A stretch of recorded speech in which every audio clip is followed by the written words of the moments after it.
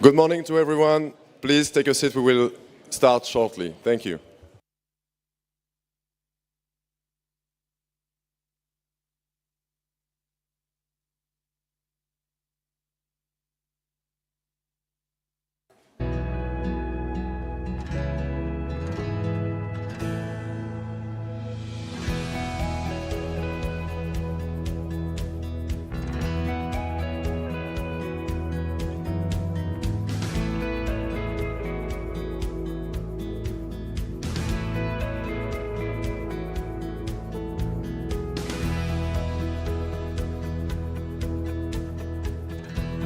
Welcome to the third and final day of the final forum of the ANCHISE project. My name is Pier Giacomo Sola. I'm working with the Michael Cultural Association, that is the partner of the project in charge of communication, dissemination, user engagement. So on the first day of the forum, our focus was on the technological developments, both from the side of the technological developers and the users. The second day, on the contrary, focused on the importance of data, collecting, managing, and using. The third day, now on the contrary, is more opening our vision, first of all, to the legacy of the project, and we will start with the presentation of the recommendation that have been prepared by ANCHISE. Secondly, only on setting the scene for the sustainability of our effort and to actively contribute to the development of the next step. You know that now the main focus is on the creation of the competence center. And this is also, let's say, what we had in mind when we organized the sessions for today. Because if we wanted to be realistic and to make a real contribution to this objective, we guess that we have to rely on 4 key pillars. First of all, cooperation between people that is expert in the sector. And we will start our roundtables together with the 2 sister projects that have been working with us in the last 3 years, ANCHISE, Aurora, and Enigma, have also developed a joint cluster research altogether, and the effort and let's say, the provision for the continuation of this cooperation will be presented. We will continue our morning session with the policy dimension.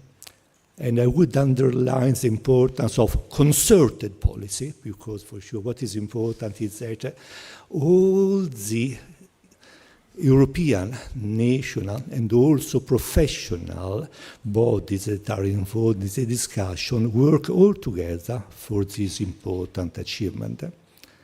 Then, after the lunch break, we will continue with the 2 other relevant pillars of the topic. The first one is training. Our colleague from HICOM will moderate a discussion in order to present, first of all, our suggestion, how to organize a permanent model for training the different professionals, but also to raise awareness. Let's say that fight against illicit traffic is a common work, and we need a real cooperation among all the interest parties. And finally, the top of the top, there will be the last roundtable concerned with user engagement, and I am really proud and have the honor to moderate this session. So it's a very intense program for today. However, before starting, I give the floor to Zuna Altnoda, that is the chief of the unit of illicit trafficking, return, restitution of the UNESCO. And of course, I always say that it's very difficult to say when our common work on the fight was started, but let's say that the memories of the 14th November 1970, when the first convention on the fight against import-export of cultural goods was started is an important day to keep in mind. And so I'm very happy to give the floor now to Sunna. And please, I ask to create a connection because Sunna will present her welcome address of online from Paris. Thank you very much.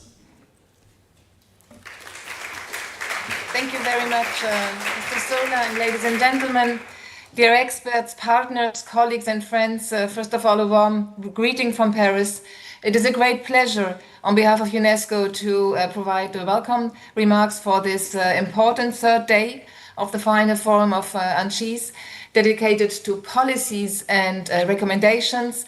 And I would also first like to warmly welcome the organizers, thank the organizers for the kind invitation and for convening this timely discussion, and of course the European Commission for their steadfast and solid commitment to the fight against illicit trafficking of cultural property and our solid cooperation throughout the decades.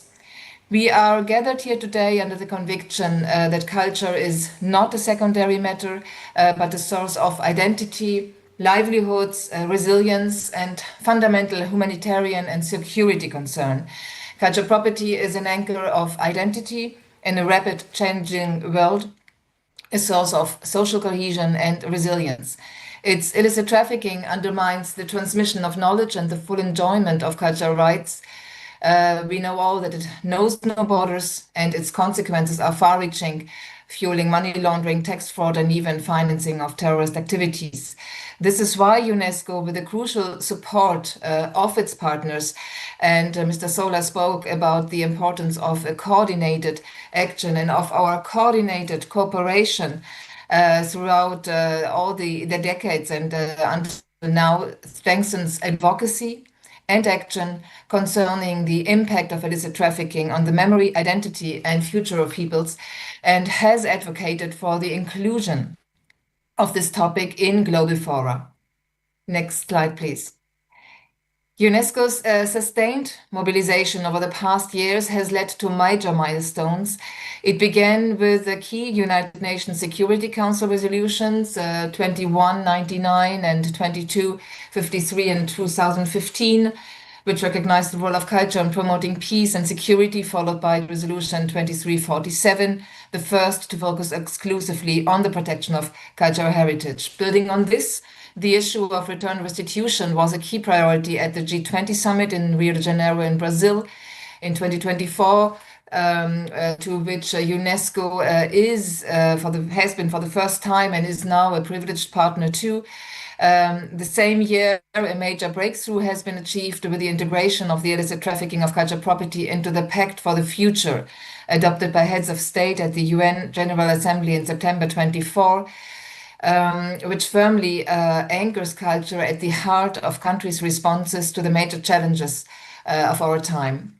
In September 25, in the outcome document of the World Conference on Cultural Policies and Sustainable Development, Mondiacult 2025, Ministers of Culture of UNESCO member states recognized culture, heritage, and crisis situation as a priority area for cultural policies and practices at all levels. They also called for sustaining the fight against the illicit trafficking of cultural property through integrated and adequate policies and financing, while fostering cooperation and supporting the ratification and effective implementation of notably the UNESCO 1970 Convention against illicit trafficking, the cornerstone of international efforts to combat illicit trafficking. The 1970 Convention, with 149 states parties as of January 2026, we have seen in recent years an upscale of ratification since 2018. 13 ratifications have been achieved. The 1970 Convention has served as a global framework for cooperation to fight theft, illicit excavations, and illicit trafficking of cultural property. Next slide, please. It laid the foundation for international, legal, and institutional mechanisms aimed at protecting cultural heritage and facilitating the return and restitution of cultural property. Next slide. Thanks to our coordinated efforts, much has been achieved since the adoption of the 1970 Convention. A key outcome has been the adoption of national legislation by the state parties in alignment with the provisions of this instrument, thereby reinforcing domestic legal frameworks for the protection of movable cultural heritage. To support states in incorporating these principles and obligations of the 1970 Convention into their legal and to their national legislation, UNESCO recently has developed model provisions on the prevention and fight against illicit trafficking of cultural property that have been adopted at our last statutory meetings in 2025. Next slide, please. UNESCO has also developed a database of national cultural heritage laws that most of you certainly know, a unique tool providing free and public access to more than 3,000 laws and decrees from around 180 states on the protection of cultural heritage. The database serves a broad range of stakeholders, including policymakers, law enforcement agencies, cultural institutions, academics, and art market professionals, and is an essential tool in the fight against illicit trafficking, as it notably provides easy access to the legislation of countries of origin and their export regulations. And we are currently working on the modernization of this database to make it even more easily accessible to a broad range of stakeholders that do not necessarily have a legal background. This is currently in process. Slide 6. As the only United Nations agency with a specific mandate for the protection of cultural heritage, UNESCO plays a unique role as a federator of all stakeholders involved in this global effort. Our commitment is to mobilize and coordinate action across sectors, ensuring that responses are multidimensional, transdisciplinary, and rooted in the needs of affected communities. Given the transnational nature of this challenge, reversing current trends provides strengthened cooperation among all actors, governments, law enforcement, the judiciary, culture professionals, the art market, internet platforms, and civil society. Equally important is the pursuit of holistic solutions that integrate legal, technological, educational, and cultural dimensions. Building synergies between existing approaches, whether policy frameworks, innovative tools, or capacity building initiatives, will amplify impact and foster sustainable protection of movable cultural heritage. UNESCO's role as a federator is to ensure that these connections happen, creating a truly collaborative ecosystem against illicit trafficking. Next slide, please. In collaboration with key technical partners with complementary mandates such as Interpol, UNIDROIT, UNODC, EIEA, the European Union, ICOM for sure, and many others, UNESCO continues to implement targeted programs and reinforce capacities of all actors involved at both national and regional levels, ensuring coordinated prevention mechanisms to protect cultural property. Important partners in these implementations is for sure also our wide network of experts and academic institutions, UNESCO chairs, etc. Very recently, an example in this context, and thanks to the generous support of the European Union, UNESCO has successfully reinforced the capacities of relevant stakeholders involved in the protection of cultural property in the Western Balkans. Furthermore, UNESCO supports member states in the creation, maintenance, and updating of national inventories of cultural property, a cornerstone of preventive action against illicit trafficking. And on the screen, you can see the synthesis report of the conference we held on 26th June last, gathering all actors in the fight against illicit trafficking and focusing specifically on the online dimension of illicit trafficking. It is, you can upload it on our website. Next slide, please.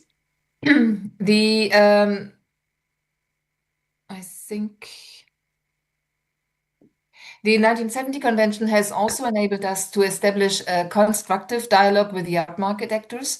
In this regard, UNESCO is working very closely with the art market on the revision of its 1999 International Code of Ethics for Dealers in Cultural Property to strengthen and clarify the ethical principles that should govern the art market, and in particular, obligations of professionals in terms of provenance research. The consolidated revised code will thus be presented in May to the next session of the Committee of Return and Restitution for its potential adoption. We hope so. I would like also to take the opportunity to thank the European Union for its engagement and actions in this field. UNESCO is part of the expert subgroup on dialogue with the art market, and UNESCO also organizes regularly conferences and workshops with representatives of the art market aimed at improving professional practices in areas such as provenance research and procedures for return and restitution. Special attention is given to countries facing emergency situations where the risks of illicit trafficking are most acute. It is really a very important focus to safeguard cultural heritage in these vulnerable contexts. And you can see alerts, for example, that we continuously publish in times for countries in conflict zones, and also at the occasions of thefts when member states reach out to us. All this information, you can find them on our 1970 webpage. Next slide, please.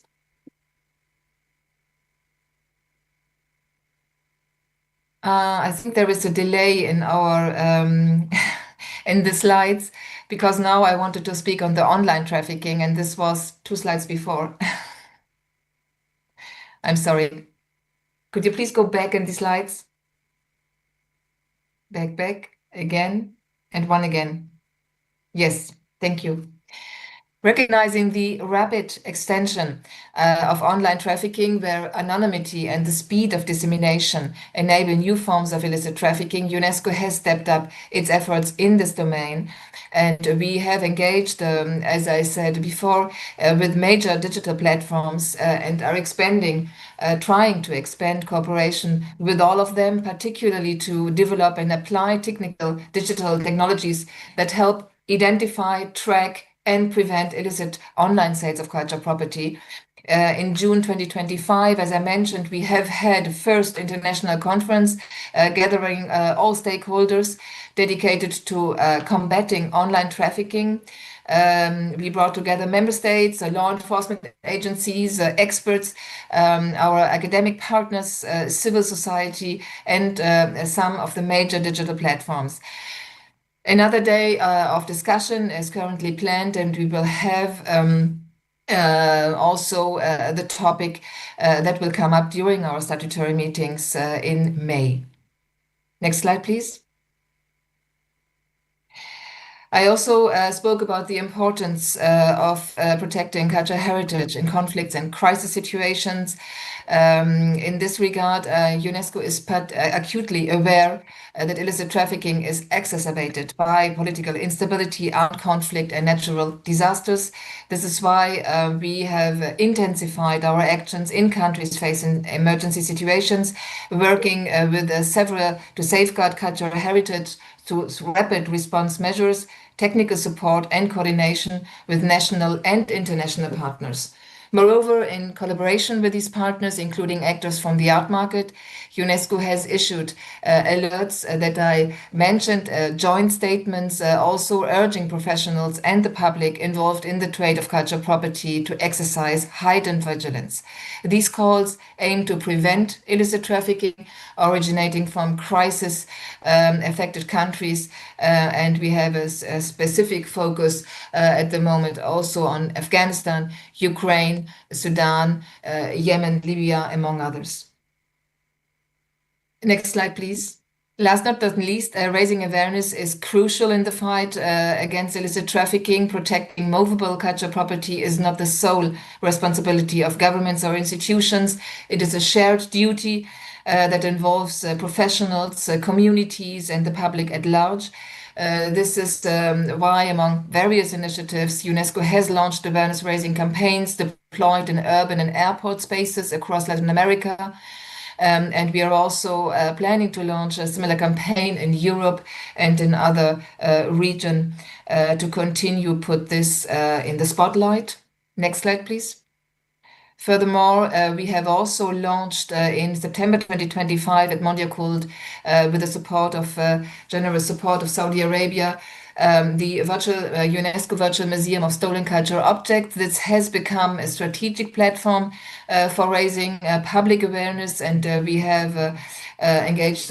We will broaden also the partnerships with all our partners to develop further this platform. We have partnered with Interpol. We are currently working with ICOM to strengthen partnership to further develop this platform. The aim of this platform is to engage a wide audience, especially younger people and art-motivated actors, in understanding the scale and impact of illicit trafficking.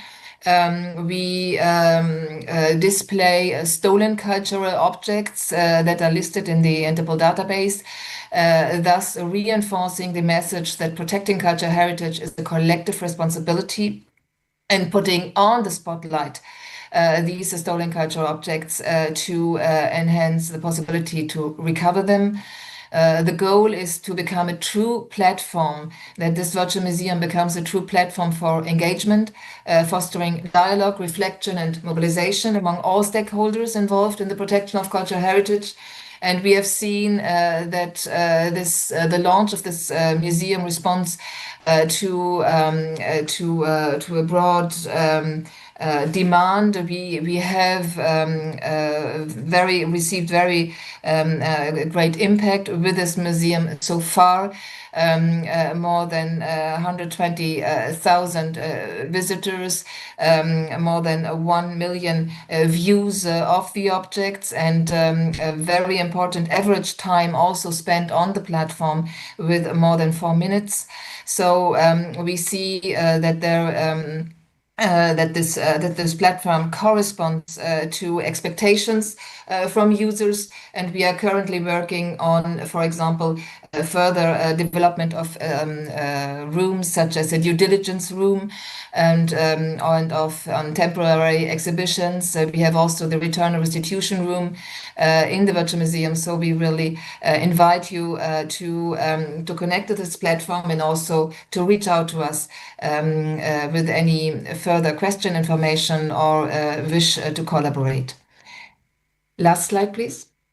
UNESCO stands at the heart of the global coalition united against the illicit trafficking of cultural property.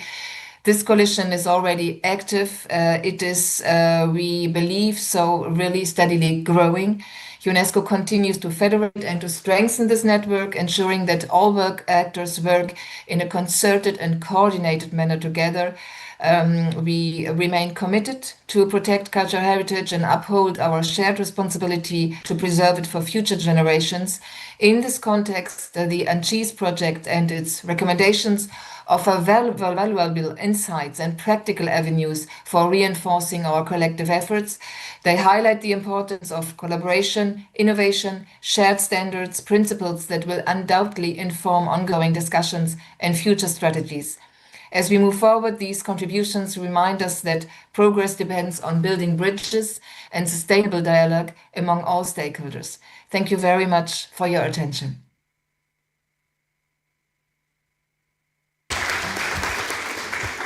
So, many thanks, Suna, for your kind and inspiring words. And please remember that even if the ANCHISE project now is going to an end at the end of this month, the ANCHISE network is still operational and will continue to help and to work with UNESCO for any initiative that you are going to launch in the near future.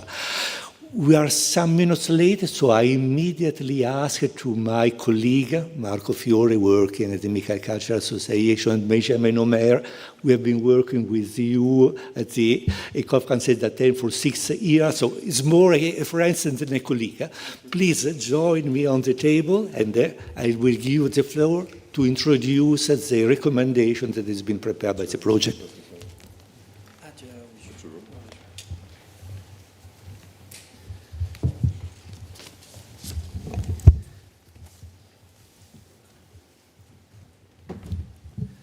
Hello, everyone. Again, this is the third day. And this third day, really the idea was to bring together everything that has been said, to really look forward and to start. We're missing the presentation. Great. While we look for the presentation, that is the... Yes. Not this one. In the meantime, I can talk to you. The idea of today was really about bringing together everything that we said. And we are together in this fight. The message that the ANCHISE project wants to send is that a solution, that was also, Suna was talking about holistic solutions, and really we need to be together. And this idea that you've been hearing about of this competence center that we want to propose is really about this. So what is this competence center? Why do we need this competence center? The rationale of the day is this. Benjamin and I, we're going to talk about a vision that the ANCHISE project is having, together also with Enigma and Aurora. But vision needs evidence, and this evidence is based on research and projects that have been going on for 10 years. So then the 3 project coordinators of the cluster, they're going to talk about this evidence, and then we're going to talk directly with policymakers to ground this idea in policymaking. So I think that before talking about what is a competence center, we need to have a diagnosis of what's going on in Europe. So I think Benjamin can tell you about that. Good morning, everyone. So you already heard me speak too much on the first day, so I will be quick. But what is our vision? Before we talk about our solution, we need to establish the current state of affairs in the fight against illicit trafficking of cultural property in the European Union. And in Europe especially, we are in a paradox because, as you all know, we are a specific zone of illicit trafficking. We are a destination market, obviously, but also a transit zone in some parts of Europe and a source zone of illicit trafficking. We heard from Dr. Papageorgiou on the first day what Greece is facing in terms of looting and trafficking. So we are a zone especially targeted for illicit trafficking. But we have strong solutions. We didn't talk about it today. We talked about the Convention of UNESCO, the 1970 Convention, but in the European Union, we already have a strong legal framework. I'm talking obviously about the 2014-60 directive, but also of the last regulation of the European Commission on imports. But we have a huge problem, some legal solutions, but we are still facing some gaps. We've heard, and we're going to hear today with the French police unit, that we have strong commitments in the LEA community, but we have many disparities because you all know the Carabinieri, the French OCBC, but not all countries have a specialized unit in terms of LEA. We also have legislative framework gaps. So even if we have a strong framework, legal framework, the application of this framework still diverge from countries to countries.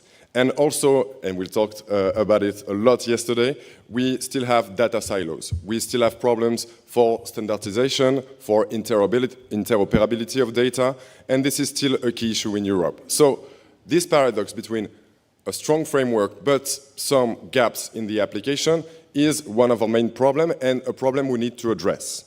And this problem is not only institutional. We also have, and we heard about it for 2 days, we are kind of summing up the discussion, we have a problem also of interdisciplinarity.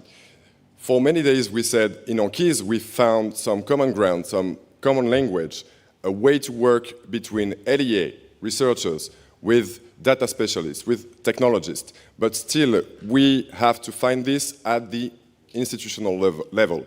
The project-based work that we've done for, and Pier Giacomo said it's first, for many years, starting from Polar, NetShare, Prevision, and then ANCHISE and our two sister projects, is a project-based for innovation, research, which is good.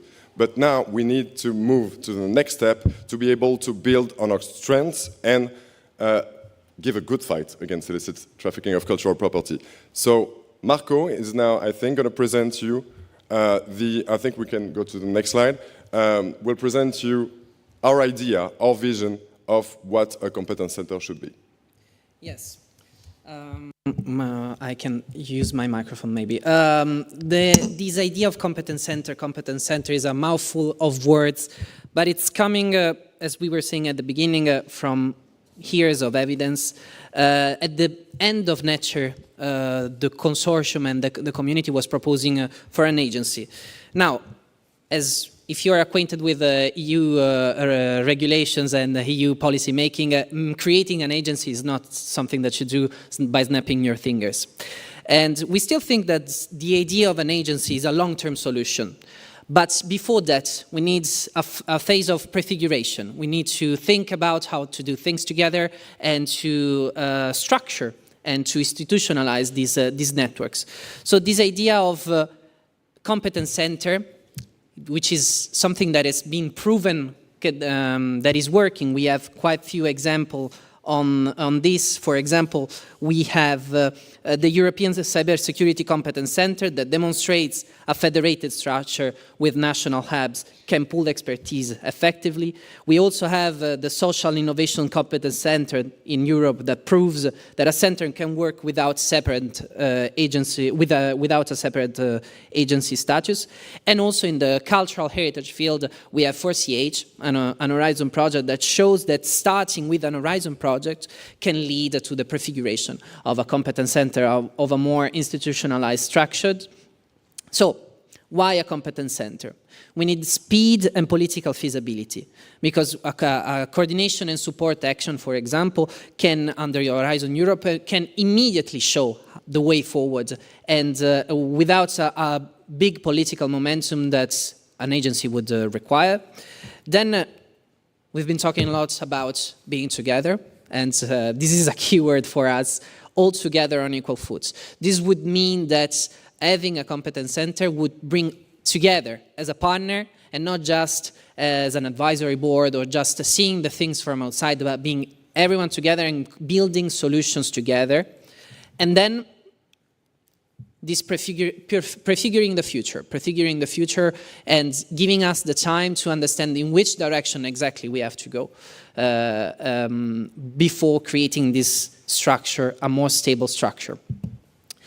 So, a European competence center for fighting trafficking and looting of cultural goods. By the end of these 3 days, you would have learned exactly what is a competence center, I would say. And what we propose are 8 interconnected pillars. And let me be clear about this. We do not want to reinvent the wheel. It's not about bringing something together out of the blue. It's really about supporting, enhancing what is already out there.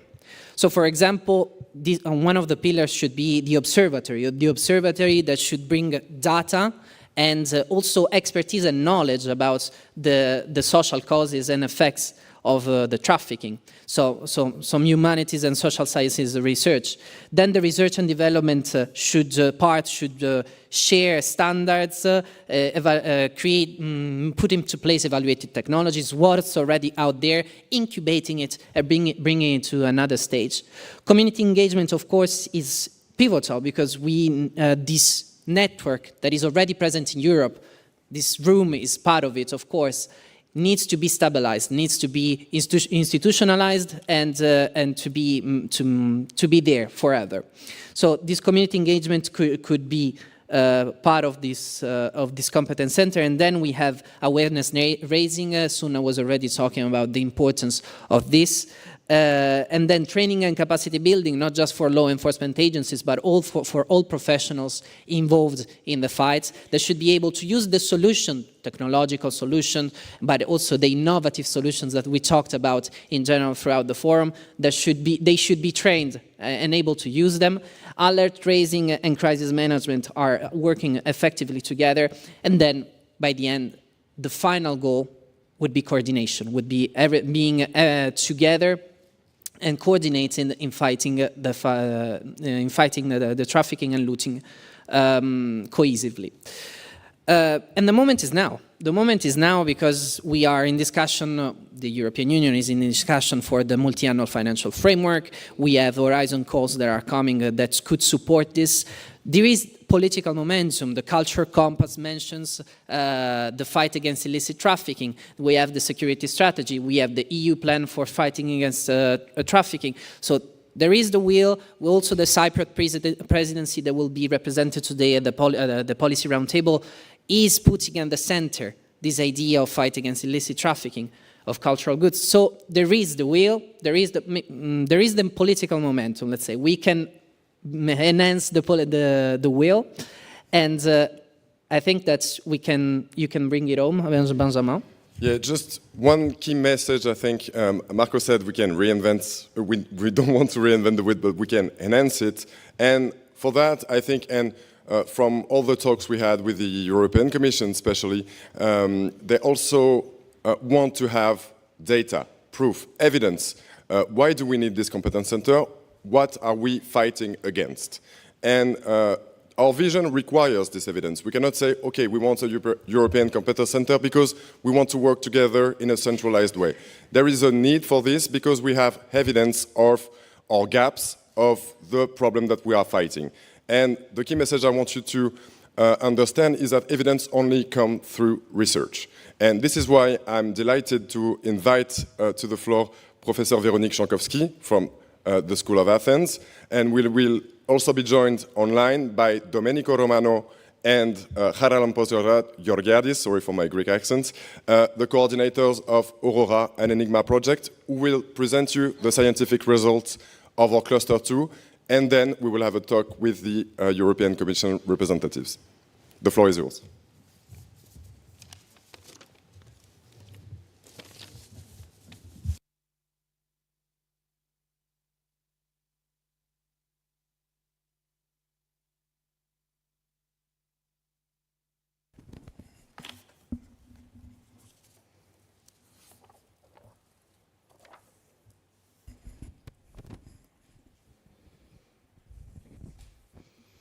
So we're going to introduce you with the cluster's research results with my two colleagues, Dr. Domenico Romano, leading the Aurora project, and Professor Charalampos Georgiadis from leading the Enigma project. Just to give you a brief idea of this session rationale and its objectives, we will present the collective research results of these 3 Horizon Europe Cluster 2 projects, all of them addressing cultural heritage protection from anthropogenic threats. ANCHISE was a 4 million euros funded project, Aurora 3.5 million, and Enigma 4 million. So you see that together these projects represent nearly 12 million euros that the European Union invested in research over the last 3 years. So the session is, as you've seen, positioned between the presentation of the policy brief of ANCHISE that you've just heard about, proposing a European Competence Center, and this policy, the next policy roundtable that we will have with European Commission representatives, because we intend to demonstrate the concrete value of coordinated European research through these tangible results, and we want to build the evidence base for why a permanent cross-sectoral competence center is needed to sustain and scale these achievements. So we have altogether developed innovative solutions to real problems, and we were not working in a competitive way. We were working in a coordinated way. And we have developed innovative solutions to these problems. But there are also structural gaps that only permanent European coordination in synergy with existing initiatives and international institutions can address.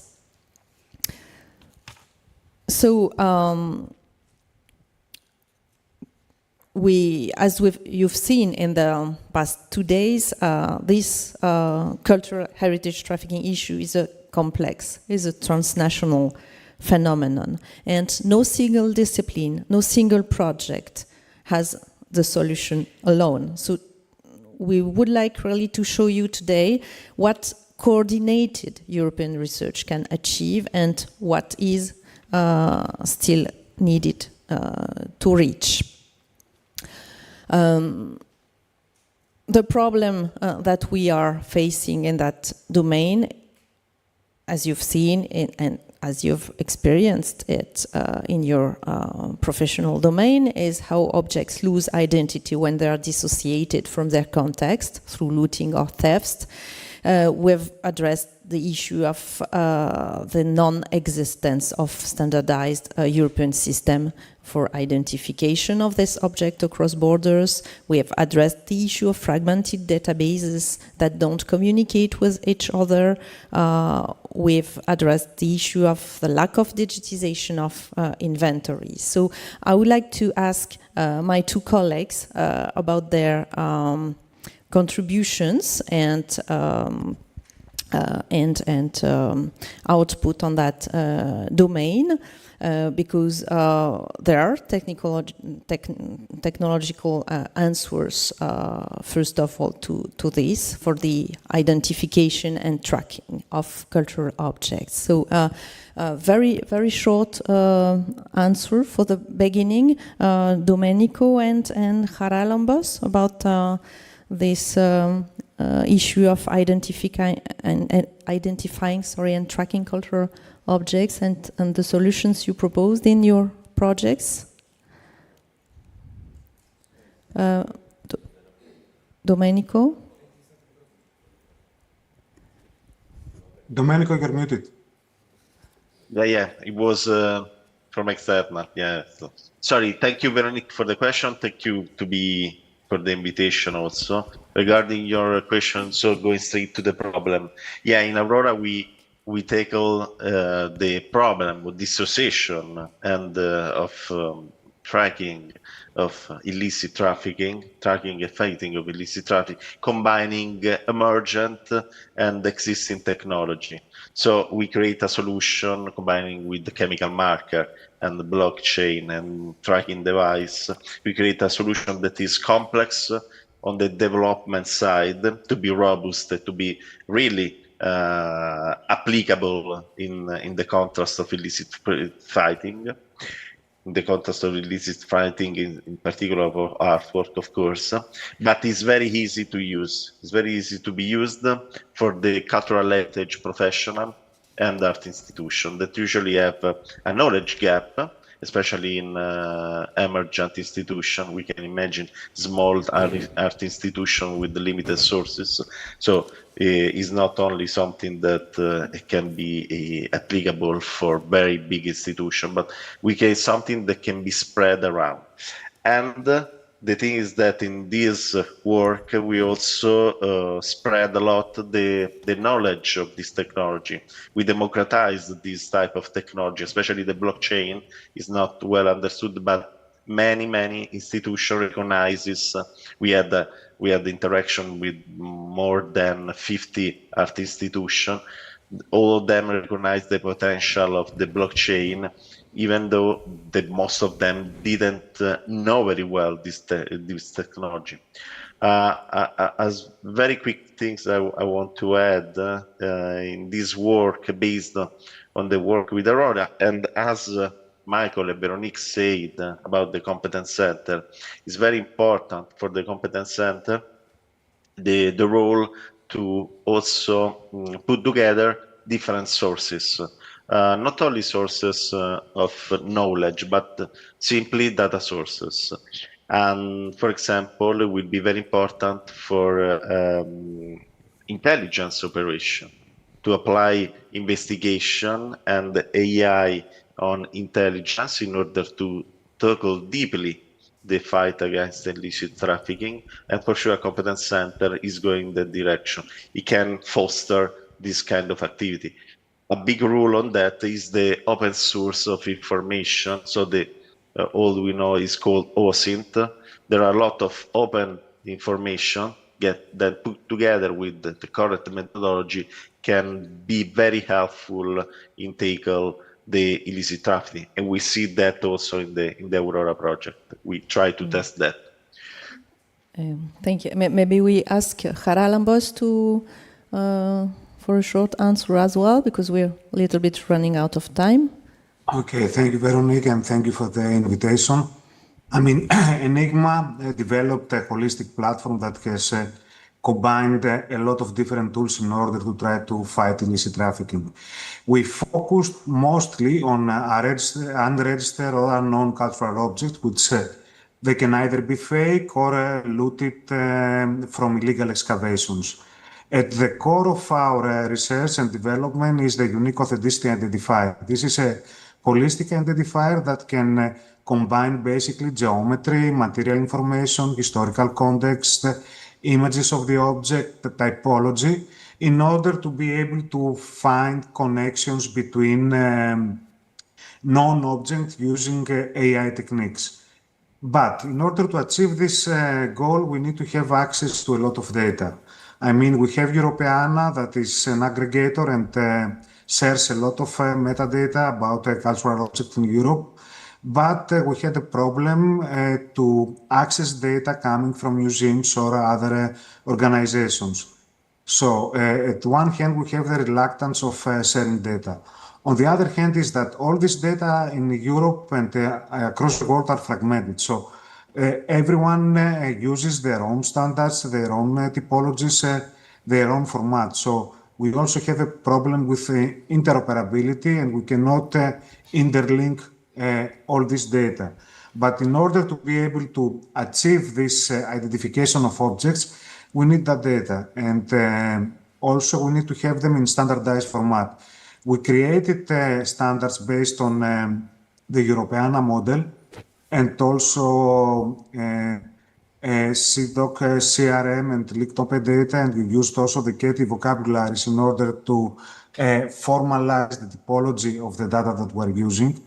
But in order to achieve that in a greater scale, we need to have a European body that can help also in the standardization, but mostly to create the trust between the body and all the data holders in order to have access to them and enhance and optimize our AI algorithms, because as you know, AI needs a lot of data to be trained, and we need access to that data, and it will be easier achieved through a European body that can provide trust to the data holders. Thank you very much. I think it was very clear. And you see that there's two projects, Aurora and Enigma, that were more technology-driven, which is not the approach of ANCHISE, which was more humanities and social sciences driven. But I think that the three projects really were committed to bridge gaps between technology provider and technology end users. So I would like also, because you've explained very clearly the challenges about dealing with these technology providers. But what about the people? I would like to ask you quickly again, because we're running out of time and we need to accelerate a little bit the planning of this roundtable. But what about the people? How did you experience the collaboration with the different professional communities that you were working with, and how did you develop this understanding and analyzing of different knowledge and data gaps and so on? Domenico. Yeah, thank you, Veronique. Yeah, we work very deeply in contact with the different cultural institutions. We, of course, have technical expert to create the chemical marking to be used on the artwork, and the blockchain expert to store the relevant data, and also the electronic expert for the miniaturized device. But we work a lot in designing this solution, the technical solution, with the cultural heritage professional institution. So we were guided in the SSH part of the development, as every technology has, from with them. We were co-creating with them, and we see that is something that is much more easier to achieve than with different maybe approach. I mean, the results were very, very solid. At the end of the project, in fact, we were able to deploy the chemical marking, the Aurora solution, in a very complex situation as in Ukraine, in order to protect specific artwork in different regions. So this is probably the most powerful demonstration that the co-creation we had was very strong and powerful, because it allows to adapt our solution in very different contexts, not only a small art institution, but also very complex situation. And there is this book also that you published There is the all book, together. yeah. Exactly. Exactly. This book put together this experience. I mean, the experience of working together with the art institution and the technical solving of the problem. In fact, this is how the different art institution addressed the illicit trafficking of the artwork. And in that way, this book was highlighting the interdisciplinary work that is necessary to have in a such type of application, because you are tackling something that is illegal. You are combining it with new technology, emergent technology. Not all of them are emerging, but is a good combination. And you have to put together the experience of many different art institutions and the art professional, of course. So that's a perfect mix, I think. Thank you. And you, Haralambos, in Enigma, you also were empowering communities to commit to the fight against illicit trafficking by different ways. So. Yes, I mean, we developed the Enigma platform having in mind that we have two types of end users. It's cultural heritage experts, which can be museum curators or archaeologists or people working in auction houses or art houses on the one hand. And on the other hand, we have the first responders, which is custom officers or LIA officers. So at the start of the project, we implemented a series of co-creation workshops with these professionals in order to document their needs, because even if you have the best technological solution, if it's not adapted by the end users, it's not going to make a difference. Also, everything that AI or machine learning or technology can provide as answers, especially in illicit trafficking in cultural goods, needs to be verified by a human. So we need the cultural heritage experts to provide their expertise and an opinion about an object. So we also do that through two other tools, because we have developed an Earth observation toolkit, which basically is used to monitor hotspots or positions that you think that you might have illegal excavations. So the final results should be verified by a cultural heritage expert or a professional. And the same applies also for our crowdsourcing tool, which is a tool that gives the ability to the public to report potential looted sites. Also, on the other hand, when we have the results from AI, finding the similarity between unregistered or unknown objects and known ones, you need the expert to fine-tune it, optimize, and verify if the connection really exists. So, what we need to keep in mind is that we need to have always the bridge and the connection between the technology that can be developed by us and also the social science and humanities sector, which is the archaeologists and the persons that are in the first line of defense. And this can be achieved in a European level through a common governance body or competence center that can bridge and all this information. Finally, we also provided training through the last months of the project to a lot of cultural heritage professionals and also LIA officers that are outside of the Enigma consortium in order to give them the opportunity to validate Enigma and also provide feedback from the optimization of our platform through their needs. Yes, and it is also a way to ensure that all member states, not just those with specialized units, can fight this illicit trafficking, because when you involved communities, you have a broader perspective and a large basis, which is, we do think that it is the right way and the right solution. So you see that it is interesting that coming from three very different paths, we reach eventually the same conclusions.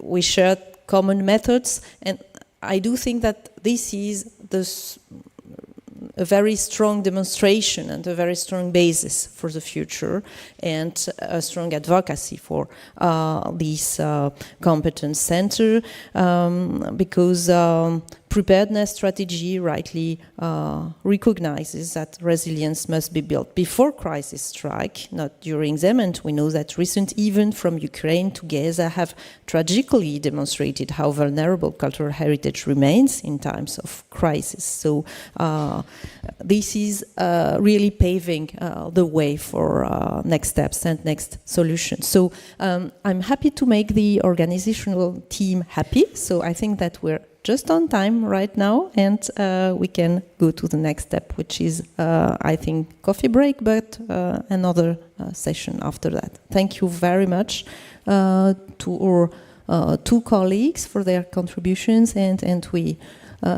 continue this strong partnership, of course. Thank you very much. Thank you, Veronique. Thanks. Bye. Bye-bye.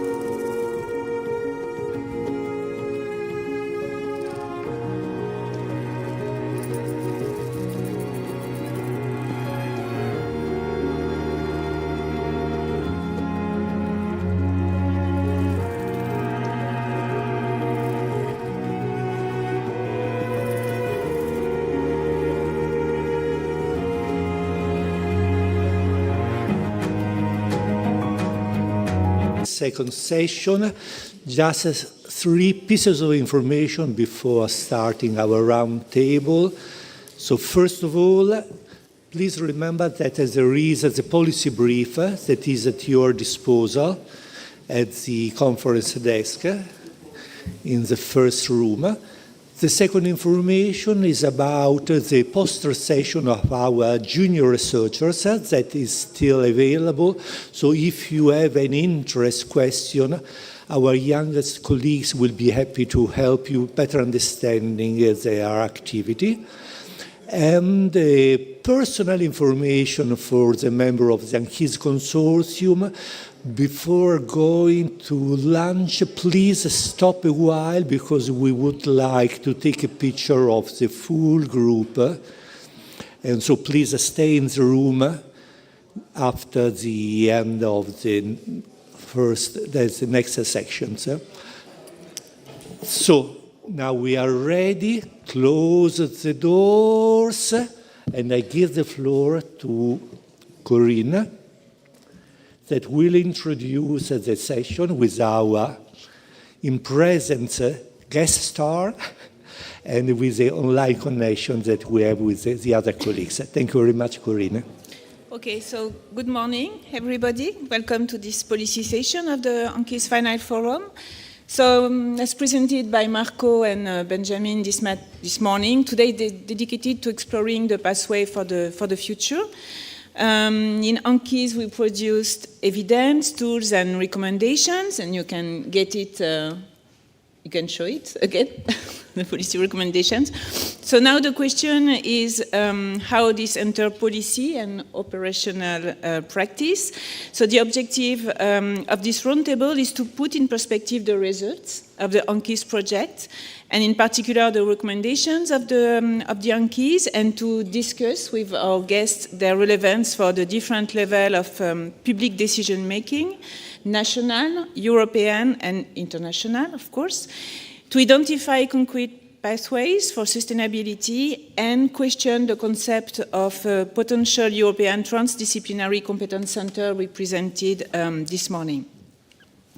Just before going on the questions, just wanted to highlight that some keywords during the 2 days and today as well. So I guess all the speakers, not only the partners of the project, but all the users, the contributors, or the speakers we invited, external speakers, highlighted the need of an holistic approach, and this is very important to this fight against looting and trafficking. We need synergy, we need transdisciplinary and trans-sector approaches, and we need trust, network, global approach from research to operational action. We've seen also the important need of data in a broader sense. I mean, data for evidence, data, cultural heritage data, digitized data, and maybe the main result of the project we want to focus on is that the main thread is a truthful, active, permanent discussion, cooperation between the research, humanities, and tech, the practitioners, the LEAs, understand to anticipate and building involving solutions together, acting on the field and at policy level. Why? Because this issue, you all know the international context, this issue will not stop tomorrow.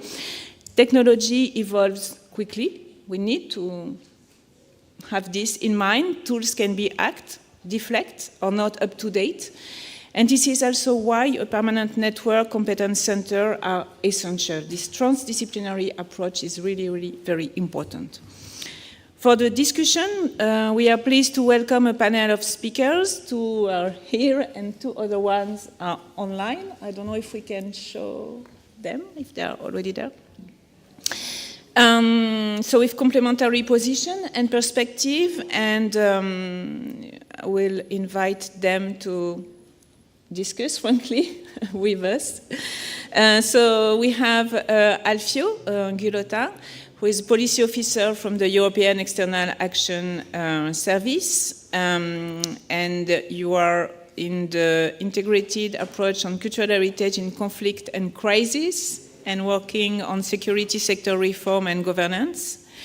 Maria Claudia Bodino from European Commission, Policy Officer at DG Research and Innovation, and we know that you're expert on data, artificial intelligence for cultural heritage and creative industries, and you are mainly involved, strongly involved in the topic of fighting against illicit trafficking.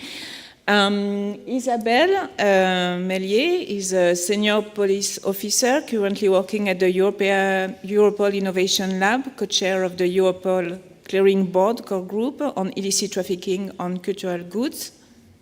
I hope she will join. And Maria Marchi, she's an archaeological officer at the Department of Antiquities in Cyprus, and she's the head of the Recording and Digitization Unit and a member of the Unit of Monitoring of Illicit Trafficking of Cultural Goods. So let's go for the first round of questions. First questions for Maria Claudia and Alfio. So Maria Claudia, first, this morning we presented quickly the European context, and we talked about the Culture Compass and the ongoing also multi-annual funding discussions. I think it was yesterday maybe we spoke about the fact that in the Culture Compass it includes explicit reference to the fight against illicit trafficking of cultural heritage. And of course, this connection is in line with all the European efforts to protect cultural heritage you have initiated. And the question for you is, how do you see commitment to interdisciplinary for the fight from the European Commission level? How do you imagine to mobilize all the stakeholders to create coordination and also to sustain the efforts, the results of the projects, many of the clusters one? Thanks a lot, Corinne. Thanks everybody for inviting us again today. And yeah, in terms of how to see the future, how to picture it, I would say that there is a very clear reference. That is the current call you can find in the next work program for 2026 about preventing and fighting illicit trafficking. So the idea is that if you read this call, this specific topic, you will see that the expected outcomes of this call are very, very concrete. It's not at all a vague idea. It's a CSA, so it's coordinated supported action, where the idea is to have one single project. So already this is a good input to avoid fragmentation.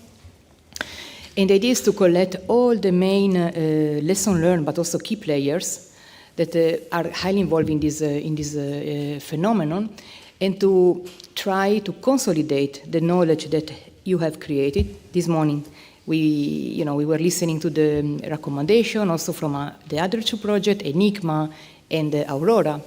But then there are many other initiatives that are also working on the same topic and that are contributing from different angles to the same issue. So if you go there, you will see that the main expected outcomes first is to provide evidence. This was what Veronique was mentioning.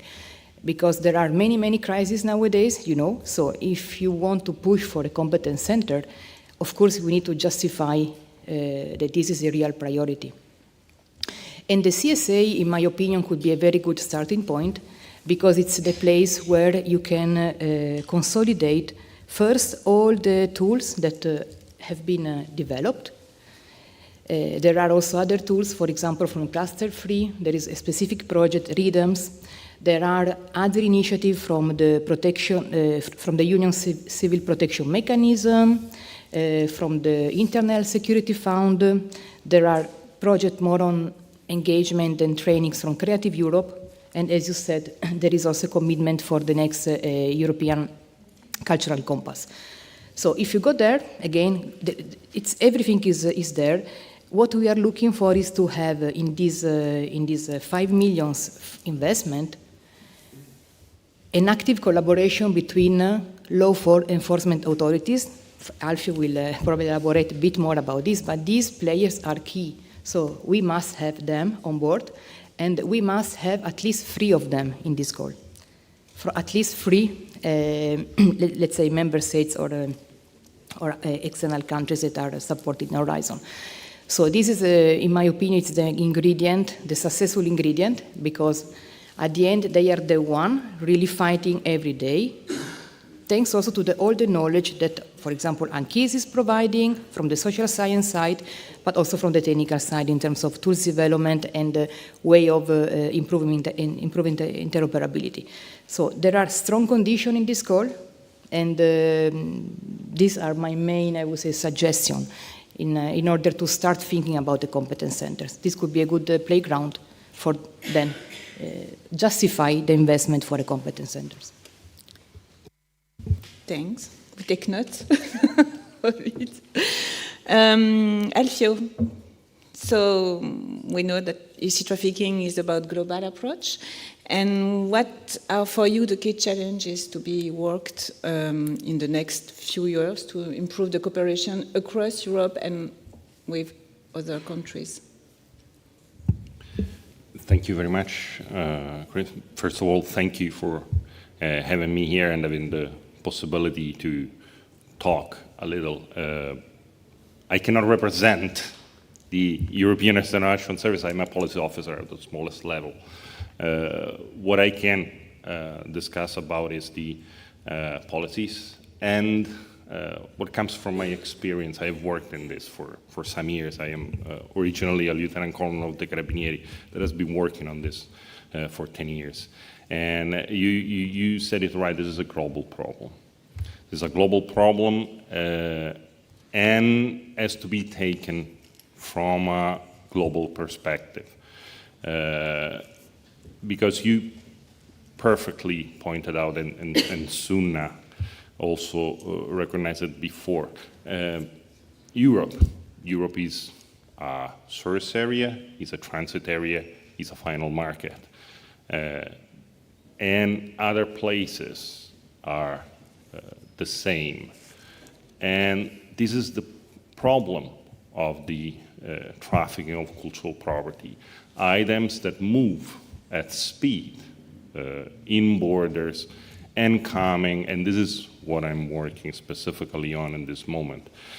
Also sometimes coming from countries that are in conflict or crisis in which the situation is difficult and perhaps law enforcement authorities there doesn't have the capacity or the will or the time or the urgency to or the expertise to work. So we're working on a program for MENA region that will be launched in this year for supporting development of law enforcement authorities and support the exchange between law enforcement and other actors in this field, because what is really important, and one thing that I hope is clear, is that there is this necessity to put together law enforcement from outside the European Union and law enforcement inside the European Union to understand deeper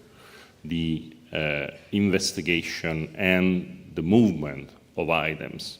Because the problem is that in the networks that traffic cultural property, there is this use of moving items across the globe in order to take advantage of the different legislation. And if one thing, it's now clear in Europe also thanks to ANCHISE, is that we have to strengthen and to go in the direction of an harmonization of the legislation and so.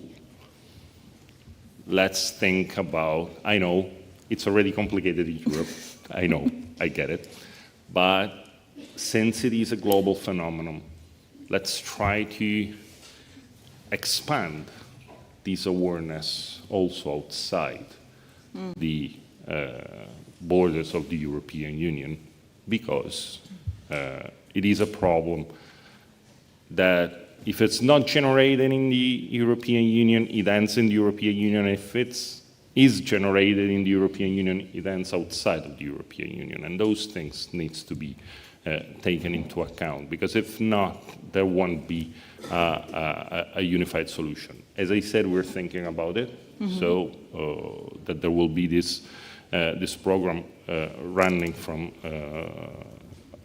2026 on support to law enforcement in the MENA region. And of course, there is all the activities that is being done in Ukraine, that is one of the other fields of engagement of the European Union on specifically this issue in relation to conflict and crisis situation.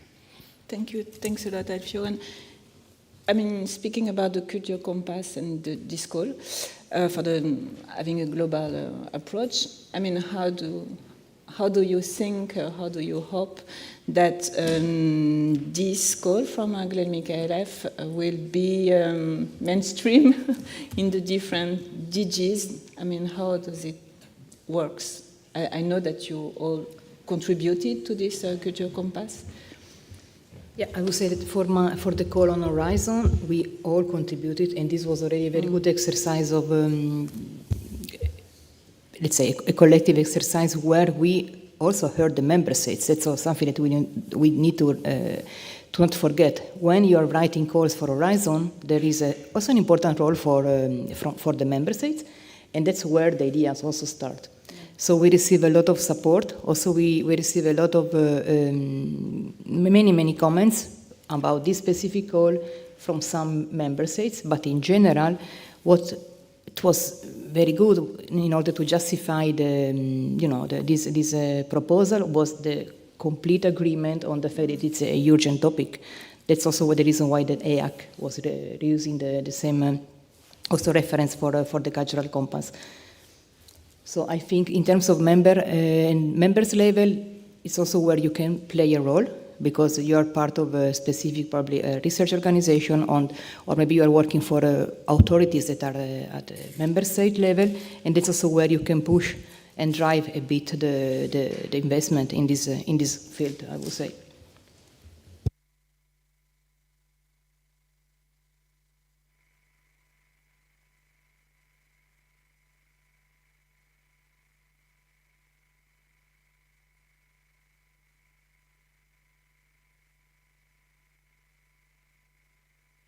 Isabel is trying to connect, so well, let's wait. Okay, so we move to the member states directly. Hello, do you hear us? I'm not sure. Do you hear us, Maria? Hi, good morning. Good morning. So thanks a lot for being here online with us. We are very happy you're here, because now it's the Cyprus presidency. And in the program, you mentioned the fight against trafficking of cultural goods as one important topic of the presidency. And the Minister of Culture has called for European cooperation on the open wounds of history, such as illicit trafficking in cultural goods. And so from your perspective, how do the challenges and recommendations raised by ANCHISE resonate with current or upcoming presidency priorities? Okay, thank you, Corinne. Good morning to everybody. My name is Maria Makri. I am an archaeological officer at the Department of Antiquities of Cyprus. And on behalf of the Director of the Department of Antiquities, Dr. Yorgos Georgiou, I would like to thank you for the invitation to participate in ANCHISE's Finals Forum. Cyprus is situated in an area in constant crisis, where over the last few years, great tragedies and disasters have been unfolding, with thousands of dead, displaced, and refugees, and with devastating consequences on cultural heritage. Like most of the countries in our region, Cyprus is a country that suffers the long-term consequences of traumatic political and military realities. colonialism, bi-communal conflicts, coup, invasion, and occupation had disastrous impact on the island's rich cultural heritage. This is the reason why Cyprus is so sensitive in the matter of illicit trafficking of cultural goods, and the reason the Cyprus presidency has set it as a priority. The large-scale removal of cultural objects from Cyprus dates back to the 19th century. During Ottoman and British rule, foreign diplomats and other actors removed thousands of antiquities from Cypriot soil to sell them to private individuals or to museums around the world. Additionally, since 1974, Turkish military invasion and the occupation of approximately 1/3 of the island, archaeological sites have been neglected, damaged, or completely destroyed. Systematic excavations are illegally being carried out, while museums, foreign archaeological mission warehouses, and private collections in the areas not under the effective control of the government of the Republic of Cyprus have been looted. In order to monitor and combat looting and illicit trafficking of antiquities. Hello? Oui. Yes. Can I continue? Yes, we hear you. It's okay. Okay. You can go on. So, in order to monitor and combat looting and illicit trafficking of antiquities, the department implemented a series of measures like the ratification of international conventions and the signing of MOUs and bilateral agreements with other countries. The implementation of various digitization programs and the creation of the department's digital database provide the ability to efficiently manage huge volumes of data and it consists of our main tool for identified, stolen, and illegally exported objects found at auctions. The establishment of the Cyprus National Committee and Committee for Combating the Looting and Illicit Trafficking of Cultural Heritage strengthened the cooperation between the complement authorities which deal with the repatriation issues, such as the Department of Antiquities, Cyprus Police, Law Office, Cyprus, universities, research institutions, etc. The daily basis monitoring of online auctions is a very important part of the department's activities, since we can trace on time Cypriot antiquities offered for sale and direct cooperate with the Cyprus Police and Interpol and send relevant requests for investigation. Despite our efforts, we still have to deal with many challenges and obstacles. It is impossible to calculate with precision how many objects were illegally exported from the island during the years. Even though we identify a large number of Cypriot antiquities at markets and auctions without adequate acquisition history, or even with an extremely suspicious acquisition history, even though these antiquities are not accompanied by the necessary export licenses from Cyprus according to the antiquities law, even though export opinions provided by the competent authorities scientifically demonstrating that these objects come from specific occupied areas, we are usually requested to provide time and place of theft in order to stop their sale and initiate repatriation procedures, something which is impossible. The process of identifying and requesting the repatriation of cultural property is a complex one where different parameters exist in each case. The information we are in a position to know about each object differs, as does the national legislation of each state in which the antiquities are located. As a result, some antiquities have been repatriated following difficult and long legal battles, others after negotiations and out-of-court settlements, and many after voluntary handing over. The usefulness of international conventions remains limited since member states, and especially countries that operate as destinations for cultural objects, do not incorporate into their national legislation the provisions of the conventions they sign. Finally, there is an urgent need for stronger, more comprehensive and coordinated measures to be taken in order to reduce market demand.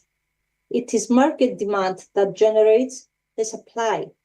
Therefore, it is essential that collectors, dealers, and auction houses are monitored and controlled.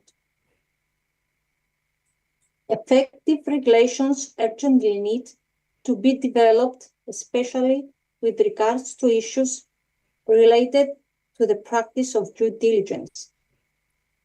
From our perspective, as cultural professionals who have to deal with all these obstacles, the recommendations raised by ANCHISE are aligned with the Cyprus presidency priorities because they can be valuable tools in our efforts to overcome the complexities we are facing in the fight against illicit trafficking and repatriation of stolen antiquities.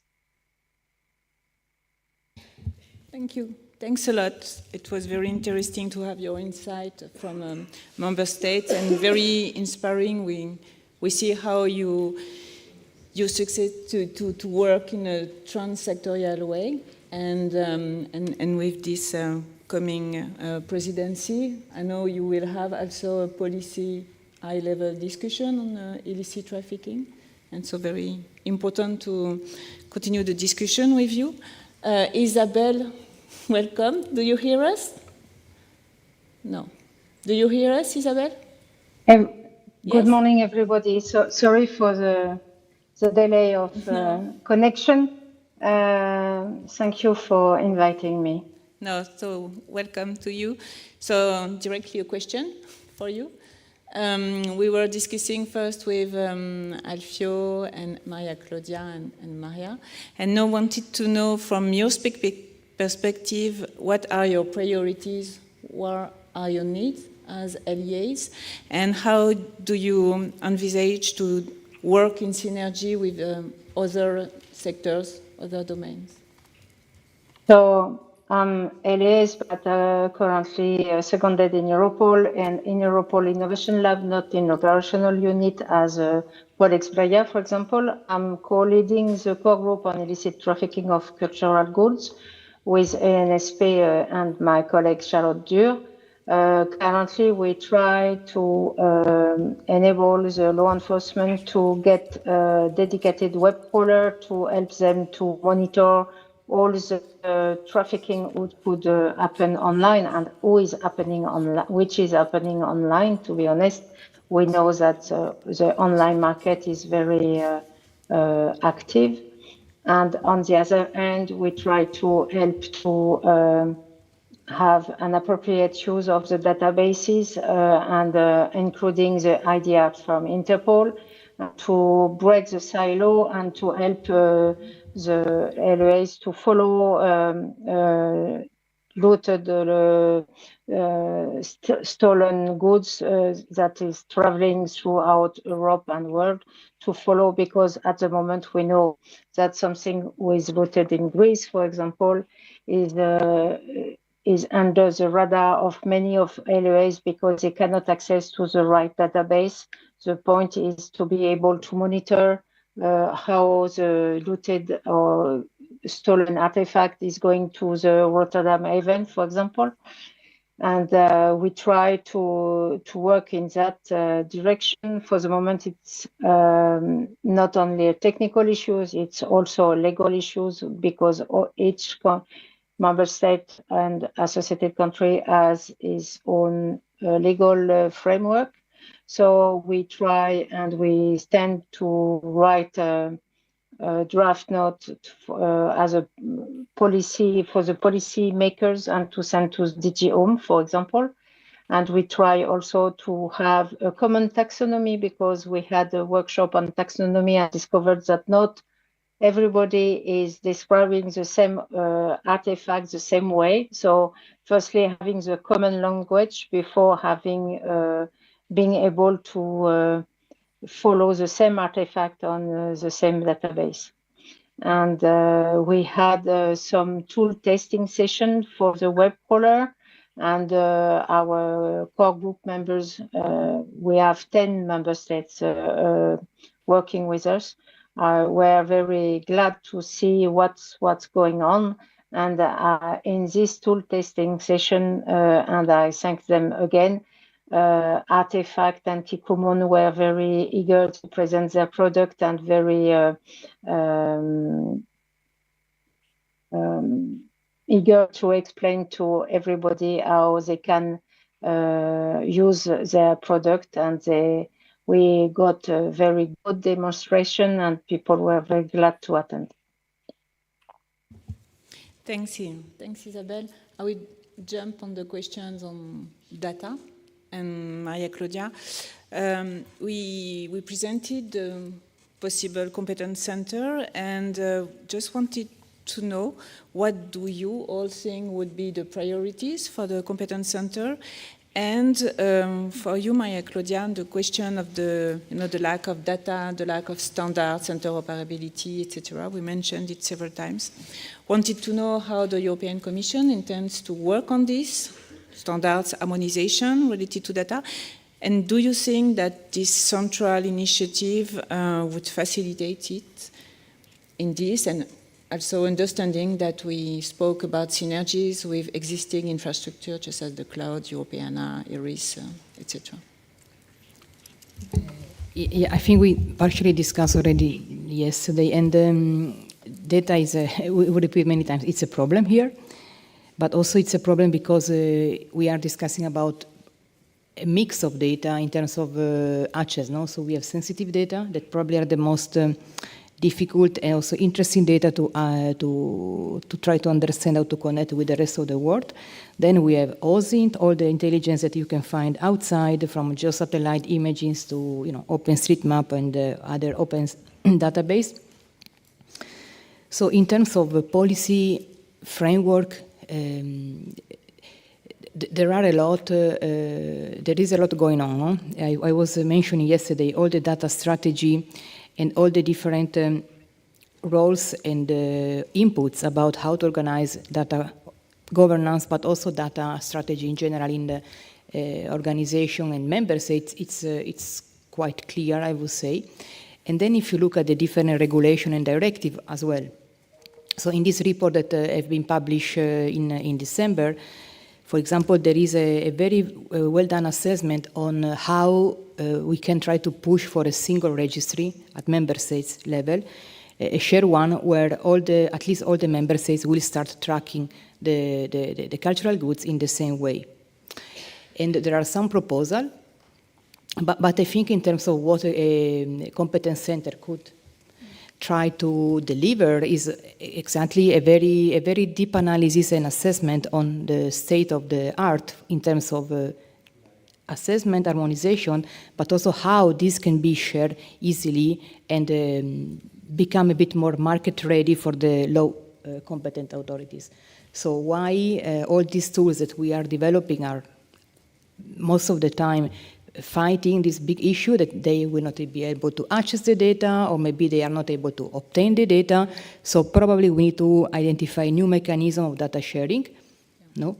That are not the common one we are used to. And I think here all the cybersecurity concern and also all the new developments that are taking place in the security field could be very relevant. So to contaminate a bit and to exchange with people from the security side. And finally, I was saying yesterday, it will be also very important to define a set of high-value data sets, so common fields that are highly used to exchange data. And as Isabel was mentioning, there is a fragmentation, we know this, but also there is the potential of trying to improve this using the current legislation. Thank you. Thanks a lot. I feel the same question. What would be the conditions for such a centralized structure, and in particular with external partners or international? Well, easy question. But it's for you. I like what Marco said before. Let's not reinvent the wheel. There is one clear reference point, and it's Interpol. Interpol is the standard database. And I think UNESCO would also be a good point. There are already existing international point of reference, and those are also the ones, because I know I've been working with foreign extra EU law enforcement. Those are also the tools that are available. So those are clear reference. And then you have Isabel and Europol Innovation Lab. Yes. That is, its work is to try and put together different law enforcement around Europe, sharing data.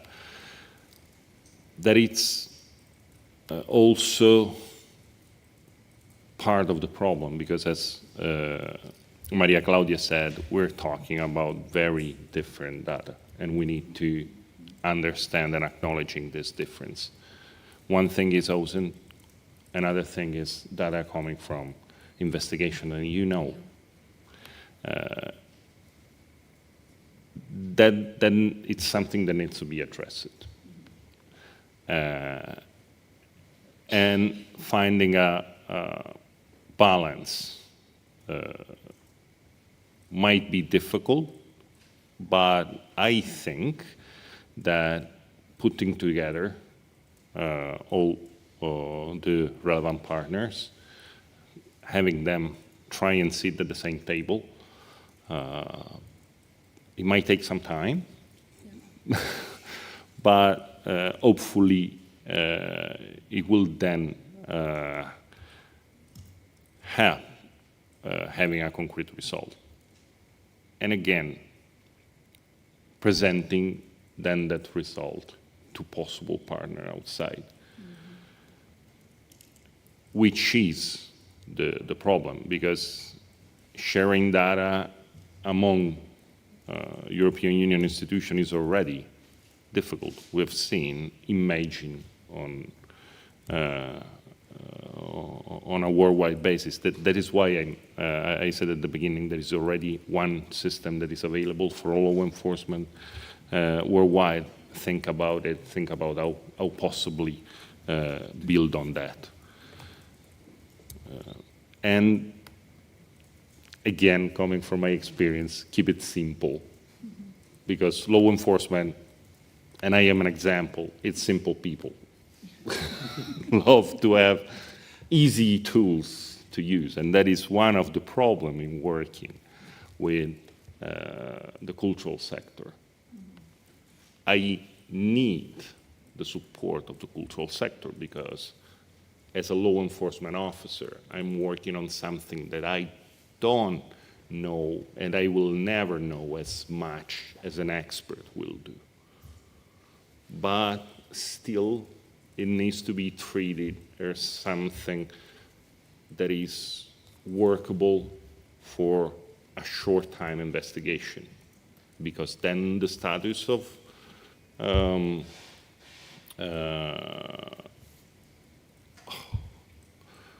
do you call it? The investigation are timed, so it needs to be sharp and quick, and a status of limitation enter into force. And if you cannot use the information that you have because of the status of limitation, then it becomes a problem.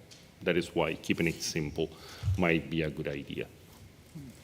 Yeah, you're fully right. And I think it was Christophe said yesterday that you need questions on demand and quick answer and discussing with experts.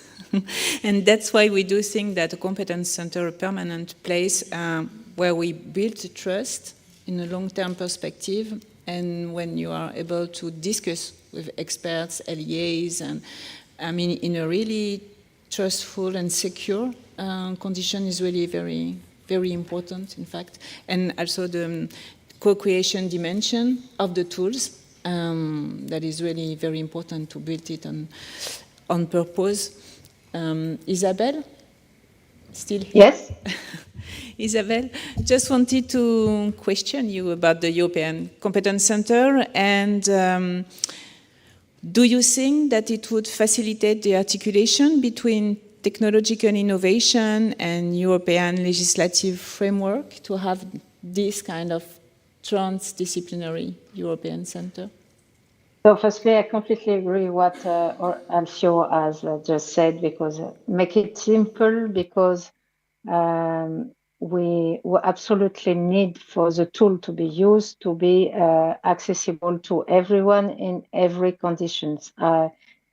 Make me clear, the point is, for example, when an artifact is discovered by law enforcement, including the customs, it's not in an office, clearly, calmly, it's in an emergency, on a road, or during police action. It's not very convenient, and at the same time, they need to know very quickly if the artifact is suspicious or not. So the point is, make it simple, and secondly, they will have another opportunity to check, but as a first point, they will need to have a simple tool. Second point, for sure, when I was speaking about breaking the silo, it's breaking the silo between the law enforcement dealing with that type of trafficking, but also working with the whole community. I mean, the academia, including archaeologists, historian of arts, all the museums, ICOM, Blue Shield, everything, and Excellence Center as well. The point is, we need all people working to tackle this type of trafficking, working together, and that's very important. And I think that the point, building a point where everyone can gather is the knowledge and can meet to have better knowledge, but also to have for some experts, some museums, some law enforcement can need a very strong information at one point in an emergency, and we need to know where we can find this information that have been checked before. We know that it's 100% sure, or not 100, but it's not a fake news for sure. So every initiative that can be done to make the community working all together, it's a good way to enable everyone to tackle this traffic. On the other side, perhaps the limit will be to have so many communities working in all together. we have to find a way to merge everything, or to merge as a maximum, for not having different bubble working in parallel.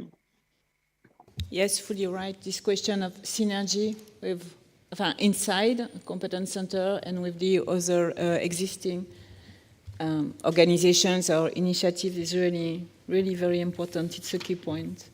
Maria, a question for you again about the competence center. I would like to know from a member state perspective, how do you envisage this contribution, collaboration to a European competence center? Okay, thank you for the question. What is needed above all is a common European framework for the prevention of theft and looting and the return of stolen cultural property. The usefulness of such framework will, of course, remain limited if member states and especially countries that operate as destinations for cultural objects do not incorporate to their national legislation the provisions of the framework. National and EU harmonization legislation on the import, export, and return of cultural goods will provide useful resources for tackling the problem. Following the example of Cyprus, the creation by all member states of interdisciplinary national committees will also enhance the efforts for combating the illicit trafficking. Such committees significantly strengthen the cooperation between state authorities and organizations dealing with illicit trafficking of cultural goods, both in national and European level. At the European level, it will also be extremely useful to establish a network of national legal and cultural heritage experts that could be consulted with regards to various cases that arise and which involve cultural objects whose place of origin cannot be established with certainty. The creation of a centralized European initiative in order to support the above measures, and of course what is already existing in the fight against trafficking and looting, will constitute the peak of the efforts made by member states. It will coordinate national actions and serve as the institution that ensures the implementation of laws, the data standards, and the procedures for combating the illicit trafficking of cultural goods in the European Union. Thank you. Thanks a lot to you, and we will have the opportunity to speak about it in April or May, I think, in Cyprus. Yes. Now I would like to open the floor to the participants. So if you have any questions.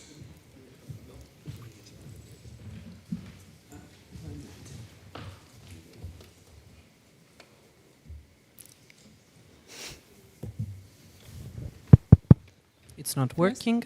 Okay. Thank you, and thank you very much for your insight. It's really very important and inspiring. I have a remark, maybe more than a question, about the issue of providing evidence for the next CSA or whatever comes next. Because evidence comes with research.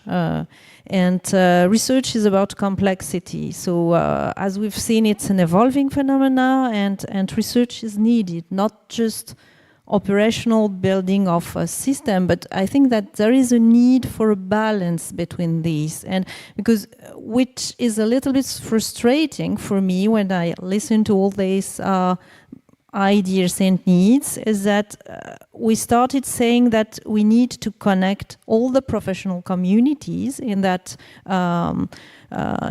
purpose, and we end up saying that, well, let's everybody work to build simple tools. It's fine to have simple tools, and I agree that there is a need for simple tools, but people will not follow that way. I mean, there is a risk, if we don't mitigate this risk, there is a risk that we go 10 years behind, and that we lose all the connections of communities that we've built. Because it is true for research center in human and social sciences, it is true for museums, it is true for companies, enterprises that are developing technologies. Research is about complexities, and evidence making is about research. So we have to keep this on board, and to have this, to give a place, to create a place for this research for evidence, because of the evolving character of the phenomenon. And it seems to me that there is something, that there is a risk that we miss an important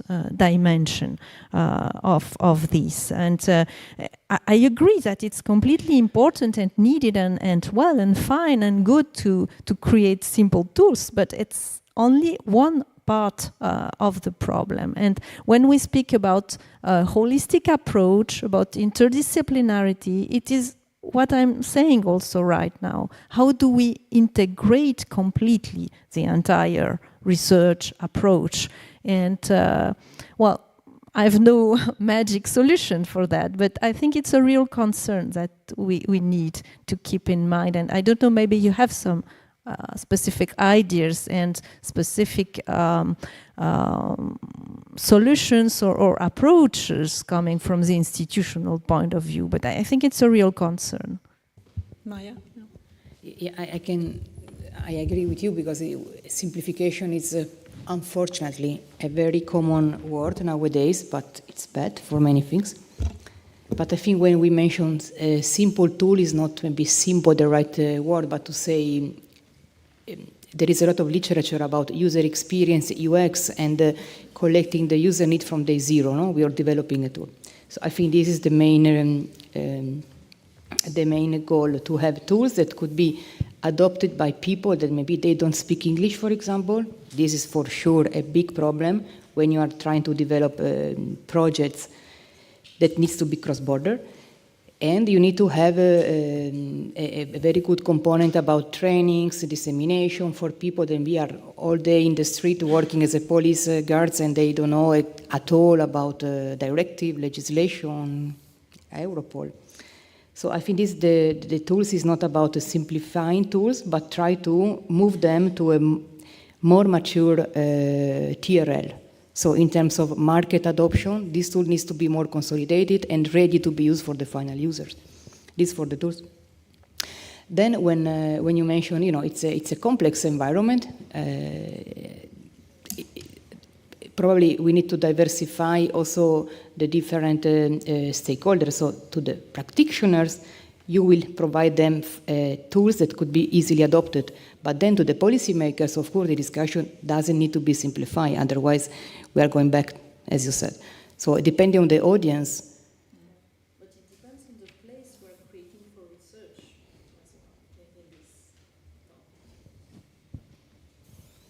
Yes, let me think about some example, and then maybe.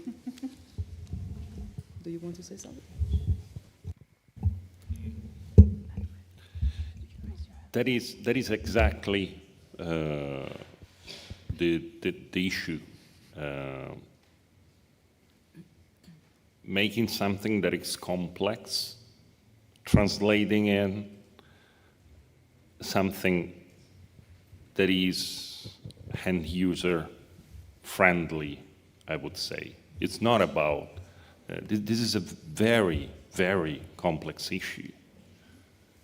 And it has as many ramifications as possible.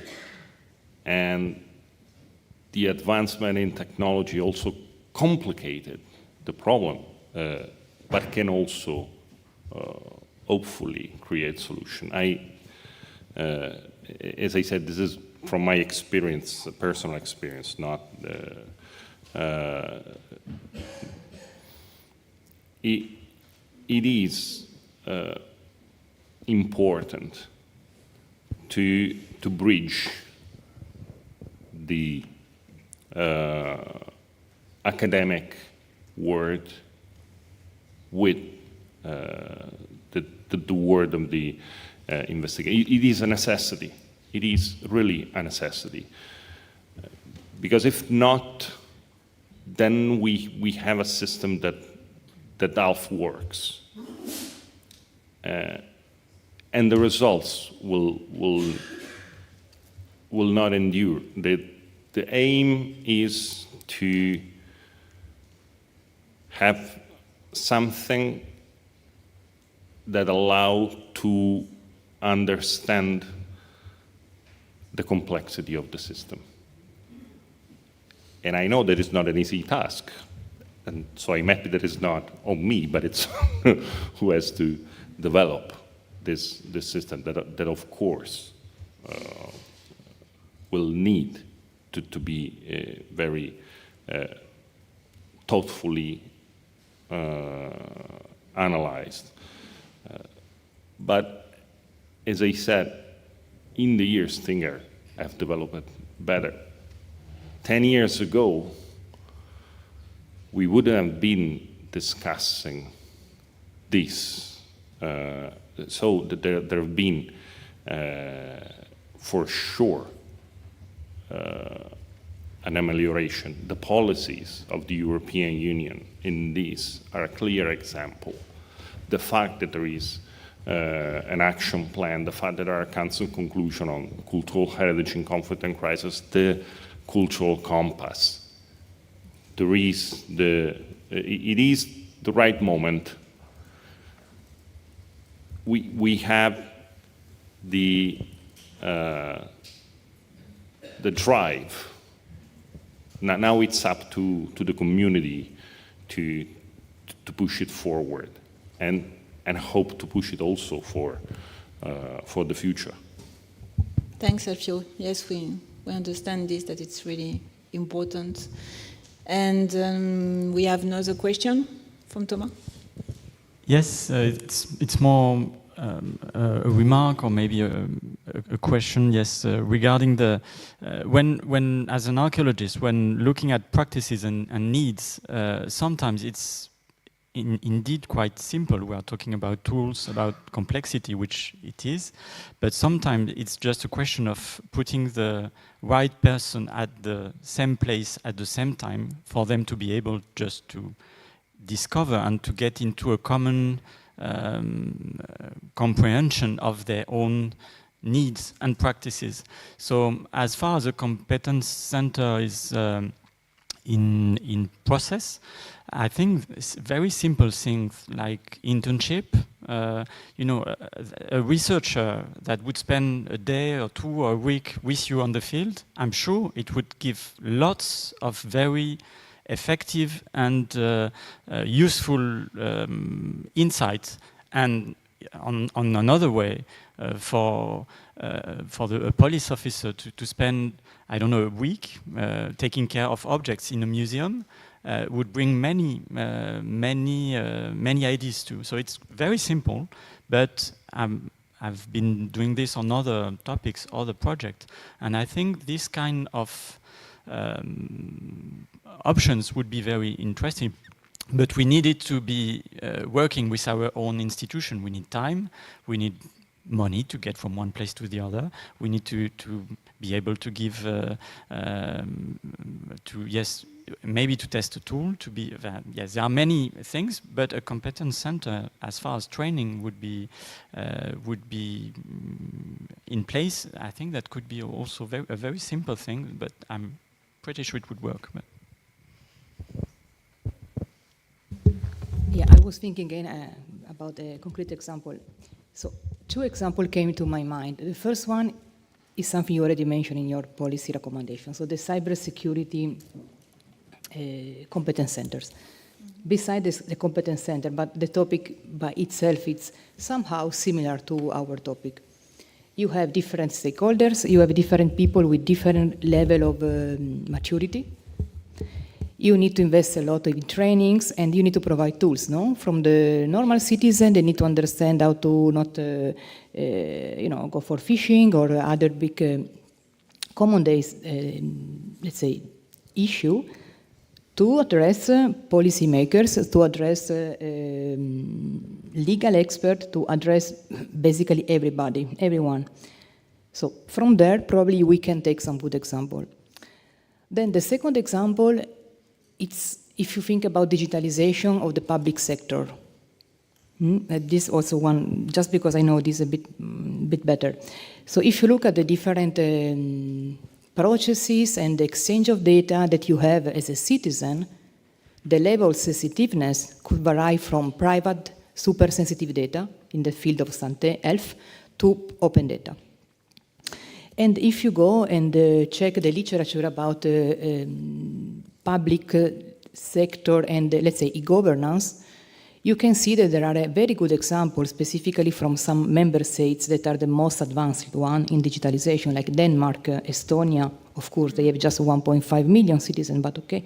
And then little by little, also the other one, no? Italy, France, and also UK is excellent in digitalization of public services. So there you have very common challenges, how to address with effective, efficient tools, operation and the processes that are involving a complete diverse spectrum of data sensitiveness, but also of information.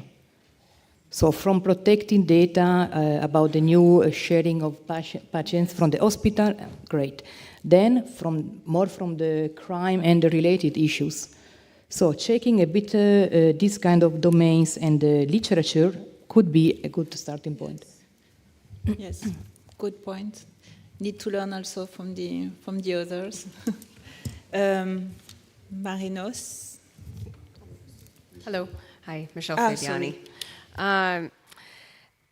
Speaking about translating research, this is always a problem across all fields. Coming from criminology, evidence-based crime prevention strategies has been a big thing over the last 20 to 40 years, depending on where you are. And a key part of that is being able to effectively translate research to policymakers and different stakeholders. So in this field, to what degree are researchers currently successfully translating their findings and the complexities? Because of course, the underlying work will always be wildly complex. But how effective are they in translating the research right now to what you need as stakeholders from a member state level, from a police level, from a policy level? Maybe Isabelle, you want to react if you heard.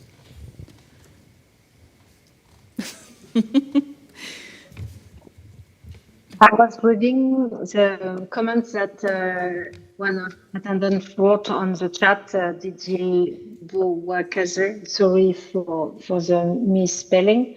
And I agree with him that for evidence, we need to be accountable on the custody chain, and we get knowledge from research, we get the context, we get many information, but on the other side, to be able to bring something into the court, we need to follow the custody chain rules, whatever the country in which we are working. And it's very important because the traffickers, the smugglers are also hoping, they hope that we won't take care of that and they will be able to go on trafficking. The fact is that we need researchers as experts to be completely accurate on the artifact identification, on the looting context, and so on. And as accurate will be our comments during the legal procedure, as efficient will be the pursuit against the traffickers. So everybody in the community has a big role, a great role, but we need to take our own responsibility at the same time. I don't know if I've been clear, but the point is that taking evidence and having them accepted by the court is very important, whatever the type of crime we are tackling. And we have to take care of the chain of custody. We have to take care of the accuracy of the evidence and the context. And it's very difficult. It's absolutely not simple. But the community in this illicit traffic, whatever the looting, the stolen goods or the counterfeit, is very important, because a legal officer is not completely expert in anything. Even if he can be expert in one type of object or period, he cannot be expert of everything. That's also why during the core group work, I had the chance to co-lead. We made a mapping of all the experts in Europe that can help the law enforcement and accept to help the law enforcement when they will need some information, having an artifact to identify and to contextualize.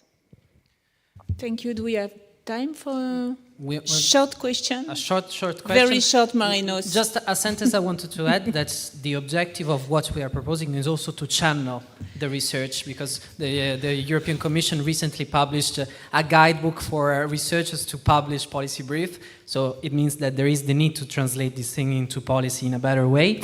Marinos, very short, because people are hungry. We are in Greece, don't worry.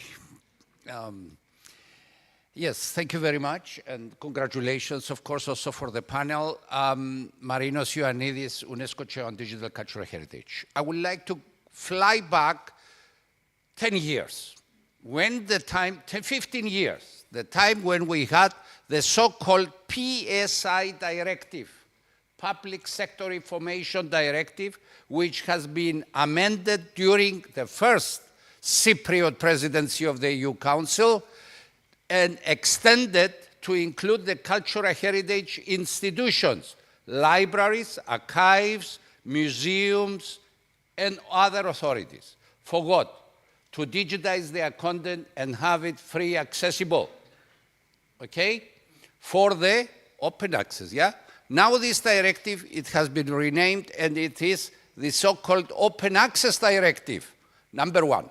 Number two, 2008, Europeana has been established, and we have on a pan-European scale, I see here the colleague from Interpol, is well known by Interpol. Interpol signed a bilateral agreement with the European Commission to work together, and the Council of Europe, and so on.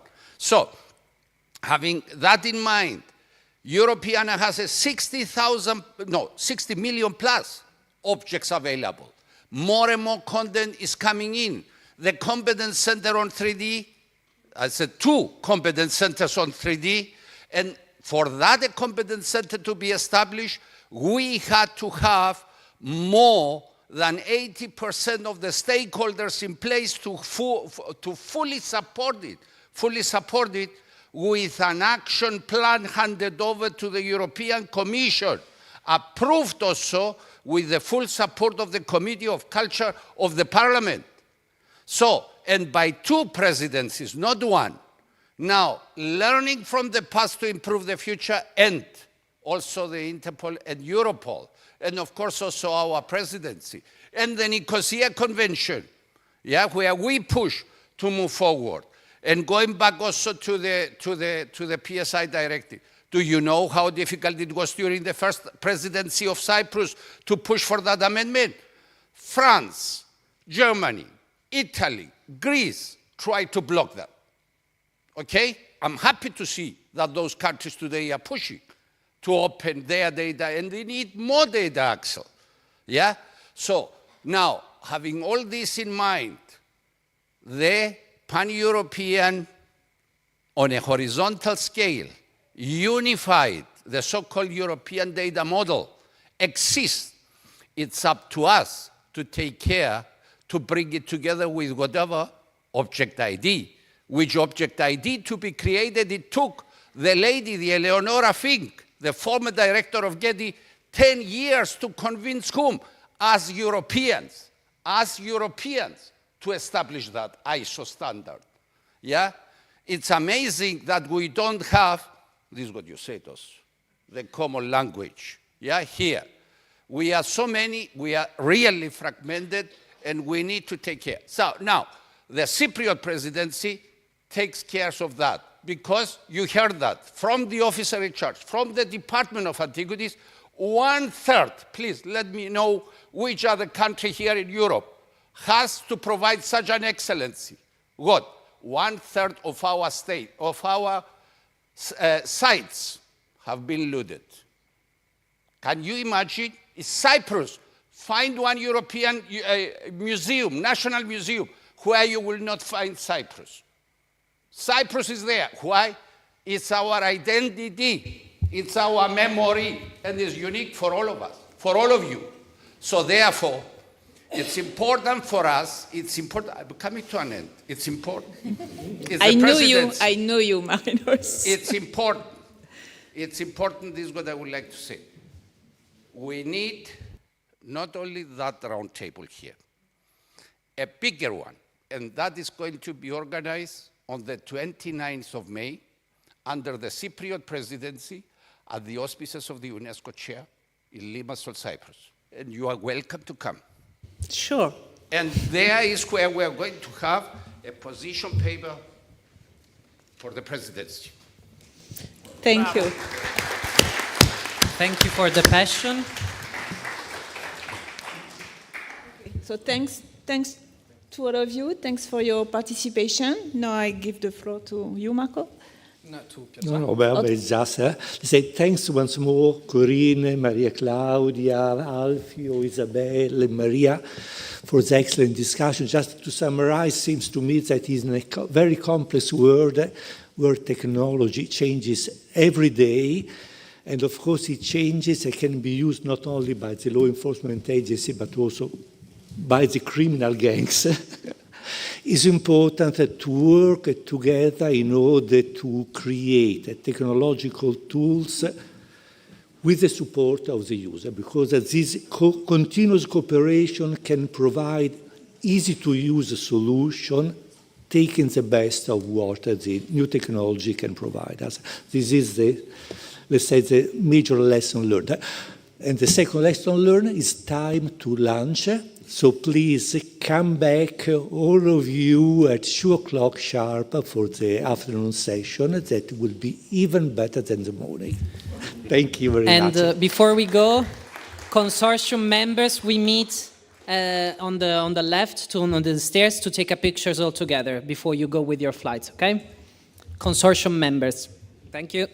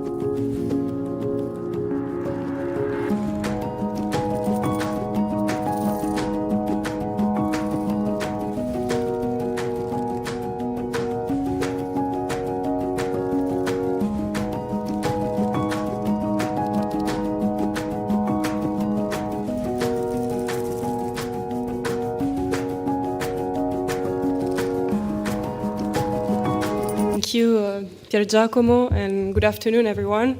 I hope that you feel recharged, at least after the lunch break, for this final roundtable of the event, focusing on training, which is a core element of ANCHISE. Over the past 2 days, we have seen the many dimensions of the project, coming from technology, research, also users' feedback, and in all these topics, training was present in a way or in another. Now, this morning, addressed also the policy aspect of the project and the possibilities for the future. And this final roundtable brings us to a crucial question. How do we ensure that all this knowledge, these practices are transmitted effectively in the future and also in policy? Tools alone are not enough. We have seen that technology alone cannot solve problems. So it requires training professionals, and also that this professional understand in what environment these tools can operate. Within ANCHISE, training has always been a core element, as I said, in the demonstration, for example, because these demonstrations were thought of as training environment, learning by doing. There were also additional workshops bringing together different communities and interdisciplinary exchange. And as my colleague Pier Giacomo mentioned, there is also another aspect in this project which really focuses on training and creating guidelines for curricula. And this task has been coordinated by ICOM, but in cooperation with all the partners and also external partners, such as the École du Louvre. And today we have the chance to have the director of the École du Louvre with us. So now we want to explore what comes next. As we did this morning, we started with that. How we can build on these experiences to develop European standards for cultural heritage protection training. What bridges can be created between all these disciplines. So to discuss these questions, we have the chance to have a very interdisciplinary roundtable now with the partners involved in a way or in another in the ANCHISE project, starting with Claire Barbillon, director of the École du Louvre since 2017, and who has been deeply involved in pushing for provenance research training in this institution. We also have Laurelien Pop, who holds a PhD in classical archaeology from the University of Lausanne, and who is a Swiss member of the French School of Athens. Michael Penev, officer at the General Directorate for Combating Organized Crime, GDBOP, in the Ministry of the Interior of the Republic of Bulgaria. And finally, Mariusz Winieski, sorry if I mispronounced your last name, who has been working at the Polish Ministry of Culture and National Heritage from 2018, particularly on identification, documentation, and restitution of cultural property.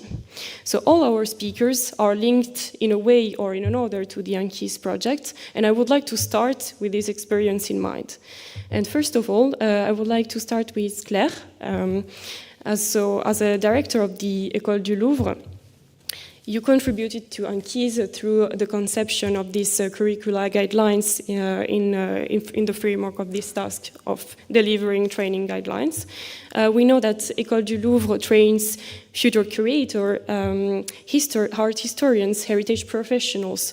And I would like to know, how do you approach teaching about illicit trafficking, a topic that seems sometimes far removed from classical curricula in this field? And I have a second question, which is linked. So as a contributor to the ANCHISE project and this guidebook for curricula, what do you expect to learn and how to bring in this task for co-designing training standards with other professionals? Thank you very much, Hélène. At first, it should be noted that the École du Louvre, which is an institution of higher education of the Ministère de la Culture in France, in its undergraduate level, allows students to specialize in either art history or archaeology. 10 of the 32 specializations are archaeological: prehistory, Gaul, Egypt, Eastern archaeology, Greece, the Etruscan world, Rome, Byzantium and Christianity in the East, and recently Judaism. Some others also cover other subjects: the archaeology of India and the Indianized worlds of Asia, military archaeology, Islamic art and heritage, etc. In all these disciplines, the issue of illicit trafficking arises. 3 years ago, we introduced a few sessions explicitly addressing the issues surrounding illicit trafficking into the core curriculum of the undergraduate level. That's original for the university systems and programs in France. In fact, our colleague Vincent Michel, who is participating in this symposium, is leading one of them. At the master's level that we have created 3 years ago, with the support of the Ministry of the Culture, illicit trafficking is obviously a central topic. This new master program, which is unique in our country, I am proud to announce that it has been awarded in the UNESCO Chair label, is entitled Sensitive Objects, Provenance Research and International Issues. It combines two objectives. First, to teach how acquisition processes can be secured, and second, to develop the specific skills required for high-level scholarly research. Its innovative character lies in the way it restores an overall coherence to provenance research, which has so far tended to develop around historically and politically separate issues, and is therefore often taught topic by topic. I'm referring to issues such as the spoliation of Jewish property between 1933 and 1945, or restitution in a post-colonial context, etc. For your second, I don't want to be too long, so for your second question, it was a pleasure to contribute to ANCHISE Guidebook for Curricula, and we have the pleasure to have in our research center, we develop a provenance research field with different students, and it's really a pleasure to contribute. It is always important, I think, to step outside your comfort zone. Comparing yourself with others is essential, particularly in order to differentiate between different points of view. In this case, I believe it is essential to distinguish between what should be a common body of knowledge and to be clear about national differences, particularly in terms of legislation. Co-designing training standards will advance, I'm sure, the fight against illicit trafficking in cultural property. And dialogue between the various training programs is the fundamental basis for this. And second, it seemed to us that the main challenge for provenance research is to find a common language and an international level. The different point of view in the different countries and cultures have to succeed in finding means of dialogue and common understanding. Thank you very much, Claire. And indeed, provenance research is the topic in which the École du Louvre contributed the most for these guidelines for curricula. And our approach is to have a modular approach for training with, as you said, a common ground, some common issue that we can share, and then specificities for each community, but also for different countries, different contexts, and we have to adapt everything. So you just described how the prepares the next generation and how it's important to address these challenges with a new generation of professionals, notably through the master degree that you mentioned. But now I would like to go back to the ANCHISE experience in the testing grounds of ANCHISE, so the demonstrations. And I know that Laureline, Marius, and Mihail, you three attended these events. So I would like to hear how you experienced them. And for that, I would like to begin with Laureline. You attended 2 demonstrations of the ANCHISE project, one in Thessaloniki, another in Kalmar. How did you experience these demonstrations as learning environments? And from your archaeological background, what was new for you? What did you find useful? And are there elements you think that could be effectively integrated into training for archaeologists? Thank you. I go outside my comfort zone when I was in Thessaloniki and in Kalmar because I'm archaeologist and I have only, I think, one hour in Switzerland about legal heritage, about legacy in Switzerland, about heritage. And for me, it was really a great and new experience to see all these things. And I really experienced the ANCHISE project and demonstration like learning environment rather than a tool demonstration. For me, all was new. And in Kalmar, it's more about specific setting for archaeologists. But the main value was starting from very concrete situation and really real archaeological site with real data. And for me, it's very important. And we're exploring how this data can be documented and analyzed and reused by other people. It let me reflect critically on my own practice, especially on how we produce and structure all the information. And it was the very first stage, the most important.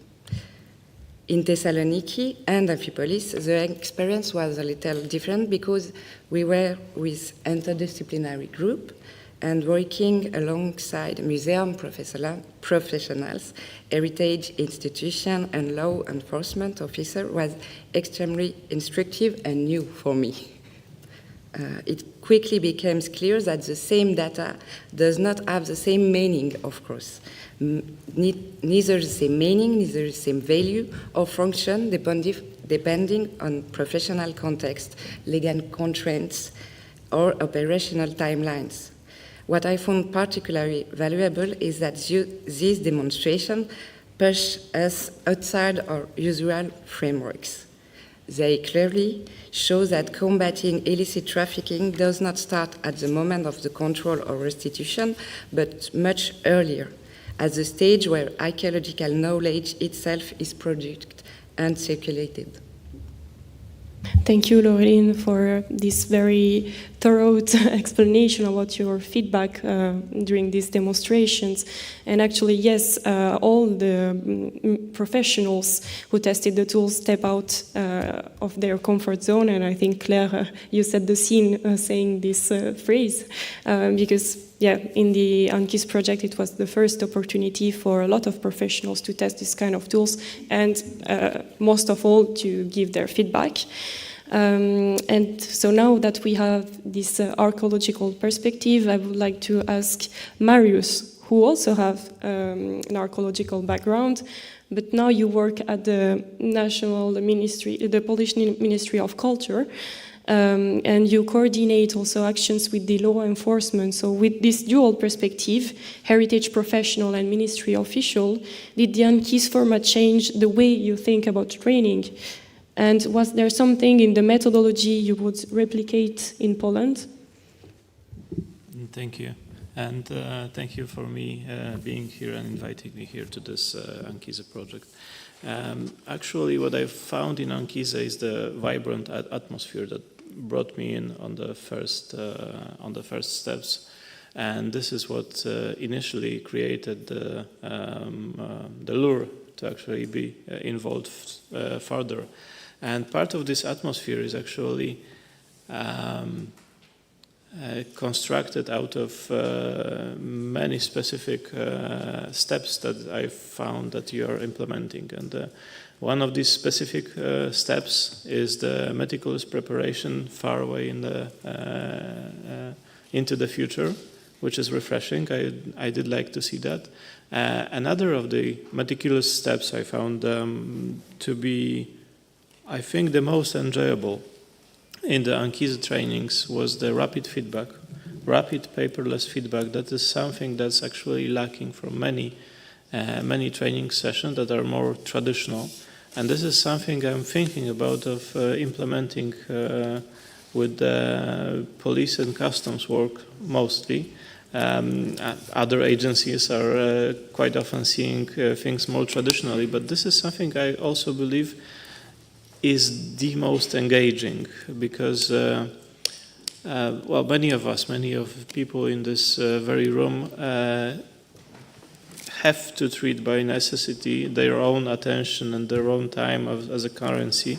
And what I saw in ANCHISE trainings is the fact that ANCHISE respects that, and time is very well constructed or very well spent on the trainings without any kind of waste. And the last point I would mention, possibly, is the possibility of the behind-the-scenes discussions where you can follow a rabbit hole and into the rabbit hole as far as you possibly want to, because of the access to the specialist who not only know the tools, they created them and they envisioned them before anybody else had any kind of access to them. So this is the source that you can follow as much as you like, and you can sort of theorize new ideas and theorize new solutions with them. And this is something that it's rarely possible. And usually, if it's possible, it's only possible with maybe one person out of the entire group in here. We had several unique minds in one place, and I do thank you for that thing. Oh, thank you, Marius, and thank you for your very positive feedback about the ANCHISE demonstration. We will remind that you appreciated the meticulous preparation, and this preparation was possible thanks to the research before, which is, as we emphasized again this morning, very important and a crucial element, and also the rapid feedback. So now that we have this perspective in mind, I would like to ask our colleague Mihail. So for you, for a law enforcement officer, what was the most valuable about having these demonstrations with archaeologists and museum professionals with you? And conversely, are there any special needs for law enforcement professionals? Hello to everyone. Well, first to present myself, my name is Mihail Pev. I'm part from GDBOP, it's General Directory Combating Against Organized Crime. And I'm in the unit which is trafficking against cultural heritage. And I want to say that in our professional work on a daily basis, we cooperate with archaeologists, with museum experts and stuff, and it's a really big part of our job actually. And my first contact to ANCHISE was last year in Burgas in Bulgaria, where there was an event, and that was the first time I saw the tools, let's say, the apps which ANCHISE showed us. On this event, there were many our colleagues from law enforcement in Bulgaria, like border police, like customs, like the national police. And I don't think that any one of them knew exactly what ANCHISE was. But after the 2 or 3 days, I'm not sure how long it was, but after the whole part, they were impressed because they saw everything in life. They were making it by their hands, and that's the most important for law enforcement parts, to see that something works, they can see, they can touch it, and it will make the work easier for us. well, we are impressed because, for our daily job, we're making most of the things which the apps do, we're making it by manual. So it would be easier if we use Katawiki, Kikumon, Artifact, all of them would be in help of us. And also as an example, I can say about Artifact, because we are making some researches from the Thompson, yes, we're making some researches when we found some objects where we are not very sure if we need it or not. We know them, but the real expert, are the museum experts. Because we're first policemen, it's obvious, and the artifact would help us immediately to take a photo of this and to know if somebody needed or who we can contact to help us, because now we are doing it the same, because we know people who has knowledge and could help us. So at OIM and our director is impressed by this, because it really could help us in our daily job. Thank you, Mihail. And indeed, what you appreciated was the hands-on training and seeing that the tool can work in real environments, and something that is already existing and very important. So in Bulgaria is the cooperation with the other fields that we always emphasize. So it's very encouraging for the future. And now that we have heard about your individual perspectives, I would like to go more on the next steps and how we can make these results last at a more policy level. And so for that, I would like to ask you more about the context in which we can implement this kind of actions. So let's start with Mariusz, bringing archaeology, public administration and law enforcement together. In Poland, how is training on cultural heritage currently organized, and is there a national framework in which the ministry and police and customs collaborate with each other? I have to admit that this is in itself a subject for an entire conference, and I'll try to summarize as much as possible. We are privileged in this ministry that, in some extent, that we are operating in utter surety that we will have the cooperation, and the cooperation with law enforcement agencies and also other parts of administration down to the regional level is downright written into Polish law. It's downright written into the 2017 National Act on Restitution of Cultural Goods and into the subsequent regulations, including one regulation on the cooperation itself. So we have it very well structured on a legal basis. It's not a policy, it's law. There is, however, there are some ways actually which it could be improved. It's a very tricky question for administrative official to actually suggest improvements to their bosses in their absence. What we could improve, of course, what would be helpful would be a specific agency that would work only on the transgressions against cultural heritage. We do not have that in Poland. We have a network of coordinators, and this is something that was organized around 2018 and later with the heads of specific agencies.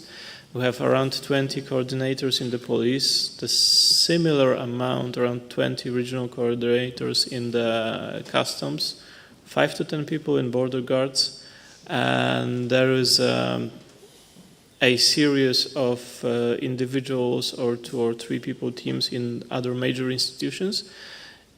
In a sense, all the institutions on national level would comprise a force of around 100 individuals working in coordination and mostly knowing each other.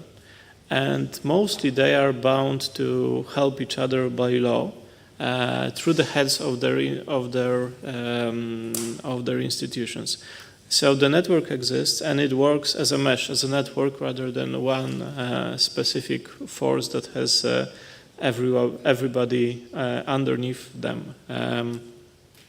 What's specific if it comes to training itself is that training is downright written by law, into law, so should a police force or customs or any other agency require it and make the requirement in writing, we have no possibility of refusing that. So they work also in surety that we will comply and send myself or 2, 3, or 20 other people to actually help them. And reversely, should we need to have assistance for the police or customs in our own operations, for example, in restitution, to the country or from the country of Poland, there is no way for the agency to actually refuse that. In some cases, it's actually a priority, and we know we will have the help when we need it. So that's very, very useful. When it comes to organizational stuff, the mundane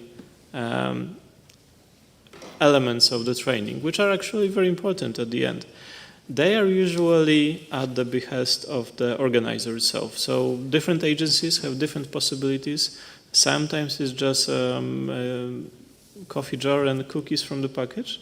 And sometimes the agency can invite 100 specialists to do the training, 300 participants, and they rent a castle and organize everything in a live feed with a TV present.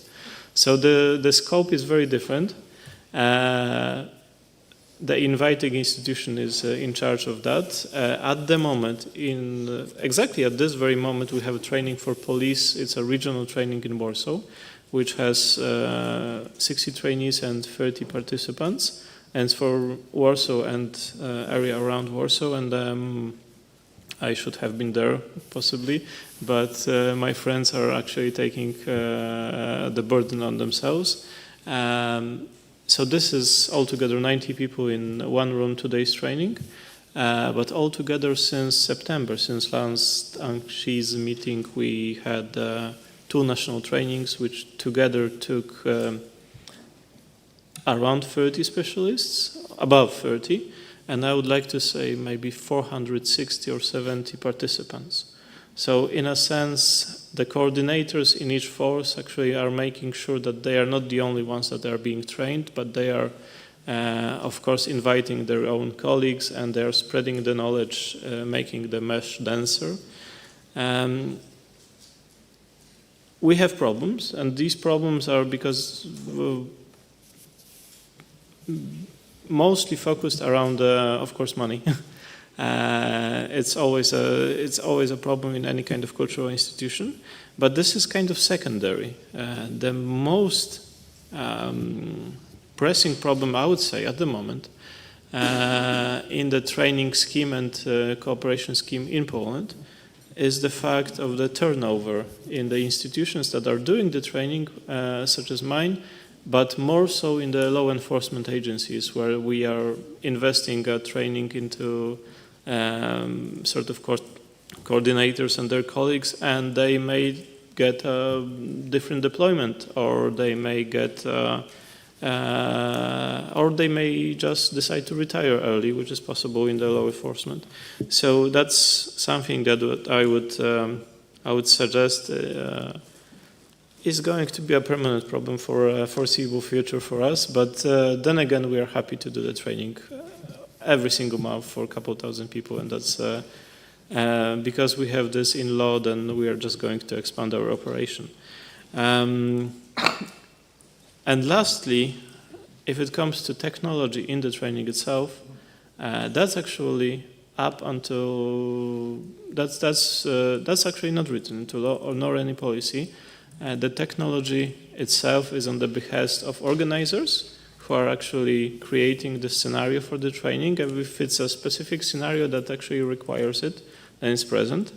And it's also on behest of of the specialist that does certain panel. For example, if I'm the specialist on a specific panel and my pony, my favorite bicycle is image search, image recognition, and photogrammetry, then you might expect image search, image recognition, and photogrammetry training from my side. And what's a challenge for an administrative employee as myself is the fact that I am not really appreciated if I name certain tools, but I have to name functionalities, and I have to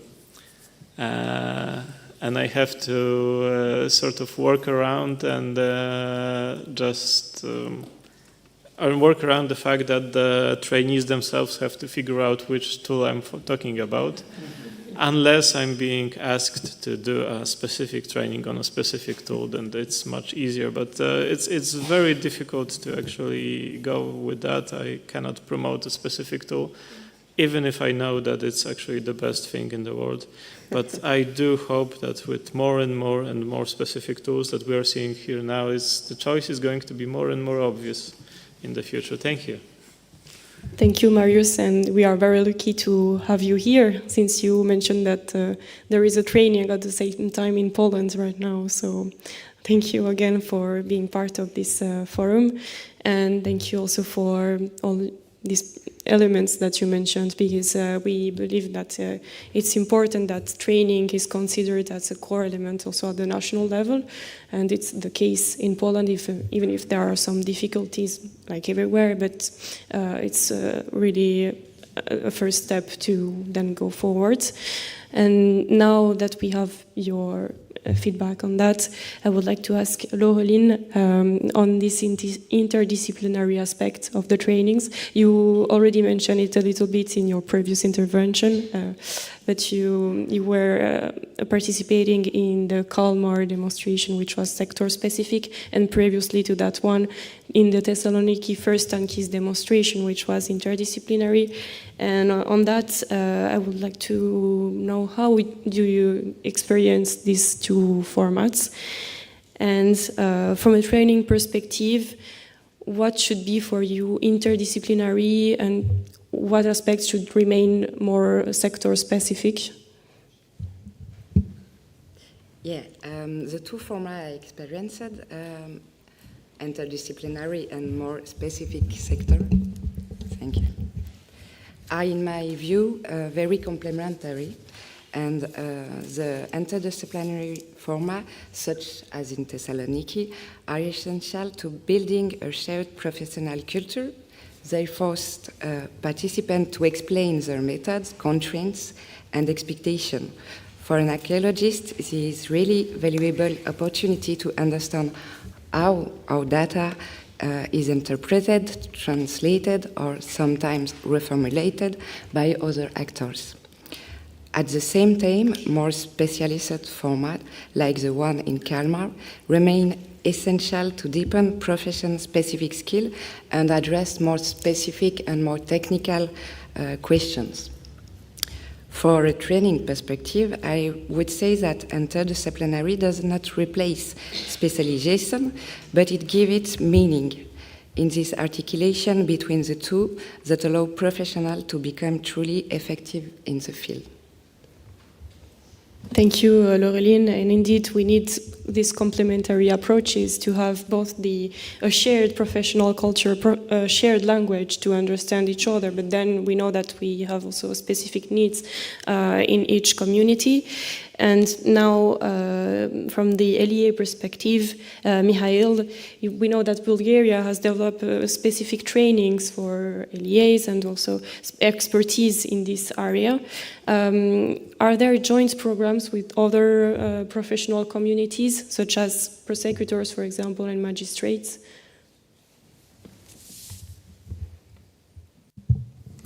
Well, for the last year, there were not any other programs comparing to this one. That's the most impressive thing, that someone trying something that could be implanted exactly in our job.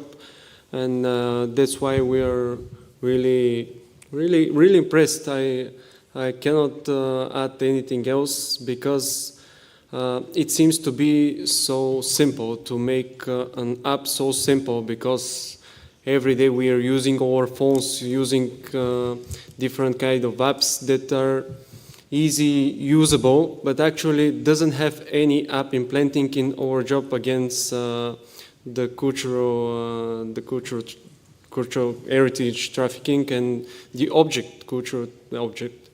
So yes, we're really impressed and hope that we will make it to the end. Yeah, thank you, Michael. And indeed, we discussed about simplicity of the tools, but actually I think it's more a question of making them accessible, and there is a lot of research behind that which can permit to use these tools and then cooperate with other professionals. And now on this interdisciplinary aspect, I also would like to come back to academia with Claire. For that, I would like to know, how do you envision dialogue and collaboration with other professional communities, and at the level of École du Louvre, if there are other partnerships with the European universities, for example?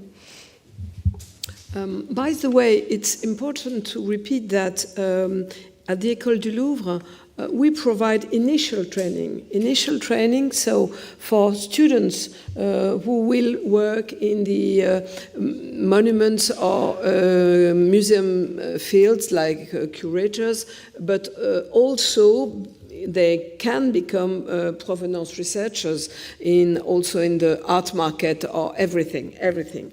So the two fundamental disciplines that must be taught are art history, which enables expertise to be acquired, and law studies, including the international level, of course. The challenge is to establish a dialogue between these two disciplines, which initially do not have much in common, history of art and law studies. But others can also be useful in the field of social sciences. For instance, history and sociology can shed light on the context of illicit trafficking, of course. Lawyers teach on our master's program, and we also call on specialist police officers, particularly those from the Central Office for the Fight Against Trafficking in Cultural Property, OCBC, and our students, such as the 3 doctoral students who took part in the poster session yesterday afternoon, find career, we hope so, find career opportunities there. The question of partnerships is very important. The École du Louvre has greatly expanded its international partnerships. We have around 40 international partnerships. They vary in nature. Some are simply students or teachers' mobility programs, for instance, of course, the Erasmus program. Others are more specific exchanges, such as dual degrees with Germany, for instance, Heidelberg, or Switzerland, Neuchâtel, in fact. We have also joined, for them, it's joint programs. We are very happy to share some seminars here with École Française d'Athènes and also other institutions which provide really an experience in a very, comment on dit, une période intensive, an intensive program. Thank you. With regard to the master sensitive goods provenance and international issues, we are also developing exchanges with the Global South, especially the Benin, because we work with the African Heritage School in the Benin and also with Brazil. But it's exactly the reason why the UNESCO label is so important for us, but it is just the beginning of a story for us. So we try to increase these partnerships, of course. Thank you, Claire. So we can see that the École du Louvre is really internationally oriented and also interdisciplinary. The interdisciplinary approach is real important for this institution. And you mentioned OCBC, so I think it's a good transition for the next session because they will be a part of the next session. And now that we gather both your individual perspectives, but also the interdisciplinary aspect and cooperation, we have about 10 minutes, because we were a bit behind before the opening questions to the public. But before that, I would like to close our discussion with a forward-looking question to each of you. Actually, there are two questions, but they are related. The ANCHISE project unfortunately ends in a few weeks, even though it will not be the end of everything, as we said. But the challenge of training professionals will remain and will remain really important for us and for the future. If you could make one concrete recommendation for the future and for these European trainings, something that policymakers and institutions prioritize, what would it be? And then this morning we talked about the possibility of the creation of a European Competence Center. And in such entity, what would you like to see in terms of trainings? So yeah, these two questions. The first question would be more on the training programs in general, and the other more focused on the possibilities for the Competence Center. So Claire, maybe if you would like to start. It's difficult to choose only one concrete recommendation, and a sort of wish, if you want, for the future.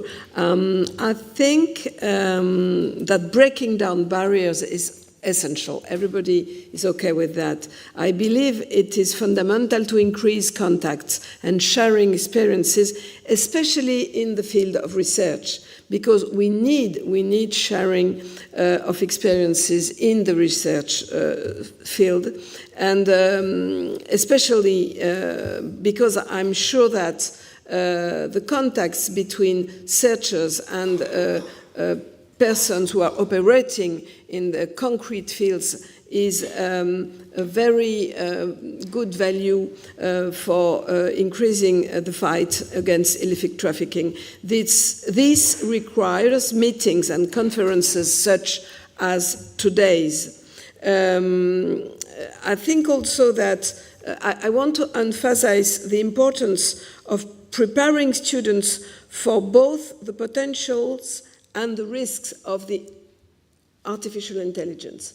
That's a point very still mysterious for me, but probably so important for the future, the immediate future, for the tools and also the research opening in our field. So it is something I want to emphasize. Yeah, indeed, it's very important to explore the possibilities as we do, but also to be aware of the risks, to face them and be prepared for that. So it's a really important point. Now maybe Laureline, if you want to give your perspective on that, your wishes. Yeah, of course.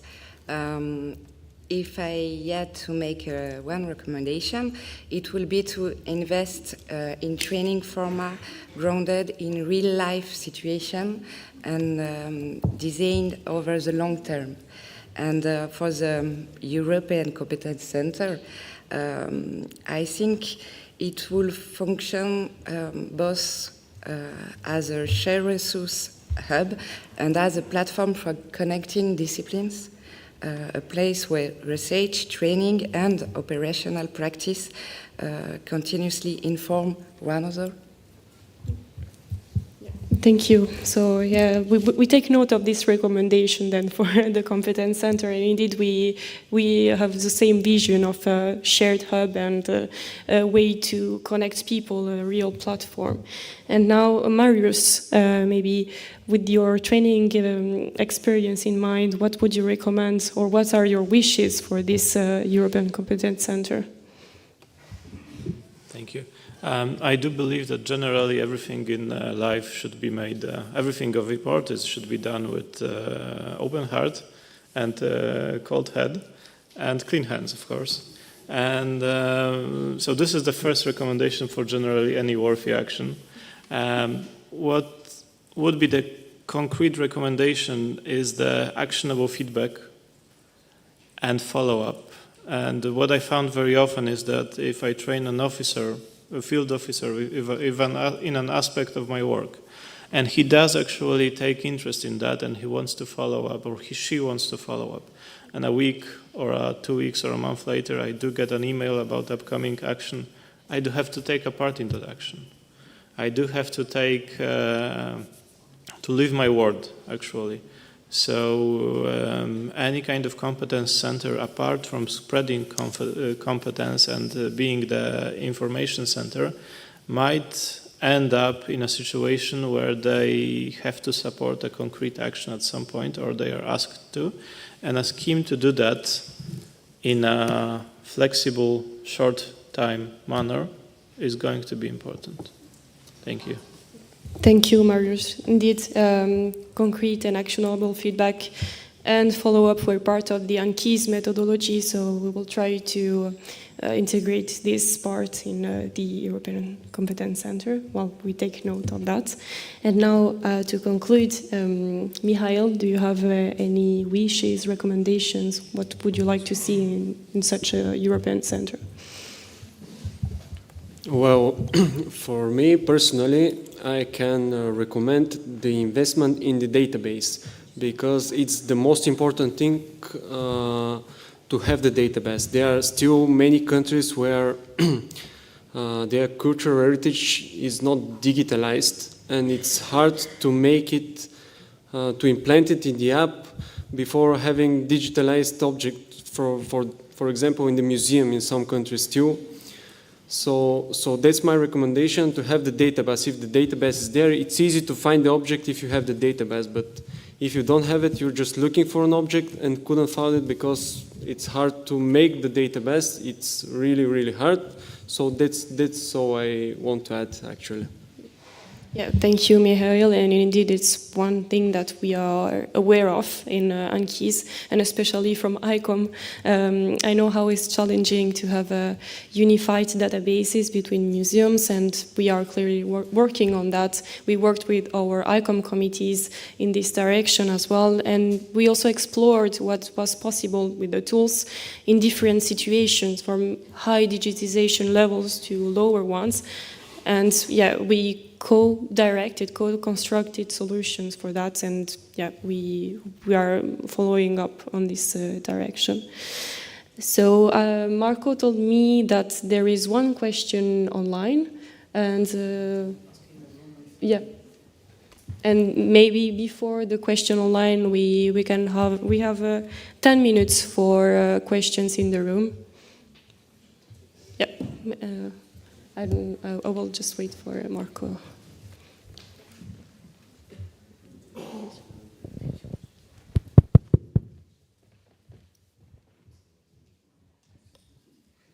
Hello again. The trainings by ANCHISE were really in depth and really spectacular, but hearing about all of the other different types of training activity that have been represented and that you've all experienced, and at least in the United States, I'm not sure if it's made its way to Europe yet, there's this big fad called micro-credentialing, which is, short online courses typically that you're taking with the idea that it's like a mini certificate by the time you're done with it, as if that, I don't know genuinely if that is valuable or not. So thinking about developing standards for cultural heritage protection training, what, if any, role do you see for some other modality, whether that is online and asynchronous or short courses that you can use to just brush up on content like art history or technical skills, as opposed to in person? Should there be a varying length, like a half day, a full day? So what do you think about these alternative modes of training that exist, especially in higher education, and their application here for cultural heritage protection training? Thank you for your question, Michelle. Maybe Claire, as you are working with academia, if you have some ideas. I know different sorts of training are very useful, you know, short or not short. But for me, the importance of knowledge about objects. What I mean is the deeply knowledge in a sort of expertise is the main point for a place as the École du Louvre, which is really centered in a global art history in the general common core, but also specialization in a field with the real contact with the objects and art objects. It's impossible to do that online. It's impossible to do that in short sessions. It's very important to deeply study objects. And this is a part of something. You told about collaborations between these police officers and the experts. And that's, in my opinion, that's a central point. So that's my answer. Thank you, Claire. We'll have another question. No, not a question, but just to add to Mr. Barbillon. We made the first training in Saint-Germain-en-Laye, in the museum. And we had all the curators with us to train on the app. And we asked the curators to show how to manipulate objects. So we had the LEAs in the room. And for them was the first time they would touch archaeological artifact. And it's kinesthetic. But the link between past and present, made through your hands, changed the way they were looking at it. It's really something that we need to have. And the second, if you train people, you can read the room and you can read what's good and what is not. When they start sleeping, maybe you want to change your training. You see what I mean? So interaction, physical interaction with the audience is crucial. So yeah, just a remark, because I train also people. So it's very important. Thank you, Axel. Hi, I'm Marie-Véronique Leroy from the French Ministry of Culture, and I'm in the service for digital. And for me, one aspect that I would like to bring is that often there is these silos, because also in the training, silos about the training for digital and then the training for art history and the professionals. So here we have a perfect use case on how both can be pretty useful. And like I was saying yesterday, this kind of use case should be taken into account way in the amont phase, let's say, from backward phase of the data processing and data production. So maybe the question is for you, Claire, how this aspect of cataloging, keeping in mind the provenance of the data, all of this aspect, how does it feed into your curricula? And how the data production aspect come into place? Of course, tools like databases are essential. You say that it's the first tool is the database. So we must improve production of knowledge in the databases. We must improve that with students. But I think it's not sufficient. You know, it's exactly two parts of a real program. What Mr. said with this experience in Saint-Germain-en-Laye, it's also fundamental. The two things are absolutely necessary for doing for results. We need databases at a level, at a European level and mondial level. It's obviously it's absolutely necessary, but I think it's not sufficient if we want to really to know and to understand exactly the biography of objects, of stolen objects, etc. It's like two complementary fields of training, I think. I can go with the online questions. That is a a good follow-up to the question about credentials. They're asking, can training be open licenses, easy, accessible, etc., or would that diminish its potential effect because people with ill intent can also find them? And following to the question about credentials, they're saying there will be the need for online training, even it's for refreshers, introductions, etc. So, can training be open? This is the main question.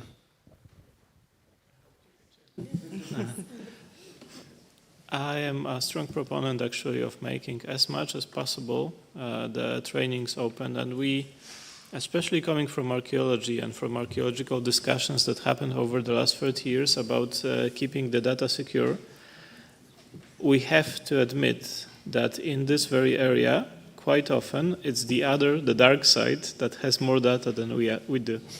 And, since we are basically, by definition, very often following something that already happened, keeping this knowledge, which is by definition smaller, secure, doesn't make actionable sense. So I'm a proponent of actually making many of the trainings open.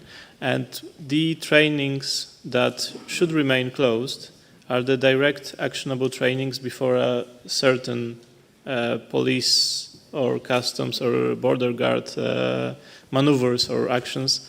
They should remain closed because of the safety of the officers, but the actual trainings that are directed at the policy and general knowledge, they should always be open.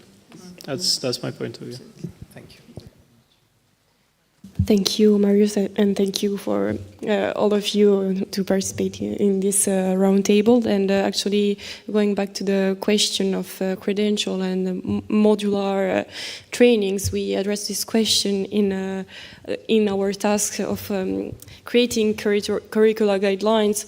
So we were aware that we need different kind of formats, and we asked our partners from each community to understand the needs of each community, and so we combine this approach to have like a common ground of knowledge and then specialized trainings for each community. So it's really something that we have in mind right now, and we developed in the framework of the project. And the aim is to continue to disseminate this approach and have feedback.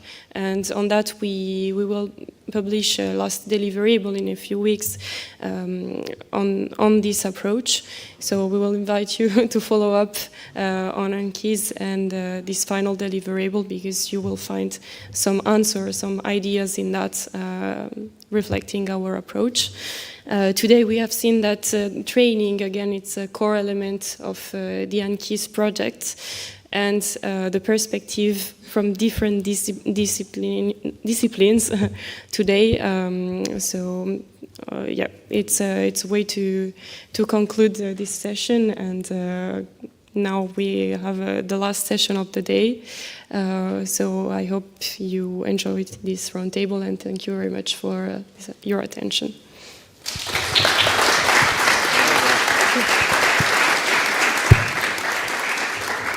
So thank you very much. Three information before leaving the room: that one of our speakers should leave immediately after the next roundtable. So please, we will start exactly at 3:30 sharp without further delay. The session will be bilingual, English and French. So please, if you are not feel secure about your understanding, please keep the headphones before coming back. Third information: I'm a very sensitive person, and at the moment there are 62 people in the room. If any one of you is missing, my level of self-esteem will dramatically fall down. So please, come back.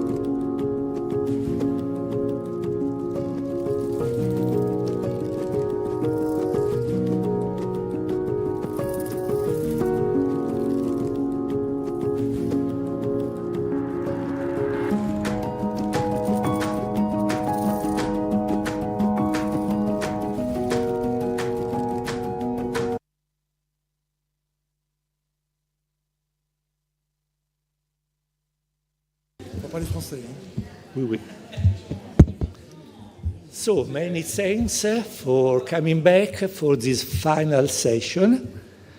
You already know me, I will be also the moderator of this final engaging session about engagement. And we have 4 excellent speakers that will animate the discussion. You already know Vincent, but we will present them better later on. Then we have Thomas from the French Center Police concerning topics.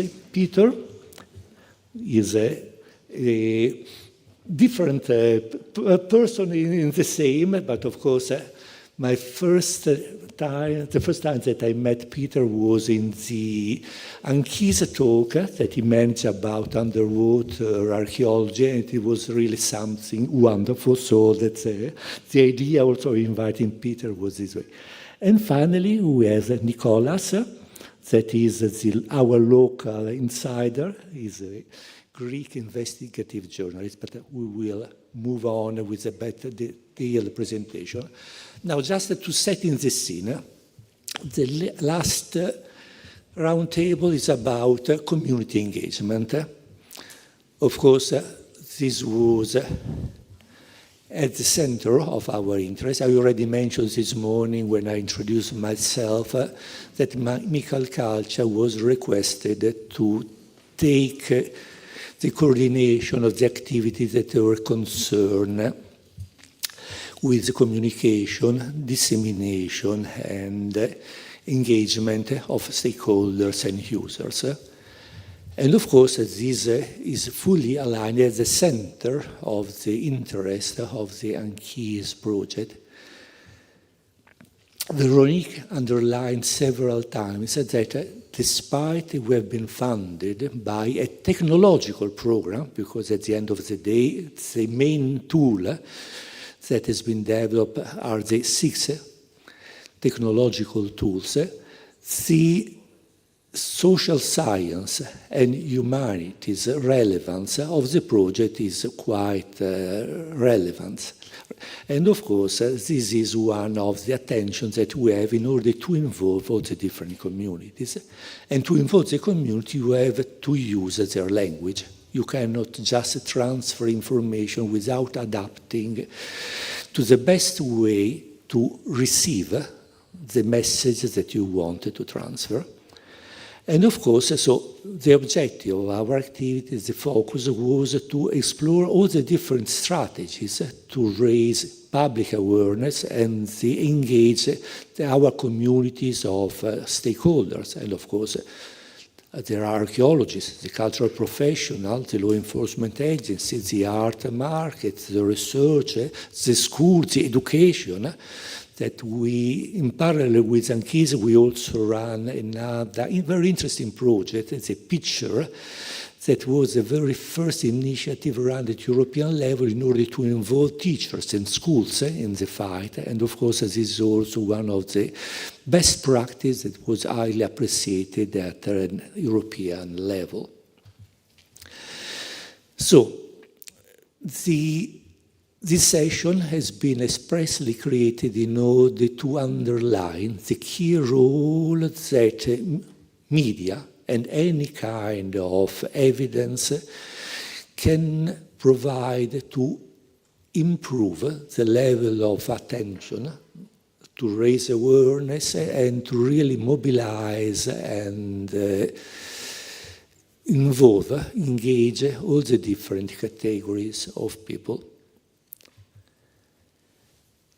Of course, there are several discussion topics that has been proposed to our colleagues, to our friends. And of course, first of all, they are concerned with the different communication strategies on heritage protection that must be addressed. It's the role of media and investigative journalists in revealing trafficking, the engagement of local communities, the visual documentation and films as awareness tools. We were just talking together with Nicholas about this issue and how it's important now to reduce the timing, because people, the citizen, and also the people that commission this kind of research ask for very rapid solution in a very short time. Going on, communication campaign, and of course the best practice and the lesson learned, because of course we already did an excellent job, I guess, within ANCHISE. It's important also to transfer this experience to a worldwide environment. Just a reminder about the different issues to be addressed. Of course, the relevance of field experience, how journalist investigation can support, and in case also the role in journalist investigation is one of the elements of the competence center. The competence of creating documentary to inform people, to really put the fight against trafficking at the center of the political discussion. Then there is a case study provided by Thomas, the OCBC, so the French police campaign, with more than 50 years of experience in institutional communication. There will be a very interesting video that will be presented by Thomas. Of course, the role of the museum, that more and more become a space for education, public mediation, cultural exchange of information. The educational dimension. Of course, I already mentioned our excellent experience with picture. And finally, the relevance of social networks for any form of communication heritage. A short introduction for our speaker. Peter Campbell is a heritage crime expert and archaeologist, investigating looting and trafficking of cultural heritage and treat to cultural heritage during conflicts as a director of the Heritage Crime Investigation and as a member of ORCC Heritage Crime Task Force. A lot of research at traffic. I don't go in detail without, you will have the time to describe what you are doing.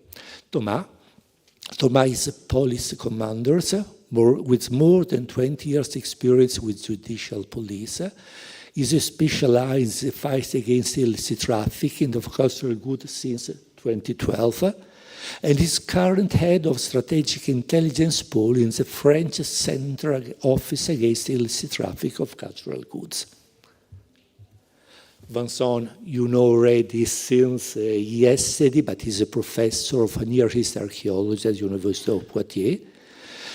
Archaeologist and Orientalist, his career encompasses teaching, research, fieldwork, and the fight against the illicit traffic of cultural goods from the Near East, collaboration with UNESCO, with ICOM, and of course he's one of our key persons for the preparation also of the educational training material that has been presented by the previous session.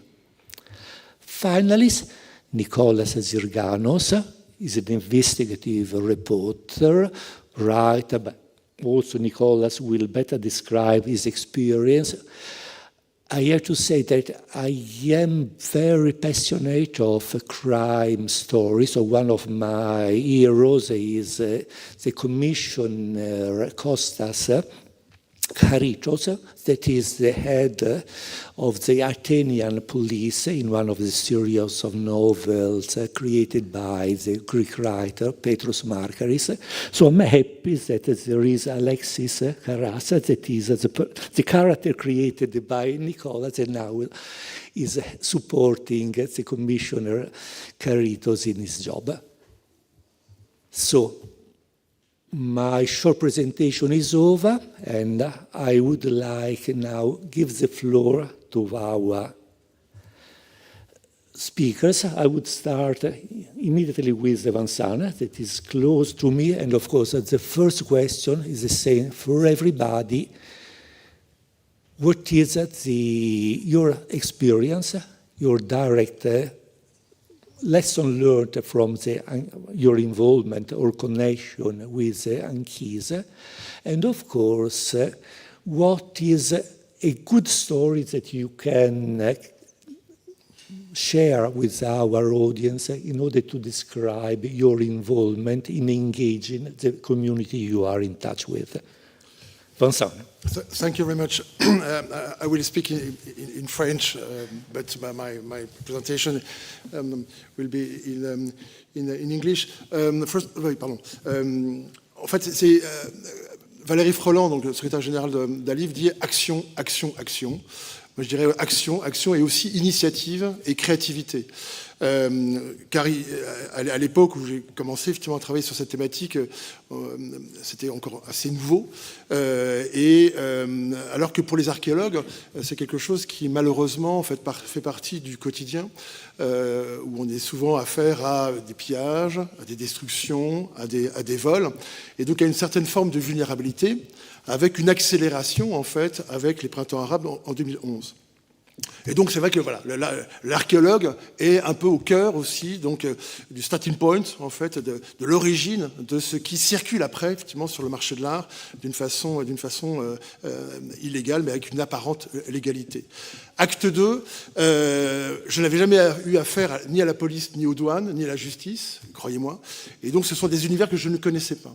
Et c'est à l'occasion justement d'une affaire judiciaire, donc de 4 bustes libyens, que j'ai fait la connaissance de l'OCBC, et puis après avec les douanes, et puis aussi de la nécessité de judiciariser en fait les affaires, et donc aussi de s'intéresser en fait au monde de la justice.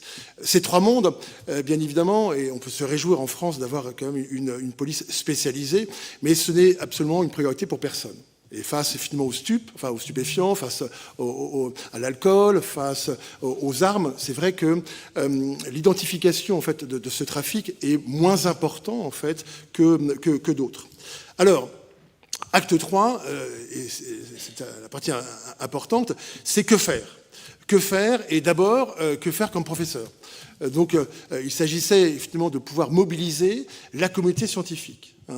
On est quand même un vivier suffisamment important, avec cette vraie liberté en fait de parole, pour servir d'arme très efficace pour identifier les objets comme lanceurs d'alerte, mais également être de bons interlocuteurs avec justement les forces de l'ordre.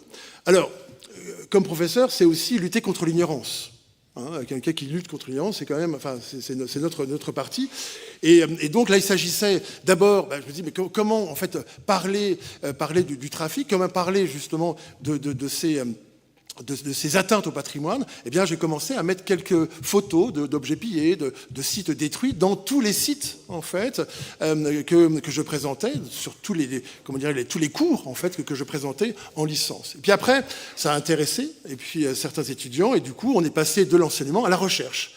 Soit une recherche incidente, c'est-à-dire soit une recherche express, c'est-à-dire une thématique sur le trafic des biens culturels, ou bien à l'occasion en fait d'une spécialité, à l'occasion d'une recherche sur des biens culturels particuliers, comment moi, chercheur, je peux aussi participer à la lutte contre le trafic des biens culturels. Et là, je dois saluer effectivement celle qui m'a précédé ici, Claire Babillon, avec qui justement on a aussi réfléchi pendant 3 ans au séminaire international d'été en muséologie, comme il y a eu 3 périodes de 10 jours, où là, effectivement, on a pu vraiment traiter de tout le sujet dans sa globalité. Et puis, comme il faut bien évidemment pas simplement penser au master, mais aussi penser aux licences. Plus récemment, il y a effectivement donc un enseignement en licence. Donc, il a fallu penser d'un enseignement incident à quelque chose véritablement enseigné, et donc de créer en fait donc un cours qui a d'abord été non pas testé, je ne vois pas, à l'université de Poitiers, et puis maintenant que je peux effectivement donc développer un peu partout. Donc il s'agissait effectivement de dynamiser cette recherche. Et puis en organisant aussi, là aussi c'est une initiative en fait. Et il ne s'agit pas d'attendre de notre hiérarchie pour dire ah oui ça serait bien de développer cette thématique. Non, c'est à nous aussi d'être proactifs, parce qu'encore une fois, ce n'est pas une priorité. Et donc d'organiser effectivement des journées d'études. Et la spécificité, c'est justement de pouvoir, mais d'une façon très précise, pouvoir faire ensemble intervenir policiers, douaniers, c'est pas l'un ou l'autre, c'est les deux en même temps, la justice, les archéologues, le marché de l'art, la justice, bien évidemment, dans cette approche interdisciplinarité, parce qu'on en a besoin de cela. Alors, Autre point important, c'était, on sort bien évidemment de notre cadre pour s'intéresser également à former, à participer, à aider justement à la formation, à la sensibilisation, eh bien, voilà, des forces de l'ordre, en leur disant que, voilà, derrière une antiquité peut se cacher une infraction. Voilà. Et dans quelle mesure, justement, cette infraction, parfois, eh bien, peut aller de, ce que je disais hier, de la petite délinquance à véritablement au crime organisé. Et donc, on a, encore une fois, monté des formations, ou bien j'ai intégré effectivement des formations avec Christophe Vervoix, que vous avez vu le premier jour. On forme les douaniers de Roissy et d'Orly. On a un peu plus de 300 douaniers qui sont formés, mais également à l'occasion de l'école des douanes, mais toujours dans la formation continue. Très peu de choses, en fait, sont dans la formation, malheureusement, initiale. Également, avec l'OCBC, former les magistrats, et c'est vrai que moi je porte toujours ce projet de créer un parquet national des biens culturels, même si c'est un vœu pieux, et puis aussi à l'international, que ce soit l'Interpol, que ce soit l'OTAN, que ce soit l'Organisation mondiale des douanes, c'est le pourquoi pas, parce qu'encore une fois, ce n'est pas du politique, qui doit se transformer en véritablement action. Et puis, le ministère des Affaires étrangères, et il manque effectivement Corinne Chartrel qui a participé activement justement à ce projet dans le cadre d'un fonds spécial effectivement d'un projet innovant Agir, piloté par le Quai d'Orsay. Comment on a réussi à mettre policiers, douaniers, magistrats et archéologues eh bien ensemble, et on a vécu justement cette approche avec des Irakiens, des Jordaniens, des Libanais, bien évidemment des Français, avec toujours Christophe Verbois et puis mon collègue Thomas Leclerc, avec toujours cette approche interdisciplinarité et qui permet vraiment de fluidifier des relations interservices, interdisciplinaires, mais également internationales. Et donc là aussi, on doit repenser tout ça. Et voilà, c'est tout. Oui, alors voilà, le résultat, voilà. Le résultat, eh bien, slide suivante, c'est on a mobilisé la communauté scientifique, on a mobilisé les inspecteurs. Comment créer, en fait, justement, comment réunir les deux communautés, et c'est là où, justement, à Poitiers, on a créé cette CELTRAC, donc cette cellule de recherche sur le trafic des biens culturels. L'idée est assez simple, c'est de réorienter des profils qui existent déjà. On n'invente pas des profils, on n'invente pas des étudiants avec justement cette spécialité, mais c'est dans quelle mesure votre spécialité peut nous aider à détecter des objets suspects et de les rendre opérationnels. C'est-à-dire que nous visons simplement à donner de la data, du renseignement, police, douane, gendarmerie et justice. Et l'idée, c'est bien évidemment l'ouverture d'enquête. L'idée, c'est de pouvoir judiciariser les affaires. Et l'objectif final, c'est de restituer. Et c'est vrai qu'on a à notre actif, effectivement, déjà un certain nombre de restitutions, grâce, encore une fois, à l'implication de jeunes chercheurs. On les prend, effectivement, dès le master, mais qui permet, encore une fois, voilà, de pouvoir nourrir des enquêtes. Alors, parfois, c'est à notre propre initiative. On l'a créé avec Camille Blanchet et Morgan Belzic. Ou bien c'est à la demande, justement, des policiers et des douaniers. L'idée, encore une fois, c'est d'être vraiment connecté à ce qu'ont besoin, en fait, les forces de l'ordre. Thank you very much, Vincent, for this presentation. And we can move to Peter. Peter, if you like.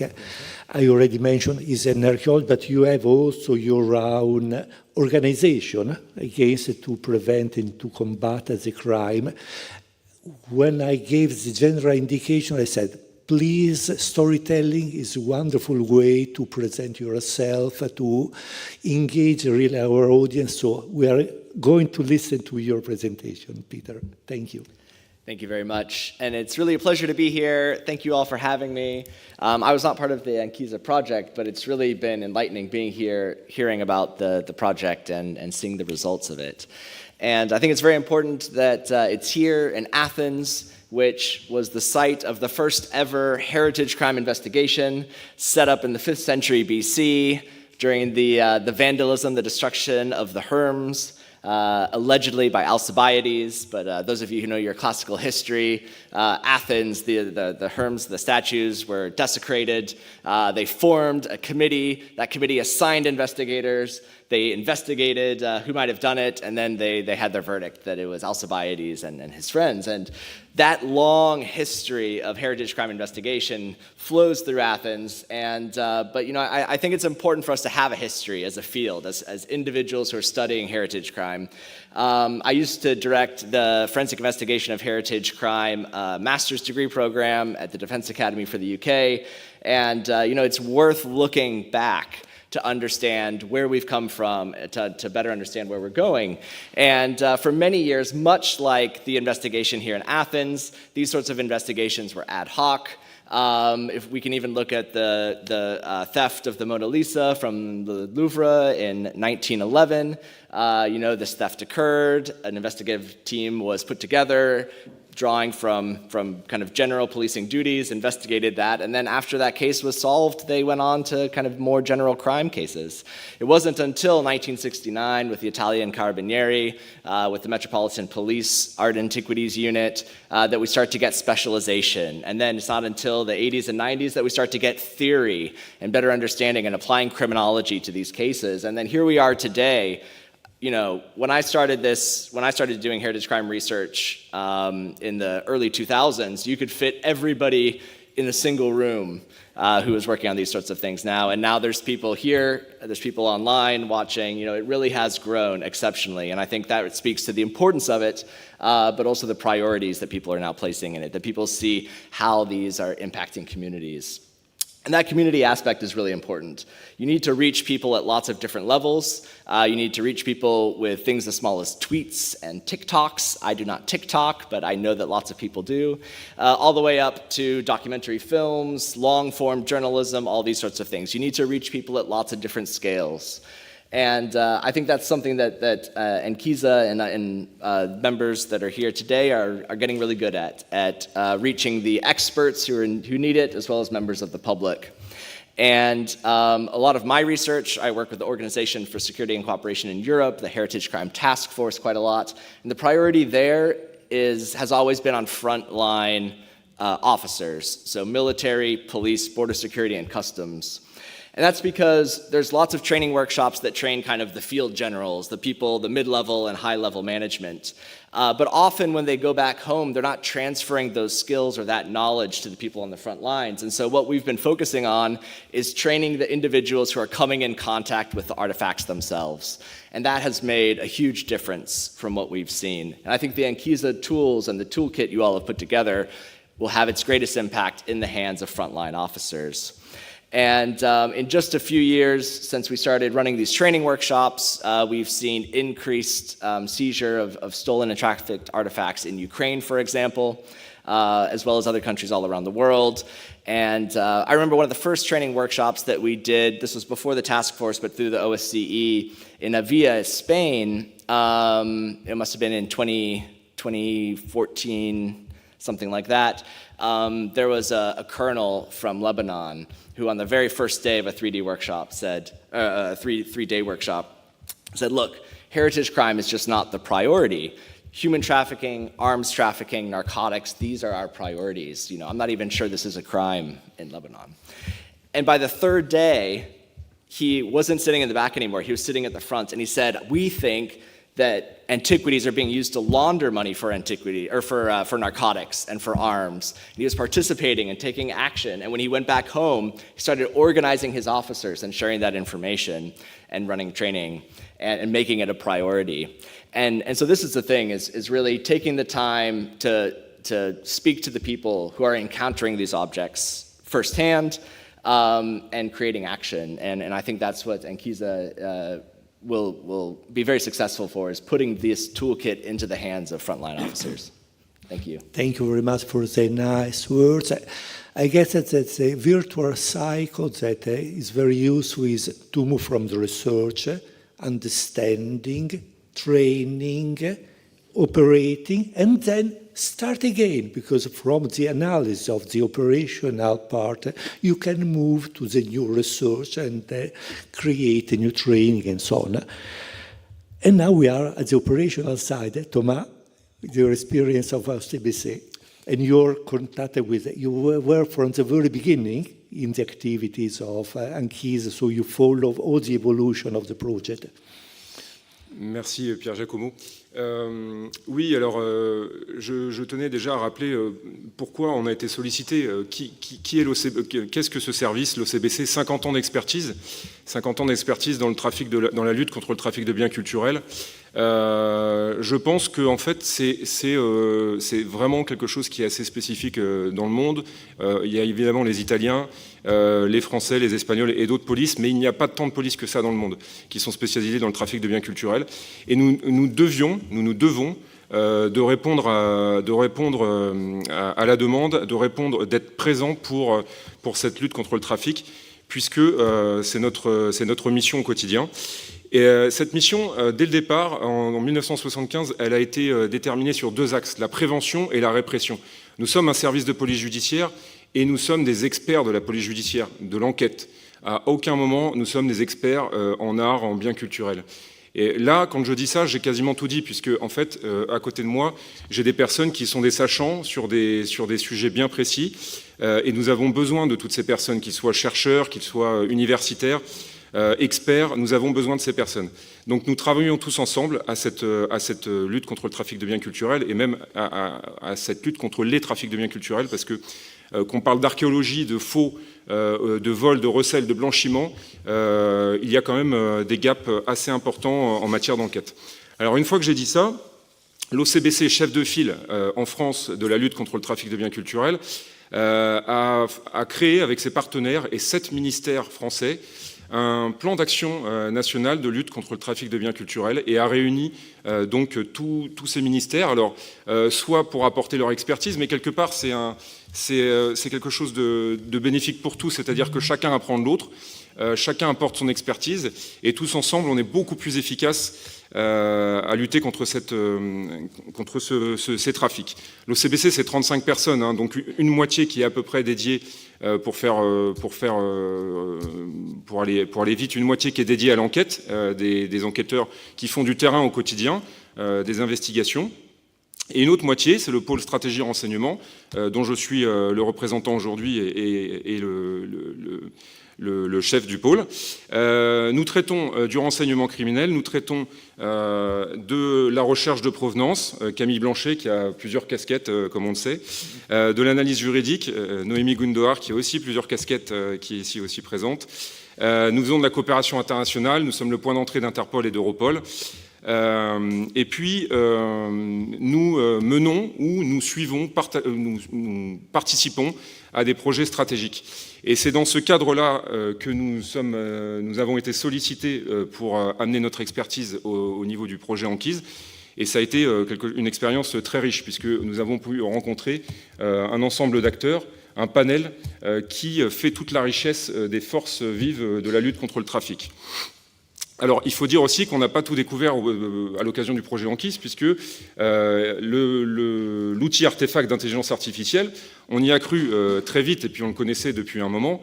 Je regarde Axel. La Direction nationale de la police judiciaire y a tellement cru qu'elle l'a acquis et que nous utilisons cet outil au quotidien. Donc c'est une manière de vous dire que là, on n'est pas sur des choses qui sont juste évoquées, on est sur du très concret. Hein. Je crois que c'est important pour tout le monde, que ces projets, à un moment donné, puissent aboutir. Alors, à Artefact, à l'époque, on était sur un autre projet en innovation. Mais aujourd'hui, qu'est-ce qu'on peut dire? C'est que, voilà, un projet européen qui a permis à une police européenne qui lutte contre le trafic de biens culturels d'avoir des capacités supplémentaires, et notamment en intelligence artificielle. Au sein de ce pôle stratégie, renseignement stratégie, on traite aussi de la sensibilisation, de la prévention, de la formation. Nous avons plusieurs publics cibles, c'est très important pour nous. Il y a le marché de l'art, alors je fais très global, hein, le marché de l'art, les professionnels du marché de l'art. Pour ça, on intervient à différents niveaux, en interface avec les représentations des syndicales des marchés, du marché. On intervient auprès du conseil des maisons de vente. On fait de la formation au niveau des élèves commissaires-priseurs. Donc on intervient vraiment à différents niveaux pour toucher le marché de l'art, pour je n'ai pas envie de dire éduquer parce que ça serait un petit peu prétentieux, mais vraiment sensibiliser, éveiller les consciences, mettre la graine dans l'esprit pour que ces personnes, quand elles vont arriver sur le marché, elles puissent avoir tout ça en tête. Et je pense, et j'ai constaté, que les choses changent déjà depuis 5-10 ans environ. Il y a des générations, des nouvelles générations qui arrivent avec toute une formation et tout un nouveau process, vraiment, ils sont convaincus et ça évolue. Et ça, c'est plutôt une très bonne chose. Dans les publics extérieurs, il y a évidemment les universitaires, les étudiants, c'est le même principe. On nous invite, l'école du Louvre, on nous invite à Paris, la Sorbonne, Nanterre ou autres, à intervenir au sein de ces universités, au sein de ces formations, de ces cursus. Et là, c'est pareil, je pense que la vraie utilité, elle est de mettre la graine, j'aime bien cette expression, mais vous comprenez bien ce que ça veut dire, pour qu'elle puisse germer à un moment donné dans les futures fonctions de ces personnes. Enfin, on intervient aussi auprès des propriétaires de l'offre, de la demande, des collectionneurs. Je pense que c'est très important aussi que ces personnes, qui sont des acteurs directs du marché, puissent prendre conscience des enjeux qui existent autour du trafic de biens culturels. C'est donc à différents niveaux que nous agissons. J'ai été très vite sur le côté répression, puisque ce n'est pas le sujet sur cette intervention-ci. Mais il faut savoir que nous avons, et ce depuis 50 ans, une vraie action en formation, sensibilisation. Et cette formation, sensibilisation, pour conclure sur ce premier aspect, nous la dispensons aussi auprès des forces de police, des forces, alors mutuellement, parce que finalement les douanes interviennent pour nous, et nous intervenons pour les douanes. Je regarde mon collègue Christophe Verbois. Nous intervenons dans le cursus en formation continue à l'école des douanes, et les douanes interviennent dans notre cursus, donc tout ça s'enchevêtre. Nous intervenons auprès des magistrats, c'est l'École nationale de la magistrature qui nous demande de les former 2 fois par an en formation continue. C'est très important, les magistrats, ce sont ceux qui traitent les dossiers, ce sont ceux qui vont donner les grandes orientations sur les dossiers et les investigations. S'ils ne comprennent pas la matière, ils ne pourront pas nous aider. Donc ce sont des gens extrêmement intelligents, très cultivés, il faut juste leur donner les clés, c'est ce qu'on fait au quotidien, notamment en faisant intervenir, comme le disait Vincent, différents partenaires. Tout ça, c'est toujours de toute façon partenarial, sinon on n'y arrive pas. Voilà, donc ce que je voulais vous dire grosso modo, et puis il y a aussi les formations des forces de l'ordre à l'international, des TAIEX, des échanges de coopération, peut-être de futurs échanges. Je vois mes collègues qui hochent la tête, peut-être en Albanie, je ne sais pas, peut-être voilà, peut-être avec la Grèce encore en 2026, on le souhaite. Et c'est tout l'intérêt et le sens de notre action dans la lutte contre le trafic de biens culturels. Thank you, Thomas, not only for the presentation, but also for all the contributions that you gave all around the ANCHISE project, to the discussion, to the feedback. Finally, we have Nicholas. The poet said that every investigation is 10% inspiration and 90% transpiration, so the contact with the people. What is your experience about? Thank you very much, Pier Giacomo. Thank you very much, Anis, for this invitation. Hello, everybody. I'm Nicholas Zirganos. I'm a reporter based in Athens. For the past 30 years, I've been investigating the illicit trafficking of antiquities and the global network around it. And from that early days until today, this journey, all this landscape has changed dramatically. New technologies, artificial intelligence, digital tools are now new possibilities. They open new possibilities for the fight against antiquities trafficking, and I'm really impressed from the tools you presented here the last 2 days. I wish I could have them some decades ago. It would spare me time and money, but okay, let's hope for the future. So, before we look ahead, it's worth remembering how investigations were conducted in this stone age before the digital era. Not out of nostalgia, but because the analog world still has examples to offer and experience we can combine with today's digital capabilities. So back in 2003, I began investigating the Getty Museum, the private American museum that in that time possessed many Greek artifacts, but mainly 2 were looted, at least 2 were looted, and 2 were claimed by the Greek Ministry of Culture for repatriation. It was an archaic kore, a statue of an archaic kore, and a golden Macedonian wreath. And very quickly I realized that something very fundamental. Transnational crimes do not have national solutions. So I began collaborating with colleagues from UK, from Italy and United States, and we started exchanging information. We created a network grounded on mutual respect, honesty and trust. Italian prosecutor Paolo Ferri, who was heading Italy's own investigation into the Getty, believed that criminals operate internationally, exploiting loopholes and ignoring borders. He used to say that borders are in favor of the looters and they cooperate, but we don't. So from this came his idea of the good fellas, that against the international network of wrongdoers, we must build an international network of good fellas, formally and informally, connecting institutions and individuals, police, prosecutors, customs, archaeologists, universities, ministries of culture, and journalists. I also realized that you can't find enough evidence inside the ethnic borders of a sole country.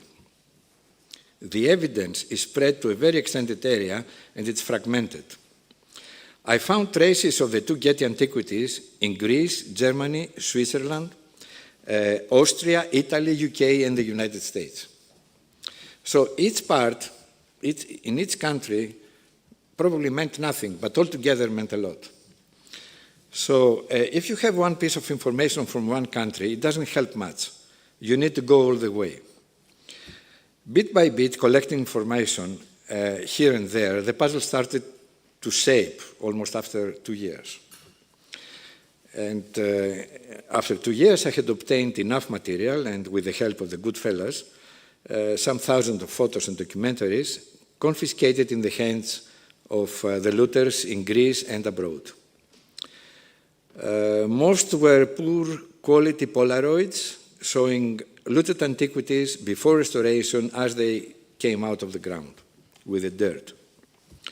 And after many months of digging this huge archive, I spotted documents and photos related to the Golden Wreath and the archaic core. So I published the story, it had great success. Public prosecutor Yannis Diotis asked me to provide him the evidence, also the Greek Ministry of Culture. We collaborated. And then the Greek Ministry of Culture started the very tough negotiations with the Getty, and they succeeded in repatriating all the antiquities in Greece. So what I learned from that period: transnational cooperation is essential. Breaking down barriers is essential, both formal and informal. Networks matter, networks of people and institutions. Investigations require endurance and confidentiality. Trust is the magic word. Different specialists have to be involved. Diversification is of the angle is very important. And, of course, and above all, collecting data and hard evidence is the foundation of every investigation, analog or digital. So as we move deeper into the digital age, these principles remain as relevant as ever.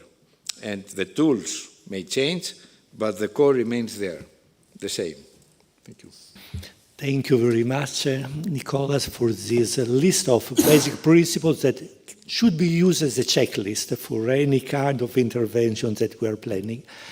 And this is also very useful for the second question that we are moving, because today we are not here to celebrate the end of ANCHISE, but to pave the way to a new set of activities that, of course, the ANCHISE consortium is happy to continue to provide. So the second question is, what can we do in order to improve your activity? What kind of support from our side is necessary in order to improve the amount of intervention, the amount of information that you can, that you are already providing to your different communities? Let's start with Thomas, that has a urgent need to go to the airport, but let's say, I guess that we have in time. You have prepared a video, so I ask how... Peut-être puis-je juste donner 2-3 exemples avant de lancer la vidéo. Je vais Bien sûr. OK, so please. Oui, je vous ai ramené une petite vidéo qui est un exemple type de support de communication ouvert sur Internet. Donc on va pouvoir vous la projeter. Juste ce que je voulais dire, c'est que nous n'avons pas une façon de communiquer meilleure qu'une autre. On s'adapte évidemment, et la communication du ministère de l'Intérieur est très moderne là-dessus. Il n'y a pas un moyen de communiquer. L'année dernière, nous avons construit une application NeoArt à destination des policiers et des gendarmes en France pour qu'ils aient un guide de la lutte contre le trafic de biens culturels. C'est un moyen. Nous avons utilisé des podcasts. Nous avons utilisé des portraits, nous avons donné des conseils à des écrivains qui parlent de notre matière. Ça, c'est l'éveil du public aussi, les écrivains, les films, les scénarios. Beaucoup de scénaristes de films viennent nous voir pour essayer de crédibiliser un petit peu leur production. Ce qui n'est pas toujours le cas, mais peu importe, ça permet de parler de nous. On a même une série qui a notre nom. Attention, ce n'est pas tout à fait ce qu'on fait. Mais bon, une série télévisée. Nous utilisons les réseaux sociaux. Bref, on utilise tout ce qui peut... vous pouvez imaginer qu'il existe en support. Mon but étant d'être surtout succinct pour vous passer le petit film. Ce que je veux dire, ce petit film, il a été fait à l'occasion des 50 ans en partenariat avec l'UNESCO, puisque l'année dernière, nous avons fait un colloque avec l'UNESCO sur la coopération au cœur de la lutte contre le trafic. Et ça, c'est aussi une sacrée façon de communiquer, d'agréger un ensemble d'acteurs, de partager et d'avoir une visibilité très importante. Et je remercie encore l'UNESCO de nous avoir ouvert ses portes pour ce colloque. Et nous avons eu l'occasion d'échanger toute une journée sur la lutte contre le trafic des biens culturels et la coopération au sens large. Hein. La coopération, pas que des forces de police et de justice, la coopération avec l'ensemble des partenaires. Voilà. Donc je vous laisse avec le petit film. Enfin, je vous laisse, je reste à la table, mais on peut envoyer le petit film si vous voulez. OK, so thank you. So please, it's time for our movie video.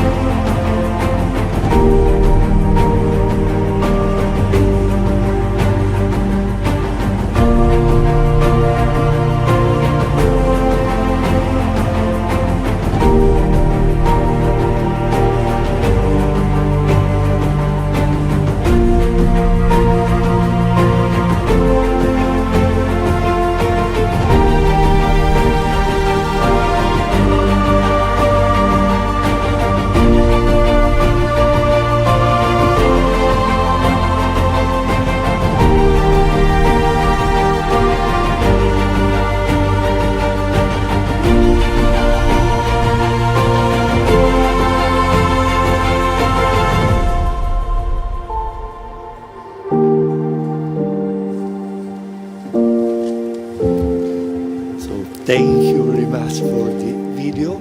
Et j'ai juste, si vous me permettez, de remercier Sixtine Verpio. 5 secondes. 5 secondes. Sixtine Verpio qui est dans la salle, qui est à l'origine d'énormément de et qui est projets. Une des actrices de documentaires. Voilà, qui fait beaucoup pour la sensibilisation et la formation.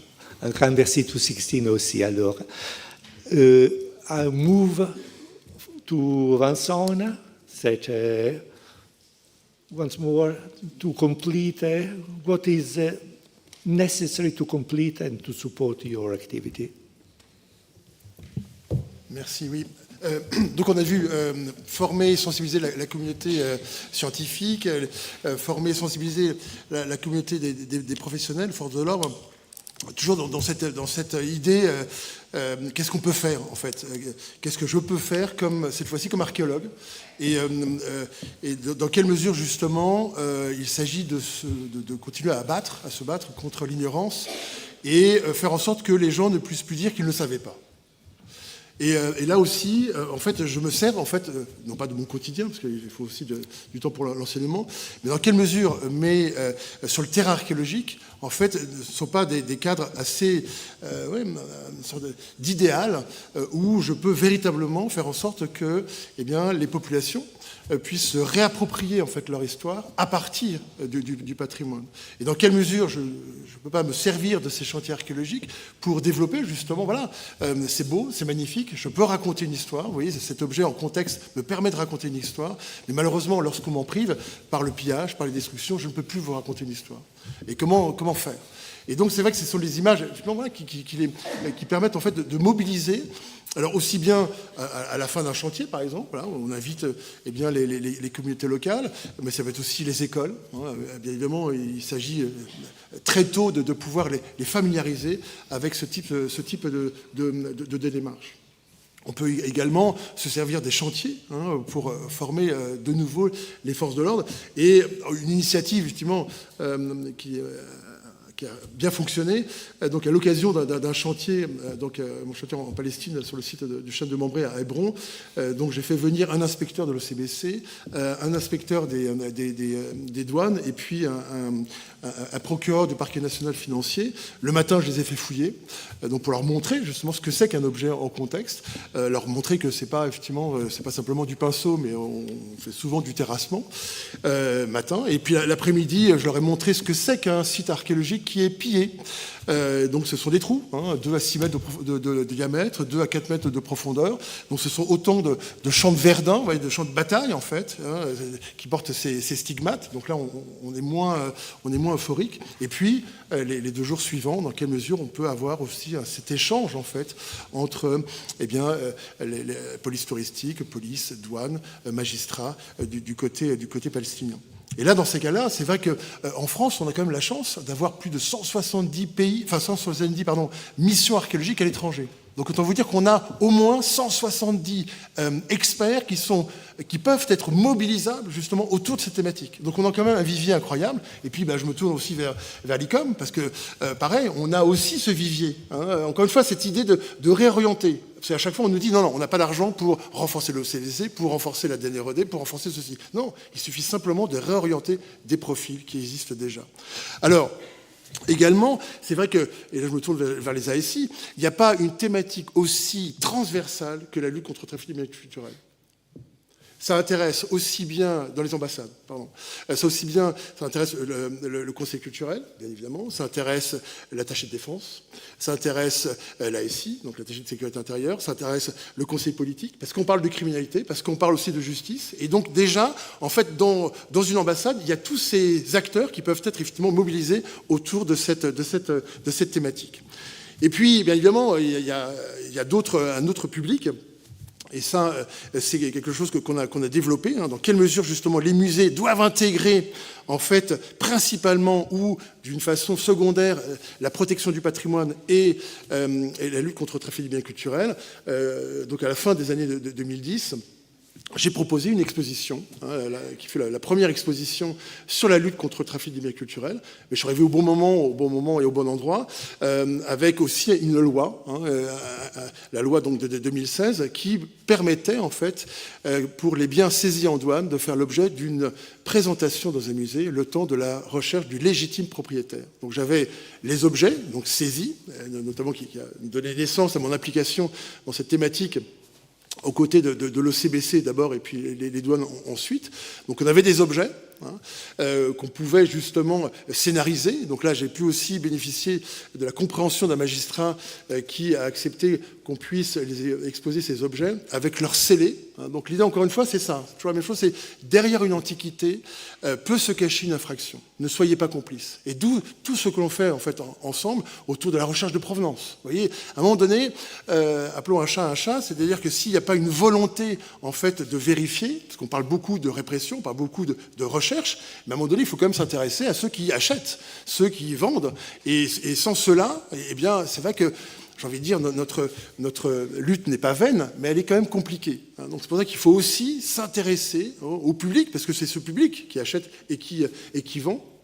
Et donc on a pu aussi se servir de cette exposition pour développer aussi, faire venir les douanes, puisqu'en fait les deux plaques du bas ont été saisies par le service de Christophe Verbois donc à Roissy, en transit effectivement à Roissy provenant du Liban, destination l'Asie, et puis les 4 bustes qui ont été saisis en 2012. Donc là aussi, il y a à repenser, et ça je salue effectivement Isabelle Archer, une de mes doctorantes qui travaille justement sur dans quelle mesure justement, le musée doit non pas se réinventer, je n'ai aucune prétention, mais dans quelle mesure, à l'occasion d'expositions, on peut aussi traiter et sensibiliser efficacement donc, le public. Thank you very much. Vincent and Thomas were from the very beginning fully integrated with the activities of ANCHISE. So the question for Peter and Nicolas, on the contrary, is your suggestion in order to be fully integrated in the next activity of our consortium. What are you expecting from ANCHISE and how we can work together in the near future?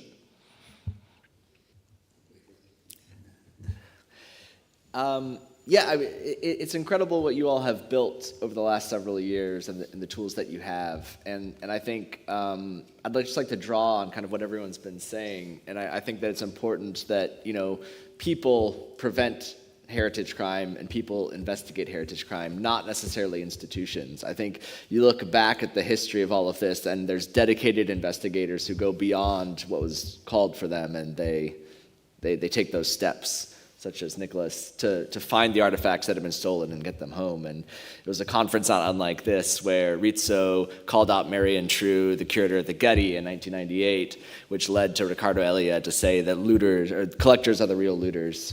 And these sorts of individuals talking together, making personal connections. And that's kind of in my own practice with the OSCE and others, we found that, it's frontline officers talking to another frontline officer, making that connection, that often things fall apart among institutions. And so I think making those personal connections between individuals, it's amazing seeing people from so many different locations coming together in ANCHISE and making it happen. And while they're backed up by institutions, I think that it's the individuals driving these things forward. I think, getting the right people in the right place makes all the difference. And making sure that they're using the tools, that they're asking the right questions, that the right developers are making the right technologies that are then could be implemented, that it really does come down to people and individuals to make the difference. Thank you very much. Nicolas. Well, I totally agree with Peter. I don't know what I can add.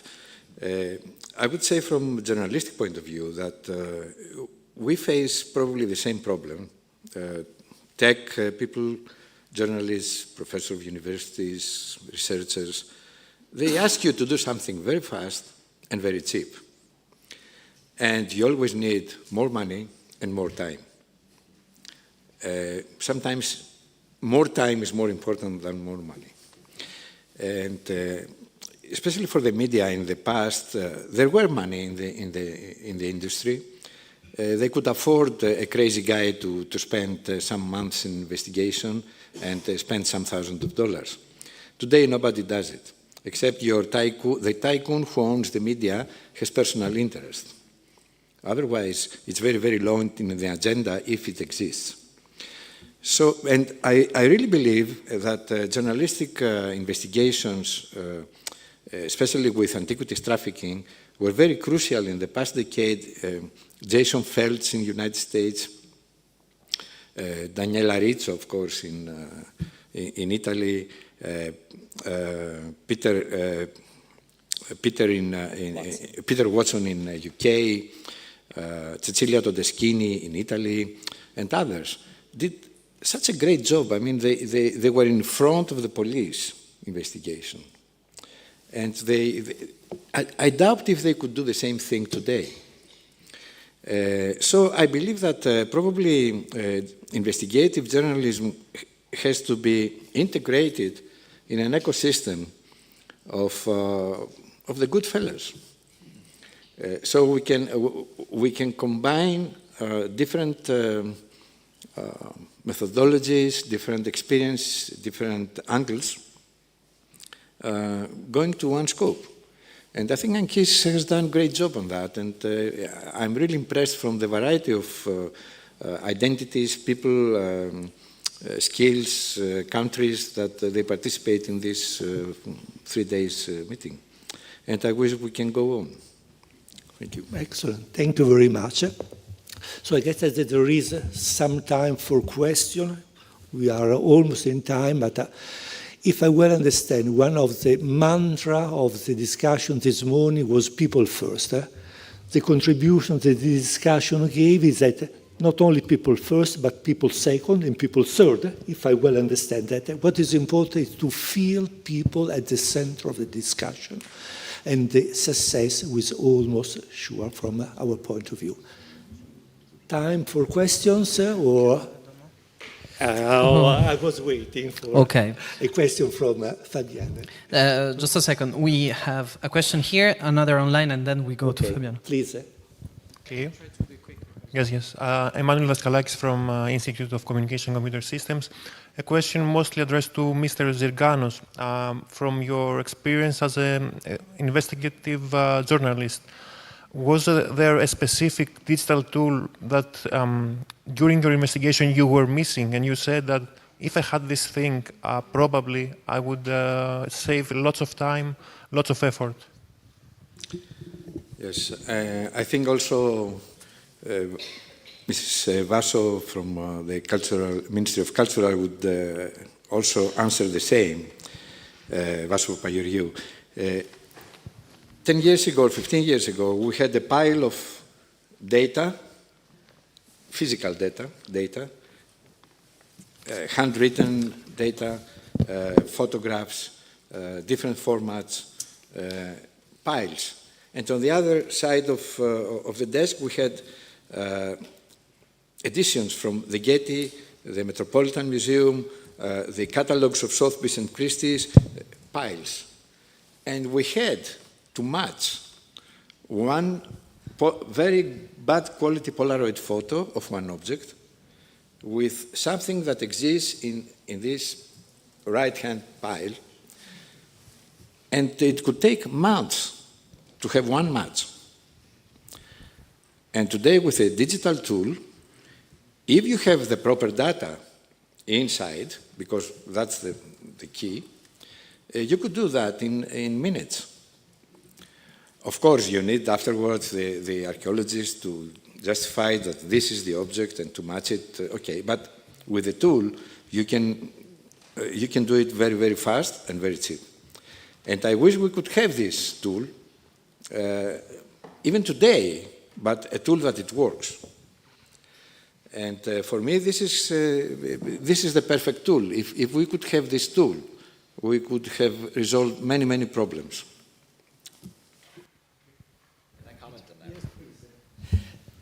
You're absolutely right, and the thing that I worry about today is that people with digital tools don't have the patience to do the hard work. Because in 2016, I was at the Interpol Cultural Heritage Conference, and they had to have balance, invited the head of Christie's up. And he got up and he said, "We're transparent, we're open, anything you can just find on our website." And I opened up his website as he's talking, and you couldn't search a Greek vase on their website because it was non-indexed. They had purposely non-indexed it so that you had to go through each catalog individually. And I worry that today, you still have to do the same. If you want to compare, you have to go through their physical catalogs because they want to make it hard, because they know what they have can be shady. So I worry that people with all the digital tools won't do the hard work, which is some of my students have seen. They're like, if it's not on Google, it doesn't exist. And it's like, no, you have to go into the archive and look at the hard copy. So just comment. There is an online question. An online question, addressing yes. the Athens. They are asking, I would like to ask whether, within the framework of community engagement, exhibitions featuring recovered artworks can be considered an effective tool. In particular, should such initiatives place a greater emphasis not only on the historical and investigative aspects of recovery, but also on the criminal dimension of the narrative, by making visible the organization and modus operandi of the criminal actors involved? It's a long question, and I think, Vincent, since you talked about exhibitions, this... I will repeat the juice of the question. Summarize the question. The question is about, okay, are exhibitions an effective tool, in your opinion? And if in this exhibition, would it be important to place importance on the criminal dimension of the narrative by making visible the organization and the modus operandi? Yes. Oui, merci. Oui, c'est-à-dire que... à un moment donné, le répressif, en fait, ne peut être véritablement opérationnel, efficace, que s'il y a cette dimension de sensibilisation. Et l'idée, c'est quand même non pas de faire peur, mais de montrer, en fait, l'incidence, les conséquences d'acheter un objet sans vérifier la provenance. Derrière, on parle véritablement d'une chaîne criminalistique, criminogène, qui va encore une fois de la petite délinquance au crime organisé. Donc on doit aussi montrer que ce n'est pas simplement un objet parmi les autres, mais que ça rentre maintenant. Pourquoi ? Parce qu'il y a cette prise de conscience que n'importe quel objet a une valeur financière. Et c'est pour ça qu'effectivement, que généralement les formations avec le CBC ou avec les douanes, on dit à l'occasion d'une visite domiciliaire ou d'une perquisition à la recherche de stupes ou d'armes, regardez sur la cheminée, il y a peut-être une statue, et maintenant cette statue rentre en fait dans le trafic de biens culturels et surtout dans le financement. Donc il y a cette réappropriation. Concernant la deuxième partie, oui, il s'agit de scénariser justement. Alors moi, on m'a dit au Louvre, bon... T'es gentil, on est au Louvre, donc on va faire soft. Mais c'est vrai que dans d'autres circonstances, on pourrait aussi scénariser davantage, parce qu'encore une fois, il s'agit d'une privation. Parce qu'il faut comprendre quand même, pour un archéologue, pour un historien de l'art ou pour un historien, c'est quand même un traumatisme. Un trou de pillage ou un vol, c'est une information en moins pour raconter une histoire. Donc avant de devenir une infraction, c'est quand même un traumatisme dans la constitution de l'histoire.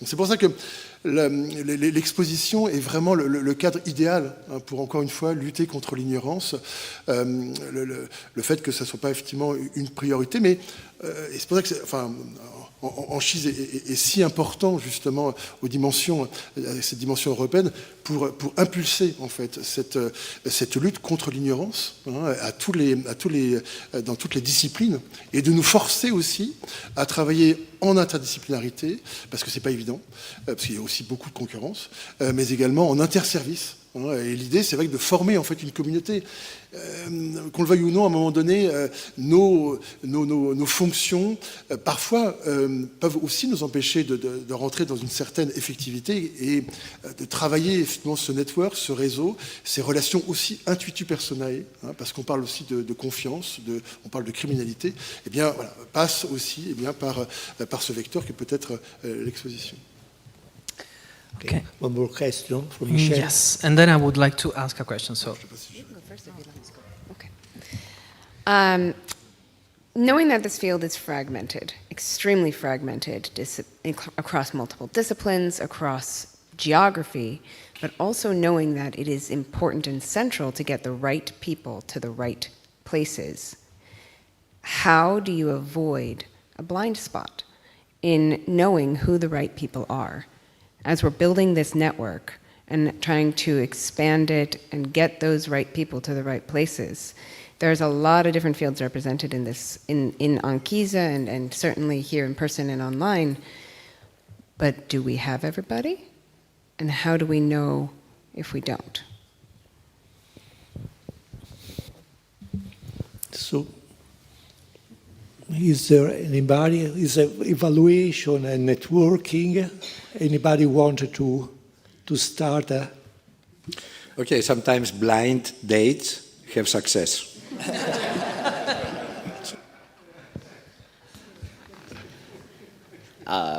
That's a hard one to follow, but I'll just say, you know, it's hit and miss, and certainly that there's challenges. I was talking to a customs official who was very keen on working on a case, and then someone else came up to me and said he's the one doing the trafficking. So you never know. I mean, there's corruption, there's dead ends, people come and go all the time out of this sphere.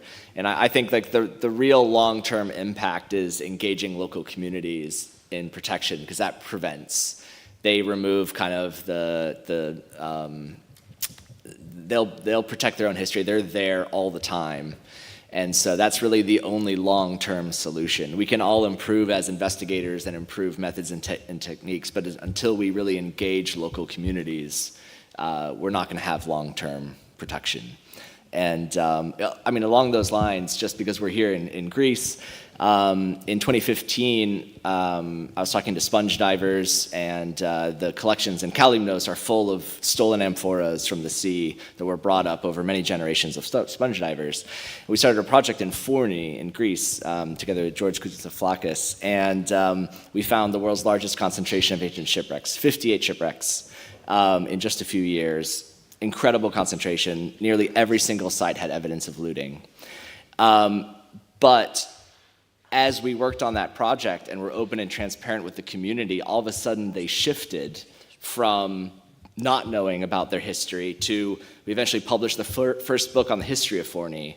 And they came, I mean, it was a huge public event. There was dancing and singing, music, and Lina Mendoni came out to announce the book. National television, for the first time ever, came to Fourni. The people were ecstatic, and the mayor came up to me and said, for the first time, we have our own history. We're not part of Samos, we're not part of Ikaria, Fourni has its own history.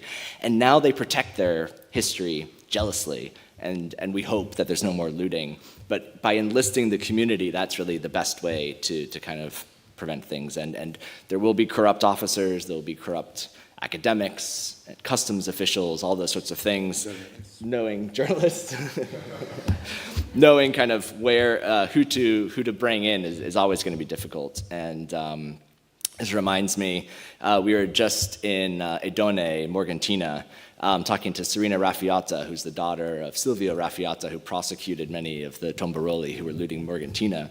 And we were there with Martin Scorsese. We've been working on a film with him to create a documentary to tell the story of Sicily, and that includes the looting and trafficking of cultural heritage.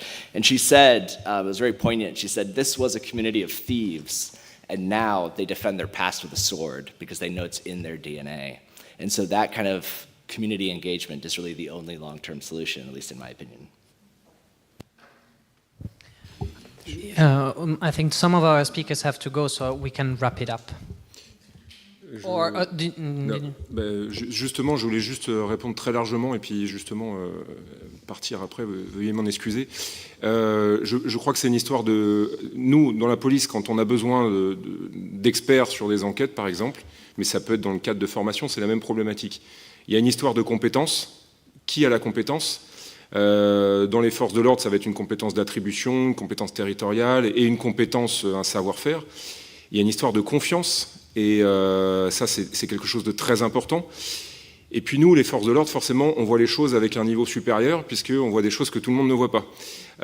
Et là, il est évident qu'il y a des obstacles qui sont, on va dire, il y a certaines... dans certains cas, c'est pas possible de travailler avec certaines personnes. Quand on met en cause les individus, un marchand qui est expert, je sais pas, en côté Moyen-Âge, et que cette personne, on la met en cause par rapport à son expertise et son exercice dans son métier, le problème, c'est que nous, on peut pas en parler autour de nous, on peut pas partager cette information, mais évidemment, on a une lecture supplémentaire. Donc, pour répondre globalement, je crois que c'est d'abord, avant tout, connaître les sachants, qui fait autorité, qui est un sachant, qui est compétent, et peut-on lui faire confiance ? Ce sont des questions générales parce qu'il n'y a pas de réponse, je pense, précise à votre question. Par contre, identifier les personnes, ça c'est quand même quelque chose relativement acquis. La question, c'est est-ce qu'on leur fait confiance? Juste pour compléter, c'est vrai que l'une des solutions quand même assez simples de lutter efficacement contre le trafic des biens culturels, c'est quand même de renforcer finalement ce binôme, qui est un binôme forcément gagnant, en fait, entre l'enquêteur et le sachant. Alors c'est vrai que nous, on préfère l'utilisation du terme de sachant, parce qu'un certain nombre d'experts n'ont pas forcément une vie saine, mais c'est vraiment travailler autour de ce binôme, en fait, qui nous permet effectivement d'améliorer le dispositif. So thank you. Once more, thank you to Thomas that is going to leave. Just also to summarize a little bit this letter, the expert or the people with an expertise is not only the one that has the competence, the skills, and the knowledge, but also the person that is able to listen to the other people. And this kind of language, more than English, knowing English, French, Greek or Italian is important in order. So the capacity to establish a real contact with the different people, different community. Thank you once more, Vincent, Peter, Nicolas, Thomas, 16, that was the hidden speaker at the round table. There is no need to ask for a thanks from all the audience to our speakers, and I give the floor also to Veronique for our conclusion. Thank you very much once more.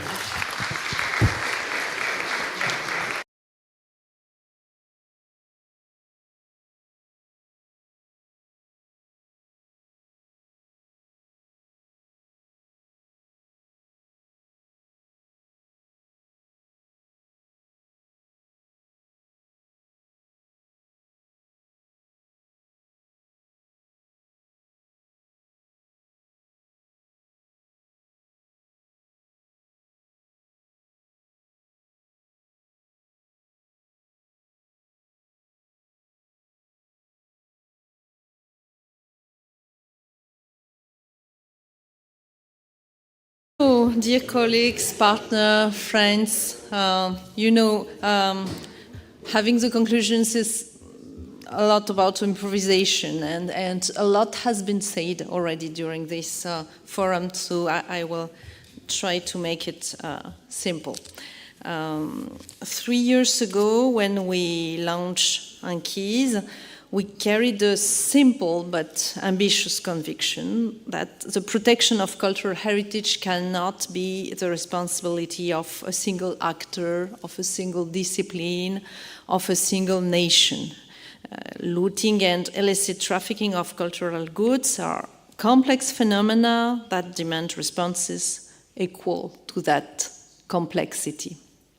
And for instance, if you're an archaeologist, you're obliged now to feel concern with the topic, even if you just wanted to concentrate, to focus on your pure research. But as an archaeologist, when you start understanding that when you build a corpus of artifacts, let's say 20% of it would be constituted by material coming from auctions, it means that you're concerned with looting and trafficking. If you are a museum curator and you would like to focus on welcoming the public and explaining the beauty of cultural heritage, but you're concerned by looting because it exists and you have to protect your collections. If you are a tech developer, you would like to make business with your ideas and your development, but you have the cultural heritage people asking you to develop for free because there is a need in protecting cultural heritage. And if you're a law enforcement officer, you would like to have a bigger fish to fry, but you have to concentrate on this small part of the iceberg. So we are all obliged to feel concerned and to be part of the solution. And I think that not only ANCHISE, but also all the related projects and all the work that has been carried out during the last 10 years has really changed the situation, because 10 years before we were at national levels with a few people engaged and convinced for good reason that they are doing an important job, but it was very much a disconnected landscape. And we managed to all together to connect these people, but also to create a methodology. And I think that it is one of the very, very, very important aspects of the project and of the projects, of related projects of the last decade, let's say. But let's focus again on the forum. These 3 days of forum have demonstrated, I believe, that this conviction was well-funded and that it has borne fruit, because we made the topic holistic and we make this methodology real for everybody through the network. So first of all, interdisciplinarity as a core methodology. On Wednesday, during the Setting the Scene session, Benjamin, Sophie, and Corinne showed us something absolutely crucial. No single profession sees the whole picture. Archaeologists understand what is lost when objects are removed from the ground. Law enforcement can investigate and prosecute, but cannot be experts in every type of object. Museums hold deep expertise in authentication, but have no coercive power. Researchers can map networks, but cannot make arrests. ANCHISE was built on this observation, not as an add-on, but as our core methodology. And what these 3 days have shown is that when we bring these communities together, not occasionally, but systematically, something remarkable happens. Trust is built, a shared vocabulary emerges, solutions become possible that none of us could have designed alone. Yesterday, we moved to technologies in service of human understanding. We explored how humanities and social sciences research fundamentally shaped our technological innovation. This was deliberate. ANCHISE was designed to avoid what we might call technological solutionism, the idea that every problem can be fixed with the right app or algorithm. Cultural heritage trafficking is fundamentally a human problem. It involves human decisions, economic pressures, legal frameworks, cultural values. The tools you have seen during this forum were not designed to replace human expertise. They were designed to support and to amplify it. And in that respect, ANCHISE did not design tools in laboratories and then ask professionals to use them. We started by asking them, what do you actually need? What would help you? So the demonstrations were not just testing sessions, but space for dialogue, and it shaped our tools through the feedbacks of the practitioners and stakeholders. And as Olivier and Axel reminded us yesterday, this co-creation process was not about collecting feedback at the end, it was about progressively embedding the logic of other professions into the design itself. And this is perhaps ANCHISE's most important methodological contribution. The proof that bottom-up approaches work, and the proof that bottom-up approach is the methodology to undertake. And that understanding local context, listening to practitioners, studying the phenomenon before prescribing solutions, this produces tools that are not only technically robust, but actually usable, credible, and relevant. So we really do hope that we're leaving behind a lot of things, and first of all, tools ready or almost ready for deployment.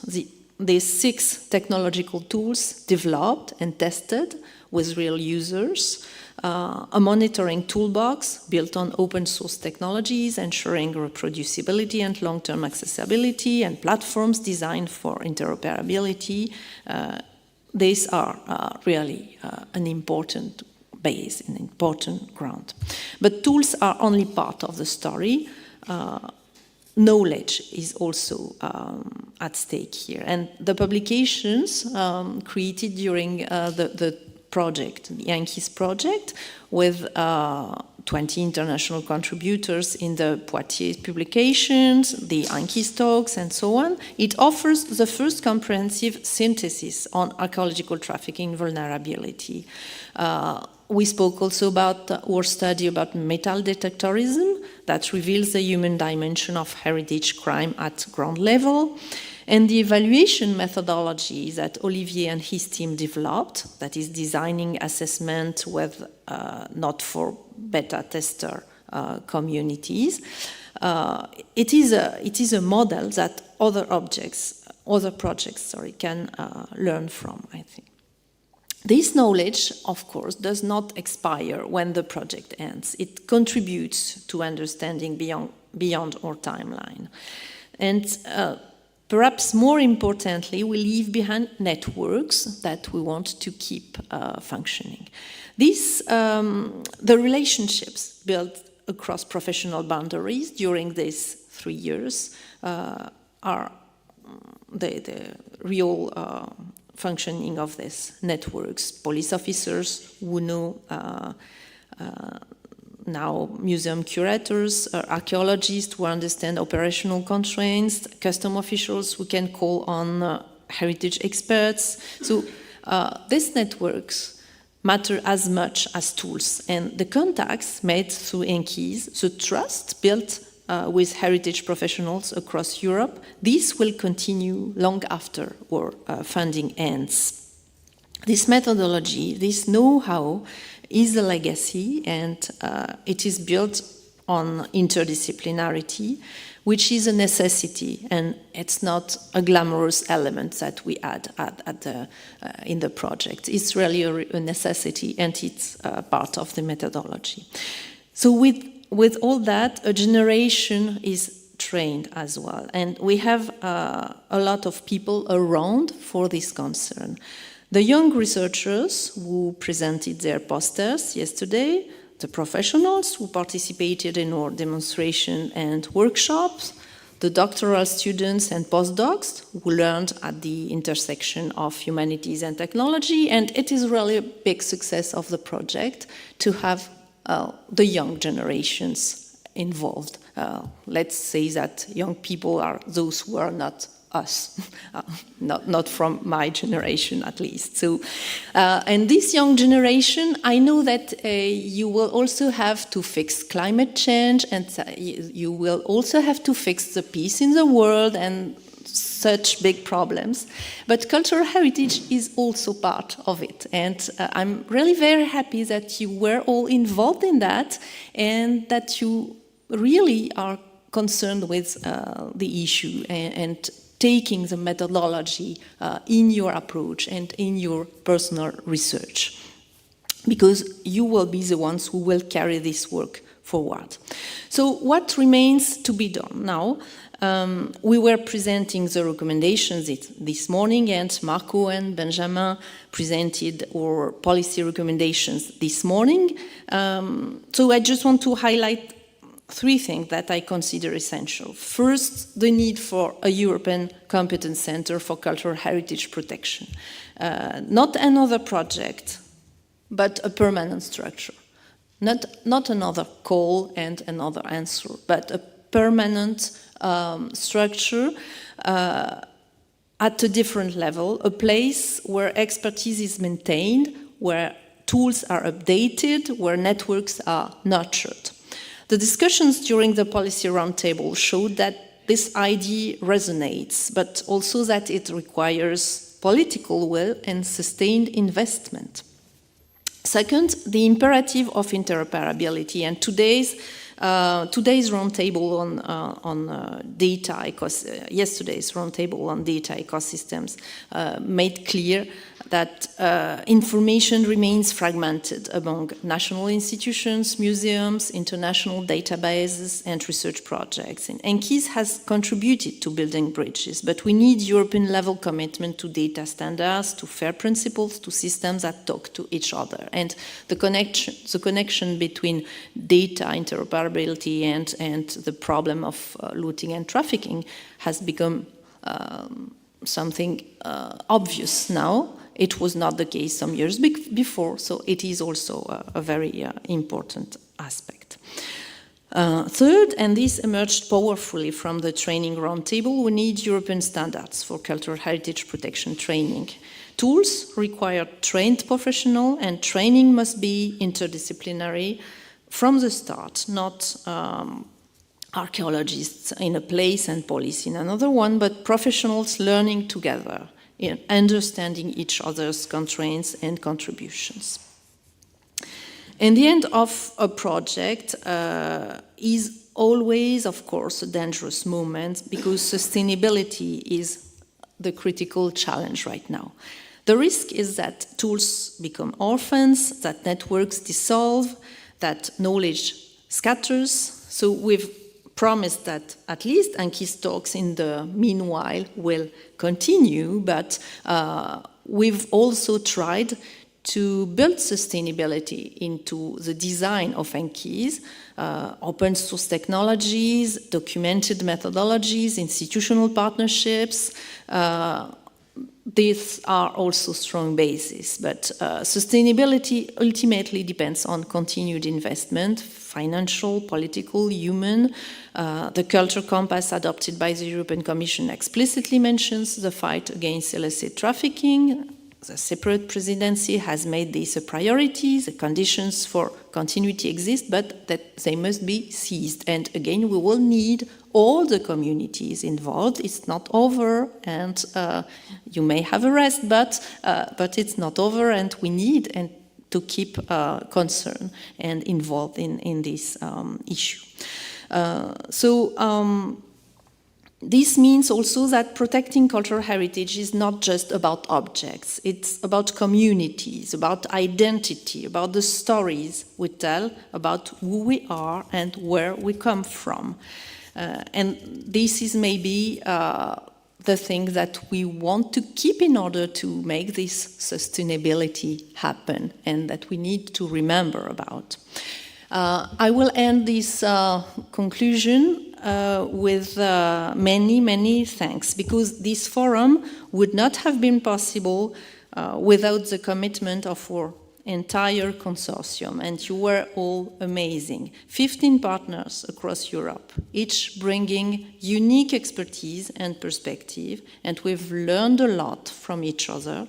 And I want to warmly thank every one of you at any level you were acting, the work package leader, the partners, in all the communities you were involved, and also with a special thank for the project managers. We had at the beginning Marino, and then we had Irene and Benjamin and other colleagues. They were all with those yellow sticks, and you recognize them. And we owe them really a big, big, big thank, because they were just amazing, like you were, all of you were amazing and helping such a lot and contributing with you were fully committed to the project, and it was really an extraordinary experience. And congratulations to all of you. I want also to thank our user board who gave us time and honest feedback, our advisory board, ethics committee who kept us on track, and of course the European Commission who believed in this project and supported it.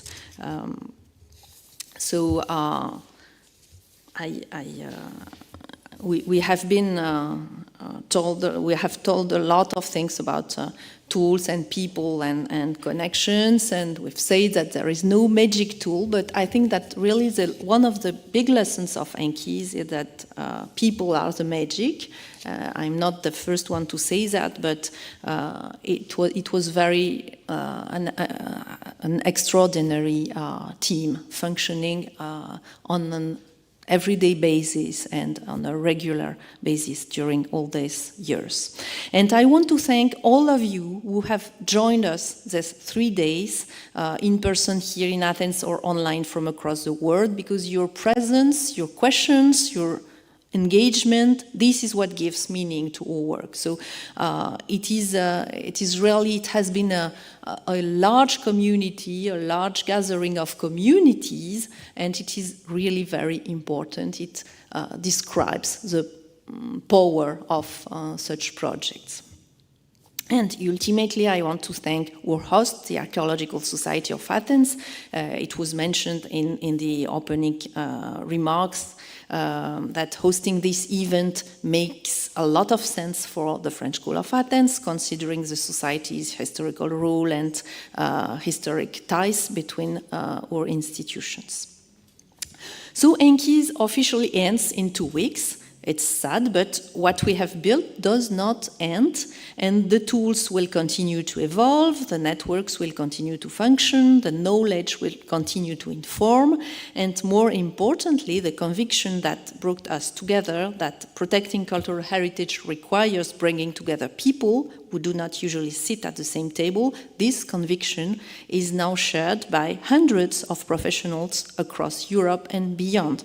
So this is a great achievement. Congratulations to all of you, to all of us, and see you soon, we hope. Thank you.